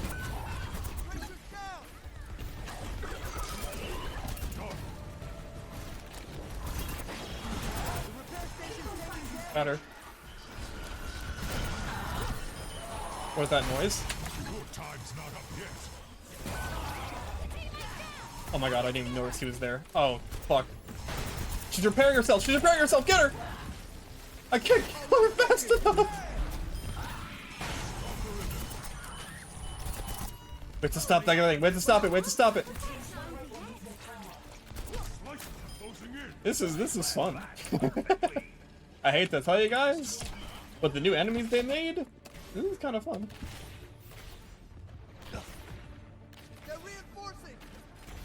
We have to like go out and hunt for batteries.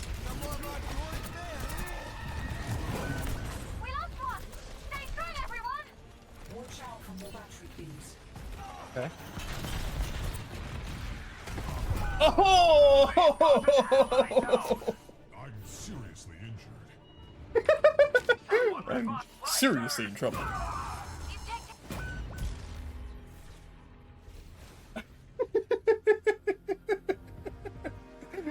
I am fatally wounded. Lucio, please help me. Wait, what? A 10? Oh, checkpoint! Repairs are at 33%. Still a ways to go. Statics. More power required.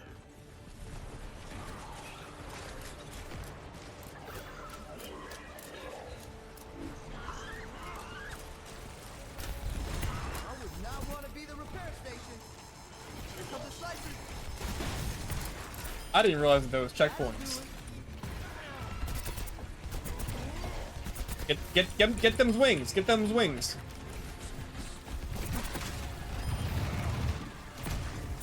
I also love Winston.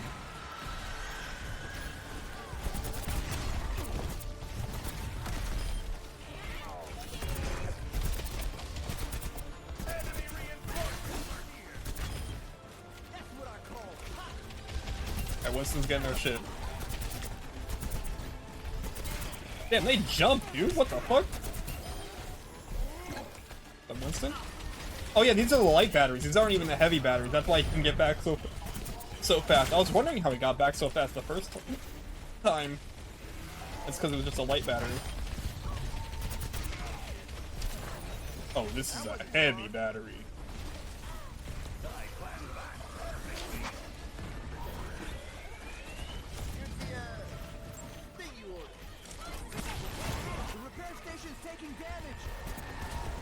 Oh, don't let him get that. Yeah.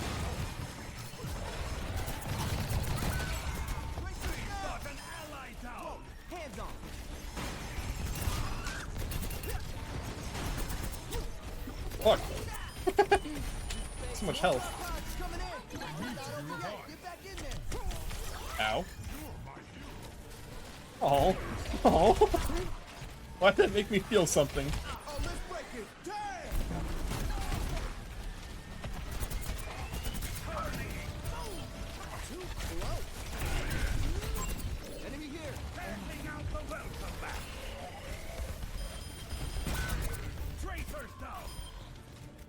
I think ideally we would have Tracer like target their guns or whatever.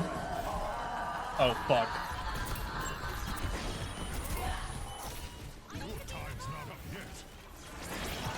No, no, no. Oh, I can stop her myself. Let's go. We lost a teammate. Stay strong, Uh-oh. They have so much health. What the fuck?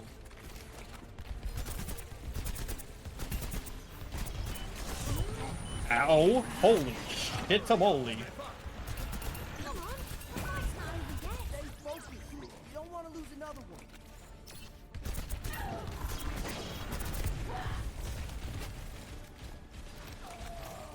You're almost back, Winston. You're almost back, buddy. Don't worry.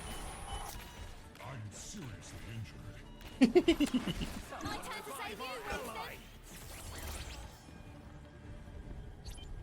Repair progress is at 66%. Its motor functions are starting up. Keep collecting those batteries. Telemetrics Got it, you got it, you got it. Enemy presence detected. Phase 3 of 3. Here we go.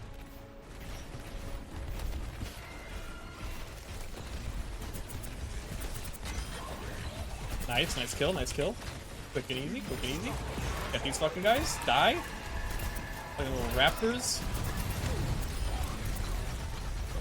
Dude, I'm just thinking about it now. Like this with all 100, like all the missions and like the talent trees. God, this would have been so fucking good, dude.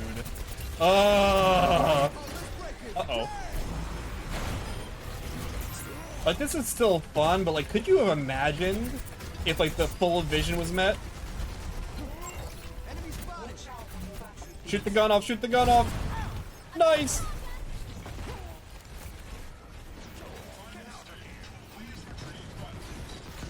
Like this is so fun. Could you have imagined with like talent trees and everything? Oh, that would have been amazing.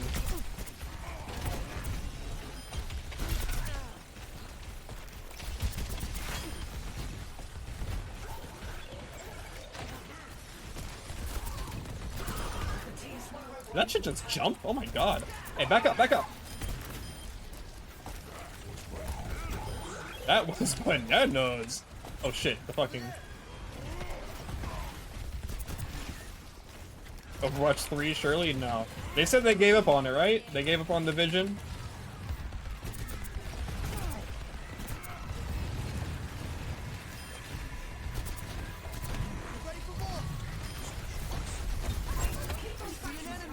Alright, get the gun, get the gun. Oh, we shot his legs off.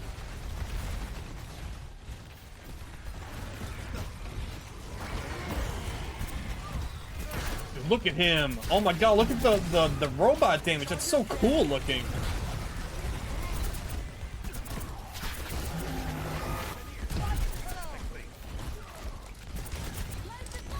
Okay, I'm gonna pop ult, and then I think we should run to the battery. Never mind, I'm gonna die first.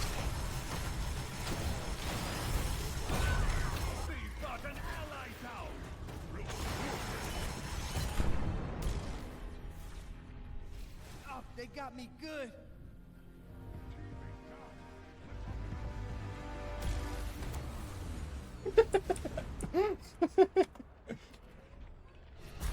Repair progress is at 66%. Its motor functions are starting up. Keep collecting those batteries. Motor functions coming. This is hard, because we have to like defend the robot while also getting the battery. It's kind of hard.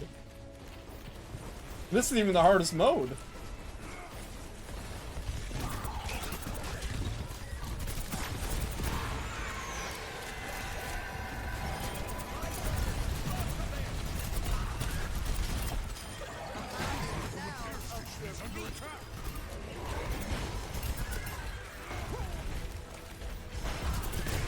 Oh fuck, oh fuck. Oh!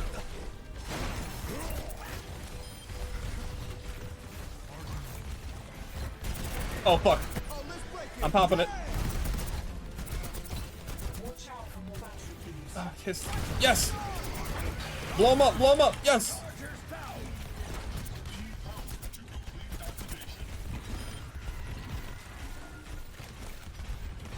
Alright, Winston's getting the battery. Winston's getting... Let me know if you need help. If it's heavy. Is it heavy?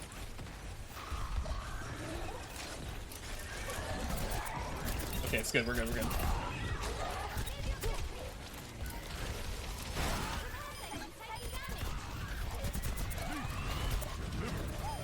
Oh, he lost his head, so you can't headshot him anymore. Oh my god. Oh man. I'm really worried it's not gonna be okay. I'm gonna go with Winston. I'll heal you guys a little bit, and I'm gonna run. Oh, you already got it.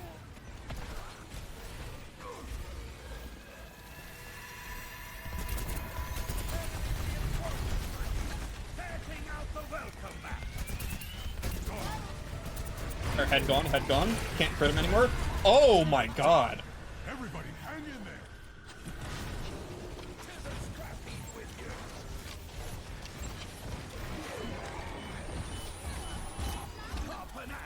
Thank you, Torbjorn.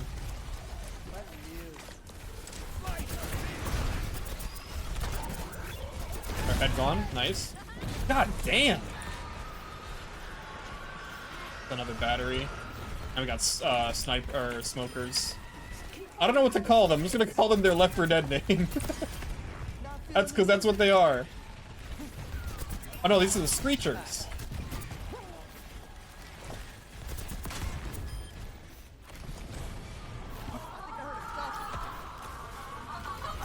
Those are the smokers. Uh-oh!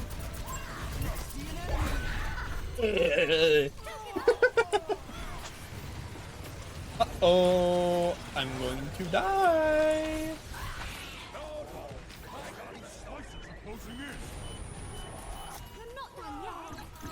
Thank you, Tracer.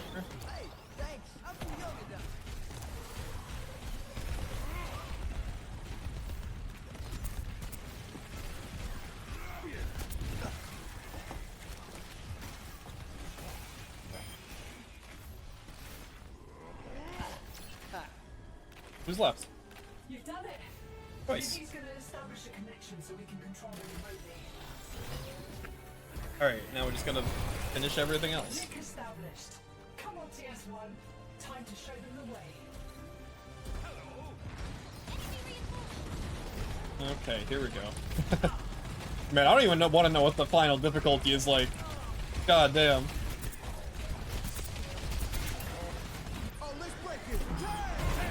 I probably should have saved that for when Marissa spawned. Or the survival mode.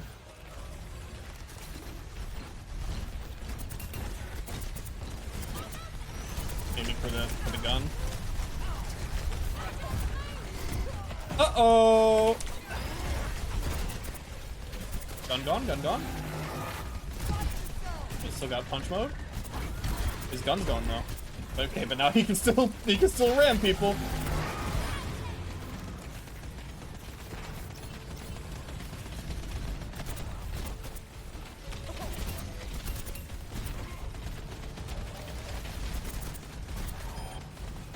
Nice, Winston, nice, Winston!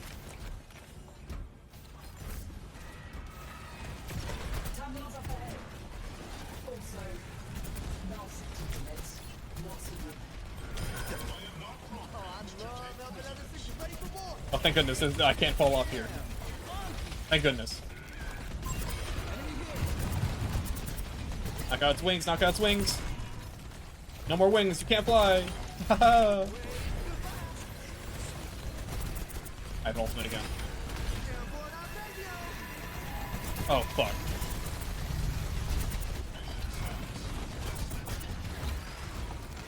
Hey, Winston! Winston! What's happening? Oh, God!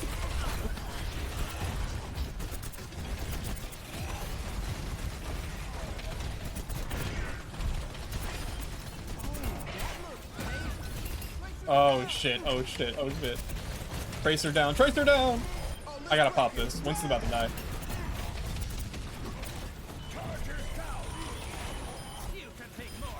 What? What's that? Hello? Look at him. Null sector's been messing with this terminal. Lizzie's gonna need Oh my god, our buddy's about to die. Oh no! Right during the survival bit? Oh shit.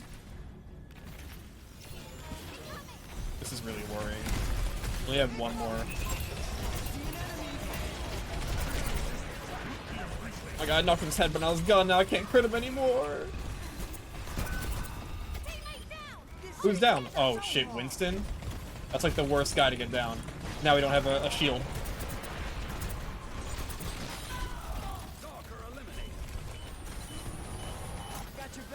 Come on, Winston. Get back up, buddy!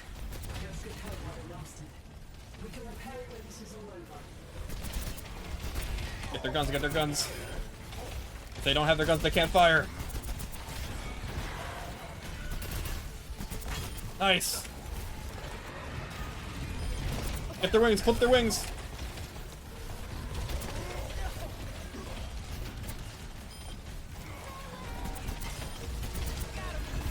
Oh my god. Oh my god.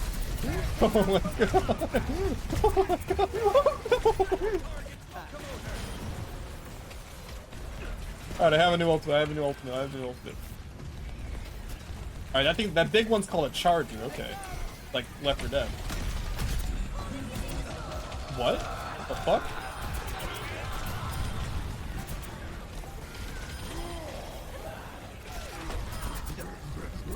Smoker.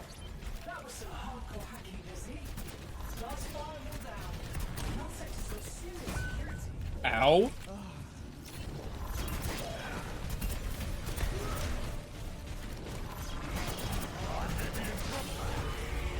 Okay. Alright, here we go. Big guns. Ana.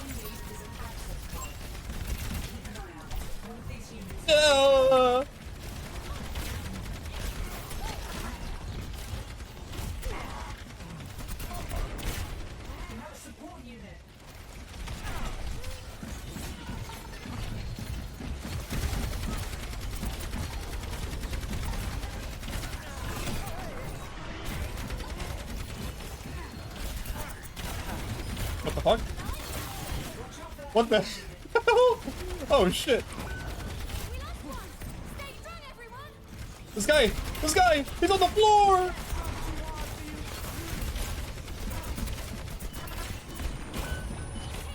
Oh no. Get him. Oh! Winston, get Winston!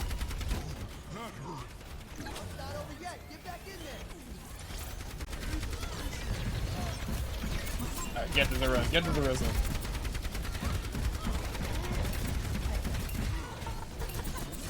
These guys have not fucked me once, man. They're all business. They're all business in this PvE experience.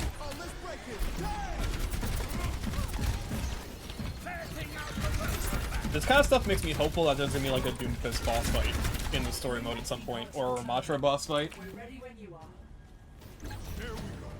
Hell yeah. You've done it. Thanks for keeping us all out of Null-Sector's hands. We owe you big time. Hell yeah. Expert mode complete.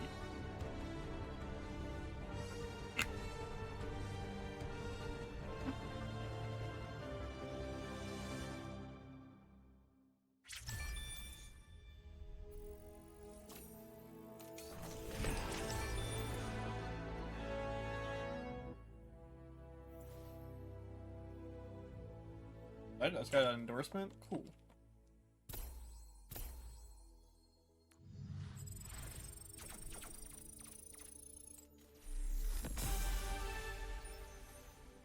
I was afraid of this. No sector is attacking. I was afraid of this. My Steam purchase isn't going through. Athena! Contact customer support.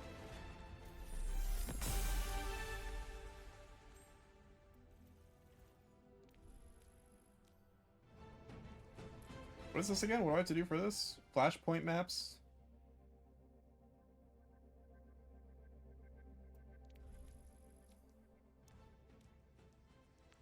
Did I get any of those done? Beat on expert. Okay. Oh, these other ones unlock. Okay. So I don't have to do all of them. I just have to wait for the other ones. Complete Underworld Death from Above on any difficulty. Death from Above. Oh god.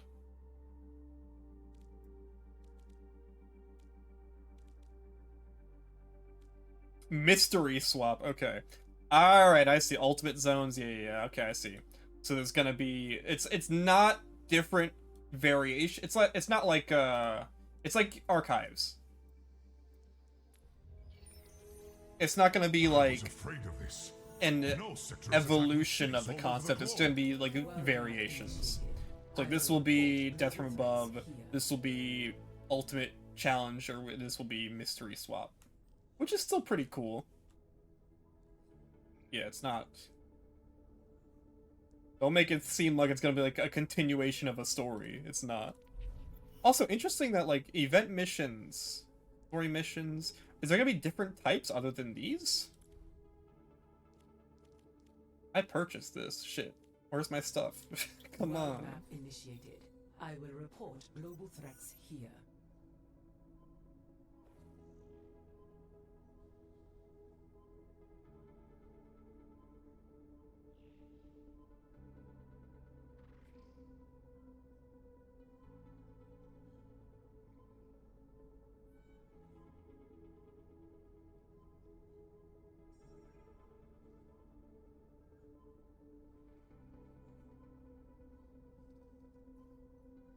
See if anyone has gotten their bundle.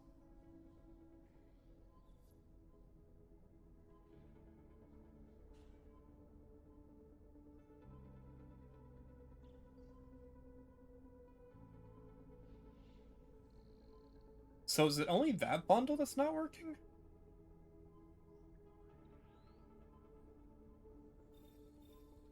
I've compiled all relevant communications on this screen, Winston. I have added new entries to the database. Oh, yay.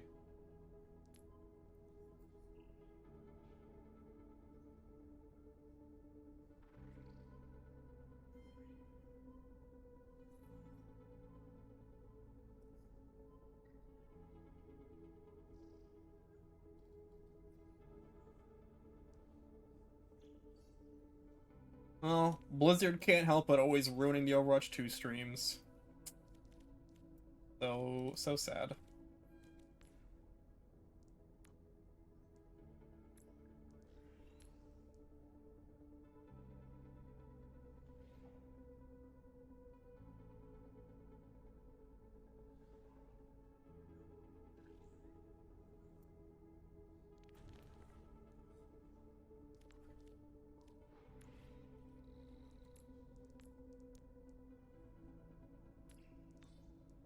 Oh wow, okay, so this is just like the robots. Pretty cool. Overwatch.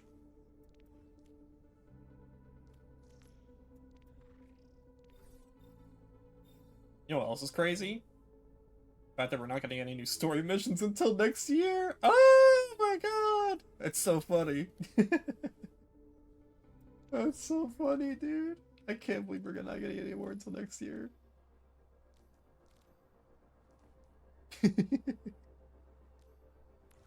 That's so fucking fun. Blam! Blammo! Blammo! Woo!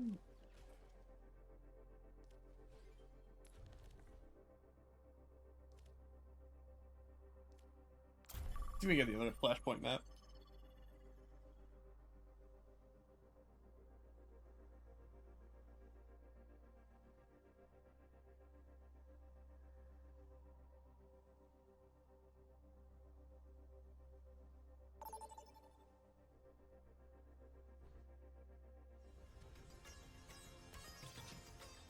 Oh, we got it. Nice. Prepare for battle. Select your hero. Oh, until everyone else picks.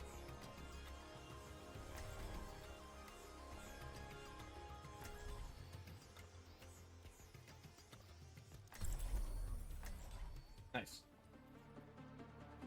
It all worked out.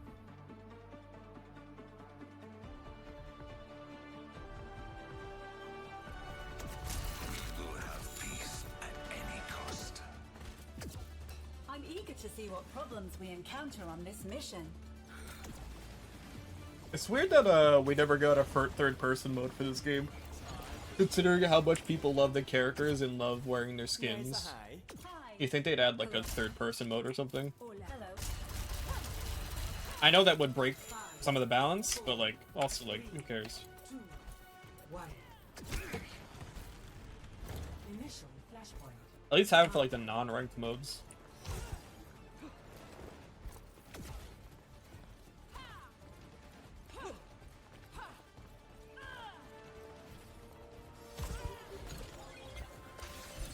Look at them. How cute.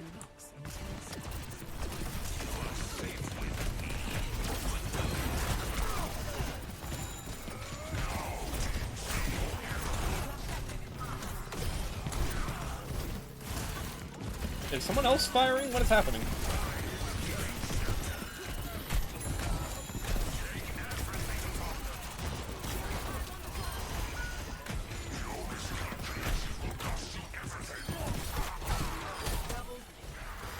You know what would be insane if, like, Ramastra's,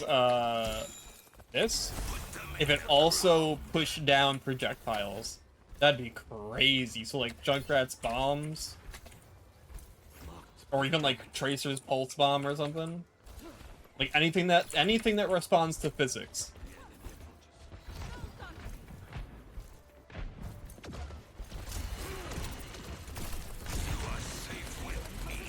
Saved you, my guy.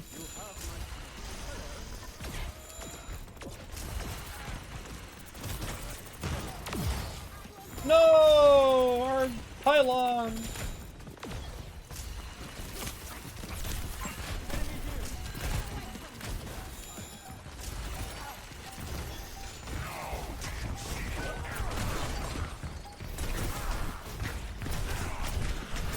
Ah, shit.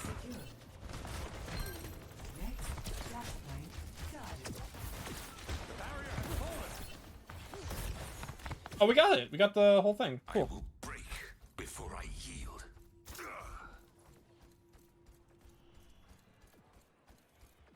Fall back. Do the next one.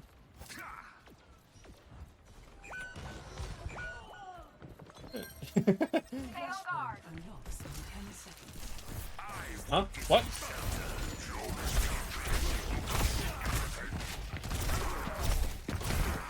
Attack the objective. Damn it.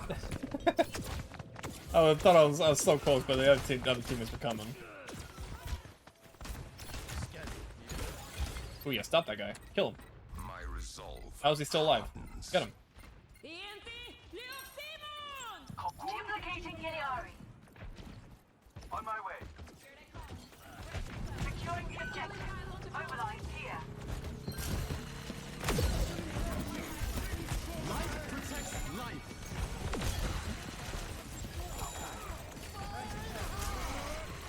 Hit. Woo! Okay.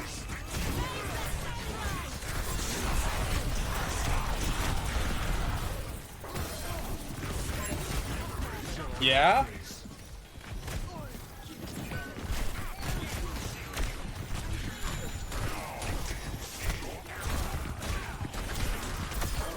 Another casualty. What a pity.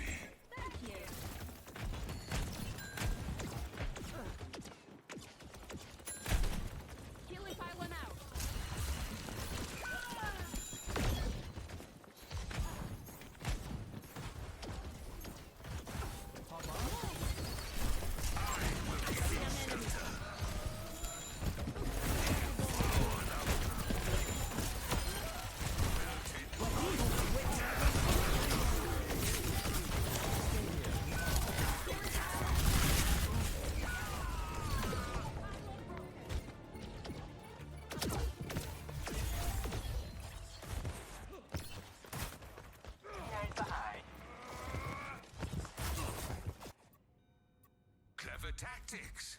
Finally. Enemy in sight. On my way. Cloning module charging.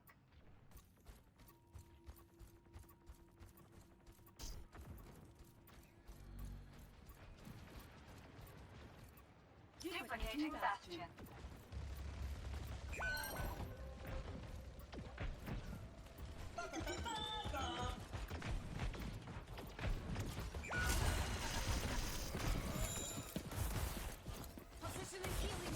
Okay, I'm back. I had a visitor. So I was kind of... I had to be muted for a little bit.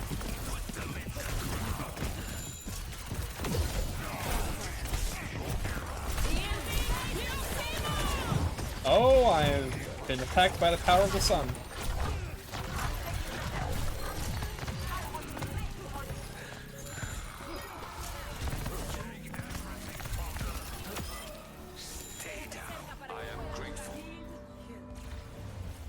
And we got it. Nice. Somehow. Next, flashpoint, temple.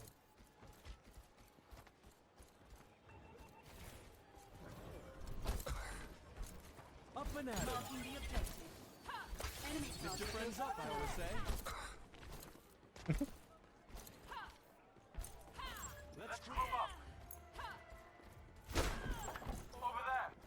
I don't know where the fuck I'm going. Pretty mad.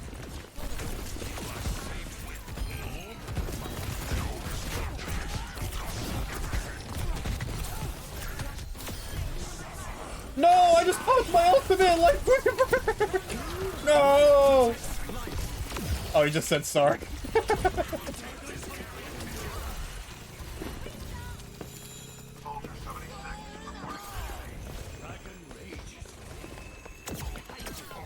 What? Hello? He really gunned right for me.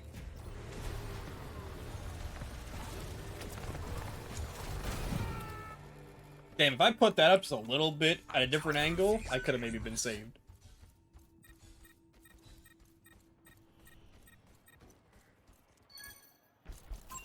Got eyes on an enemy.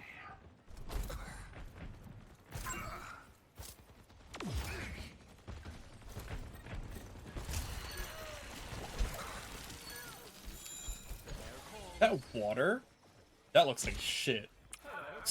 That looks really bad.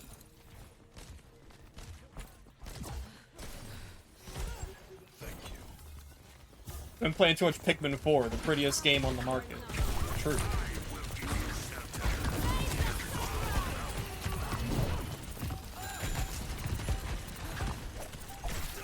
With some of the prettiest water I've ever fucking seen.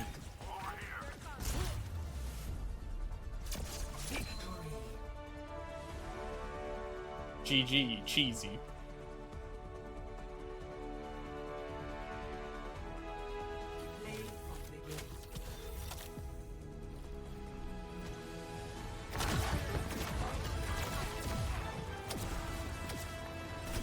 Ooh, hey! Thanks for the heals. Buddy. Oh, give me your balls. I'm sorry. That was completely reactionary. I got so excited to see it. I forgot. I only see it.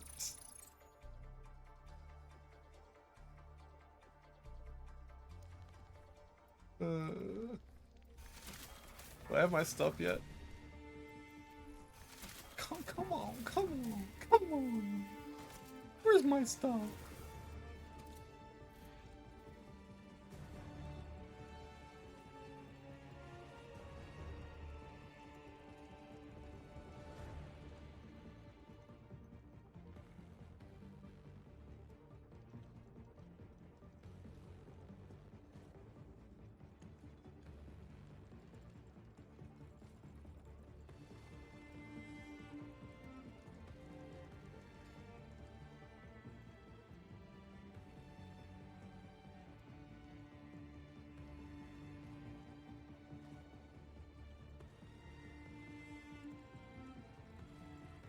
Alright, I'll do one more just like normal match, and then I think I'll go offline and I'll come back online when they fix the fucking Steam shit. I'll do one more Flashpoint match. I'm having a good time.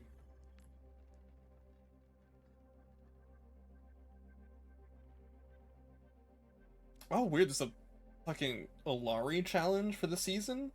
Olari challenges for the season? It's kinda nuts.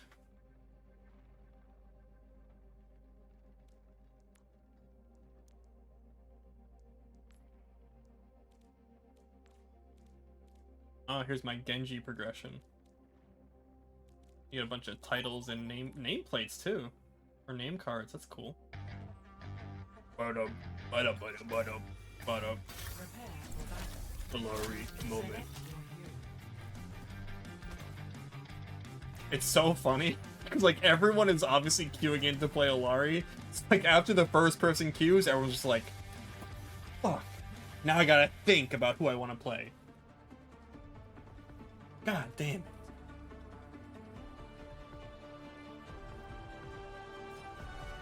I carry my burdens alone. Healing pylon out. Fruition comes from within, as does failure. Can I help? Ooh, look at this. BattleBots shit. How fast can I fire immediately out of that? Okay, so there is a bit of a animation before I can fire. Look at this guy. Ooh, get him. 5, 4, 3, 2, 1. Hello. Initial flashpoint. Arena. Take the objective. Focus our attack on the objective. Soldier en route. On my way. Shotgun. Flashpoint unlocks in 10 seconds. Area denial. Spotted threat.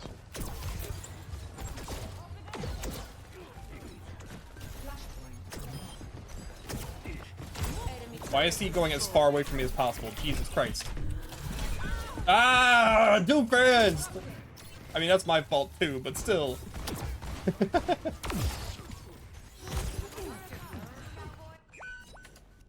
won't fail again.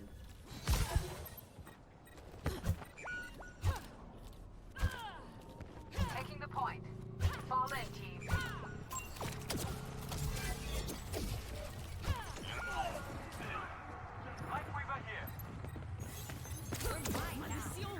Hi. Good point, I should group up.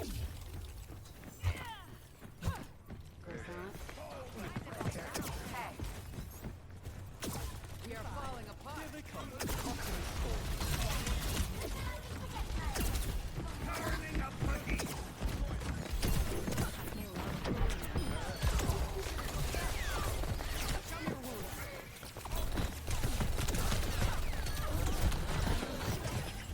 Thanks! I don't know what the fuck is happening to me. I gotta go to my goddamn fizz.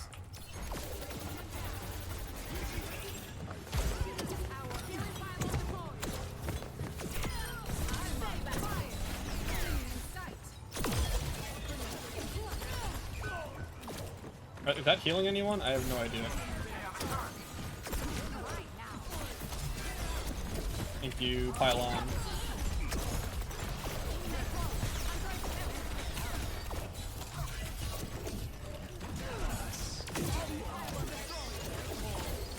Oh, I should have stayed on that.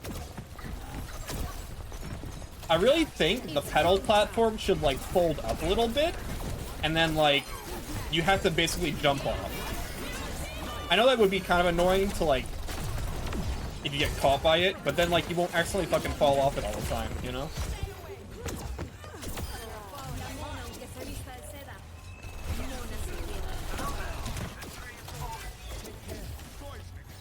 It's like, you know, a little lip.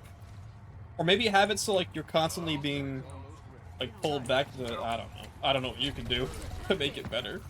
Make it bigger, maybe. Maybe make the walkable surface a bit bigger, but make it so it doesn't protect as far.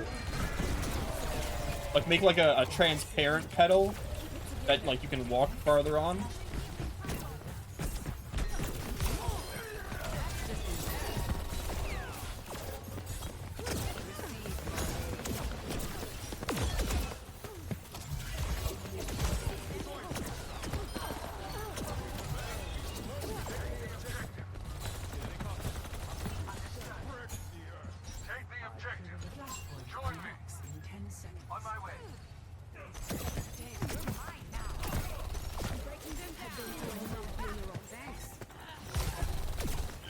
Ah, I got that, damn it. Uh-oh, Cassidy. Where there's We're coming, big Cass.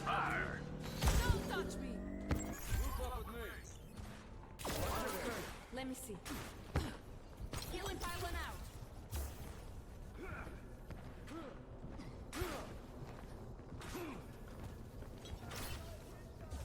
Enemy spotted. Got the llama thing already?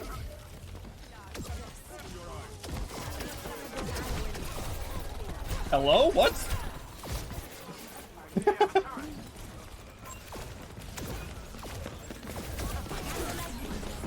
Fuck.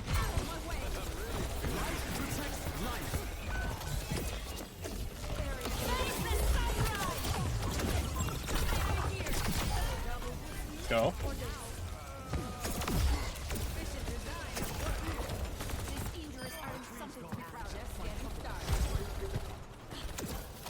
Ah. Hi.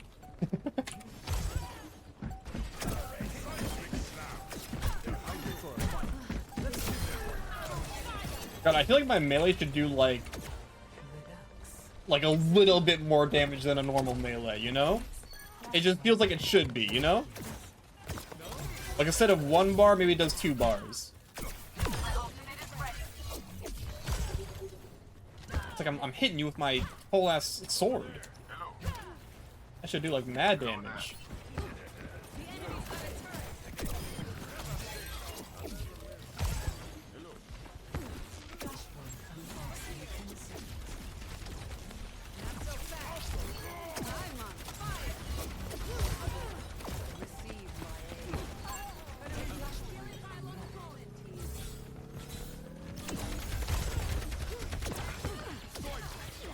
Oh right, it's not roll Q. I was wondering why the hell they had a Narissa. And also a Winston. Or whoever.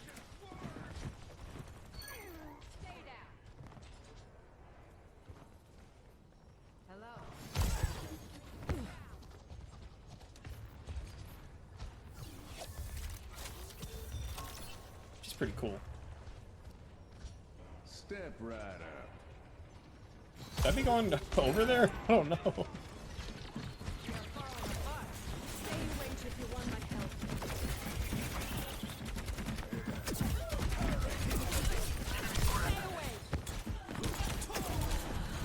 Yeah, I shouldn't have come. I shouldn't have come. I should have stayed by the base.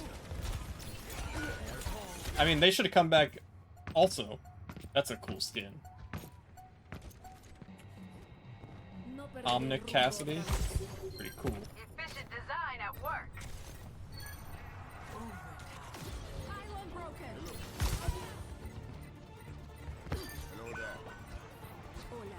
Turret ahead. Mind yourselves. Damn it.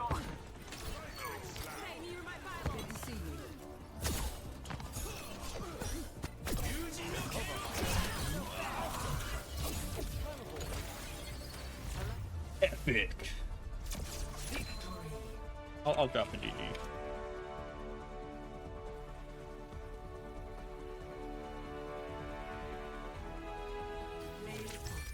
Oh, me? Oh, me? What did I do? Hello? Oh, when I got the cool ultimate.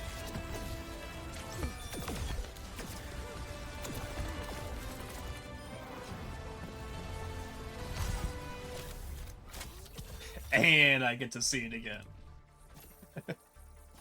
Oh, level up! Yo! I get to see what the Insight level 2 badge looks like. It's the same. It's the same thing. It doesn't change. Oh, that doesn't matter. It doesn't change.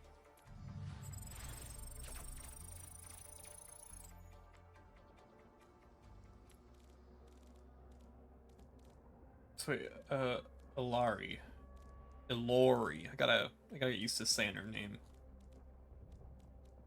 Ilari.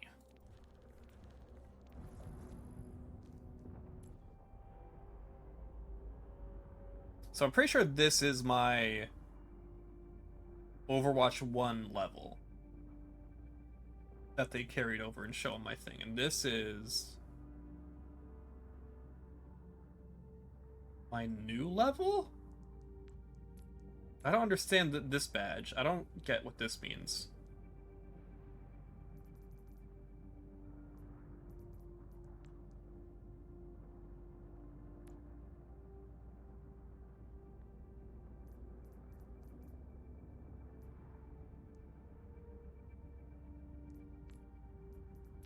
Recruit. Oh, it's like fucking Splatoon 3, like titles for Splatfest. I'm gonna real quick see if my thing is working yet, and if not, then we're out.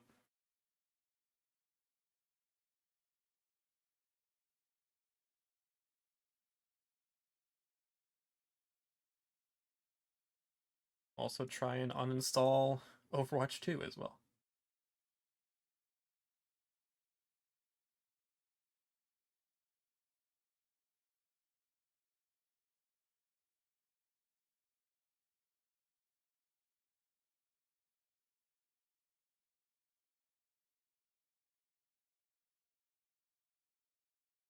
Right? Stand tall for Overwatch 2 campaign.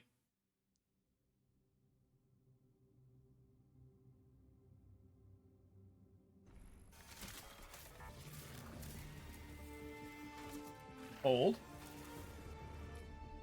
Nope. Okay. See you guys later. When it finally works, I will, I'll go live again.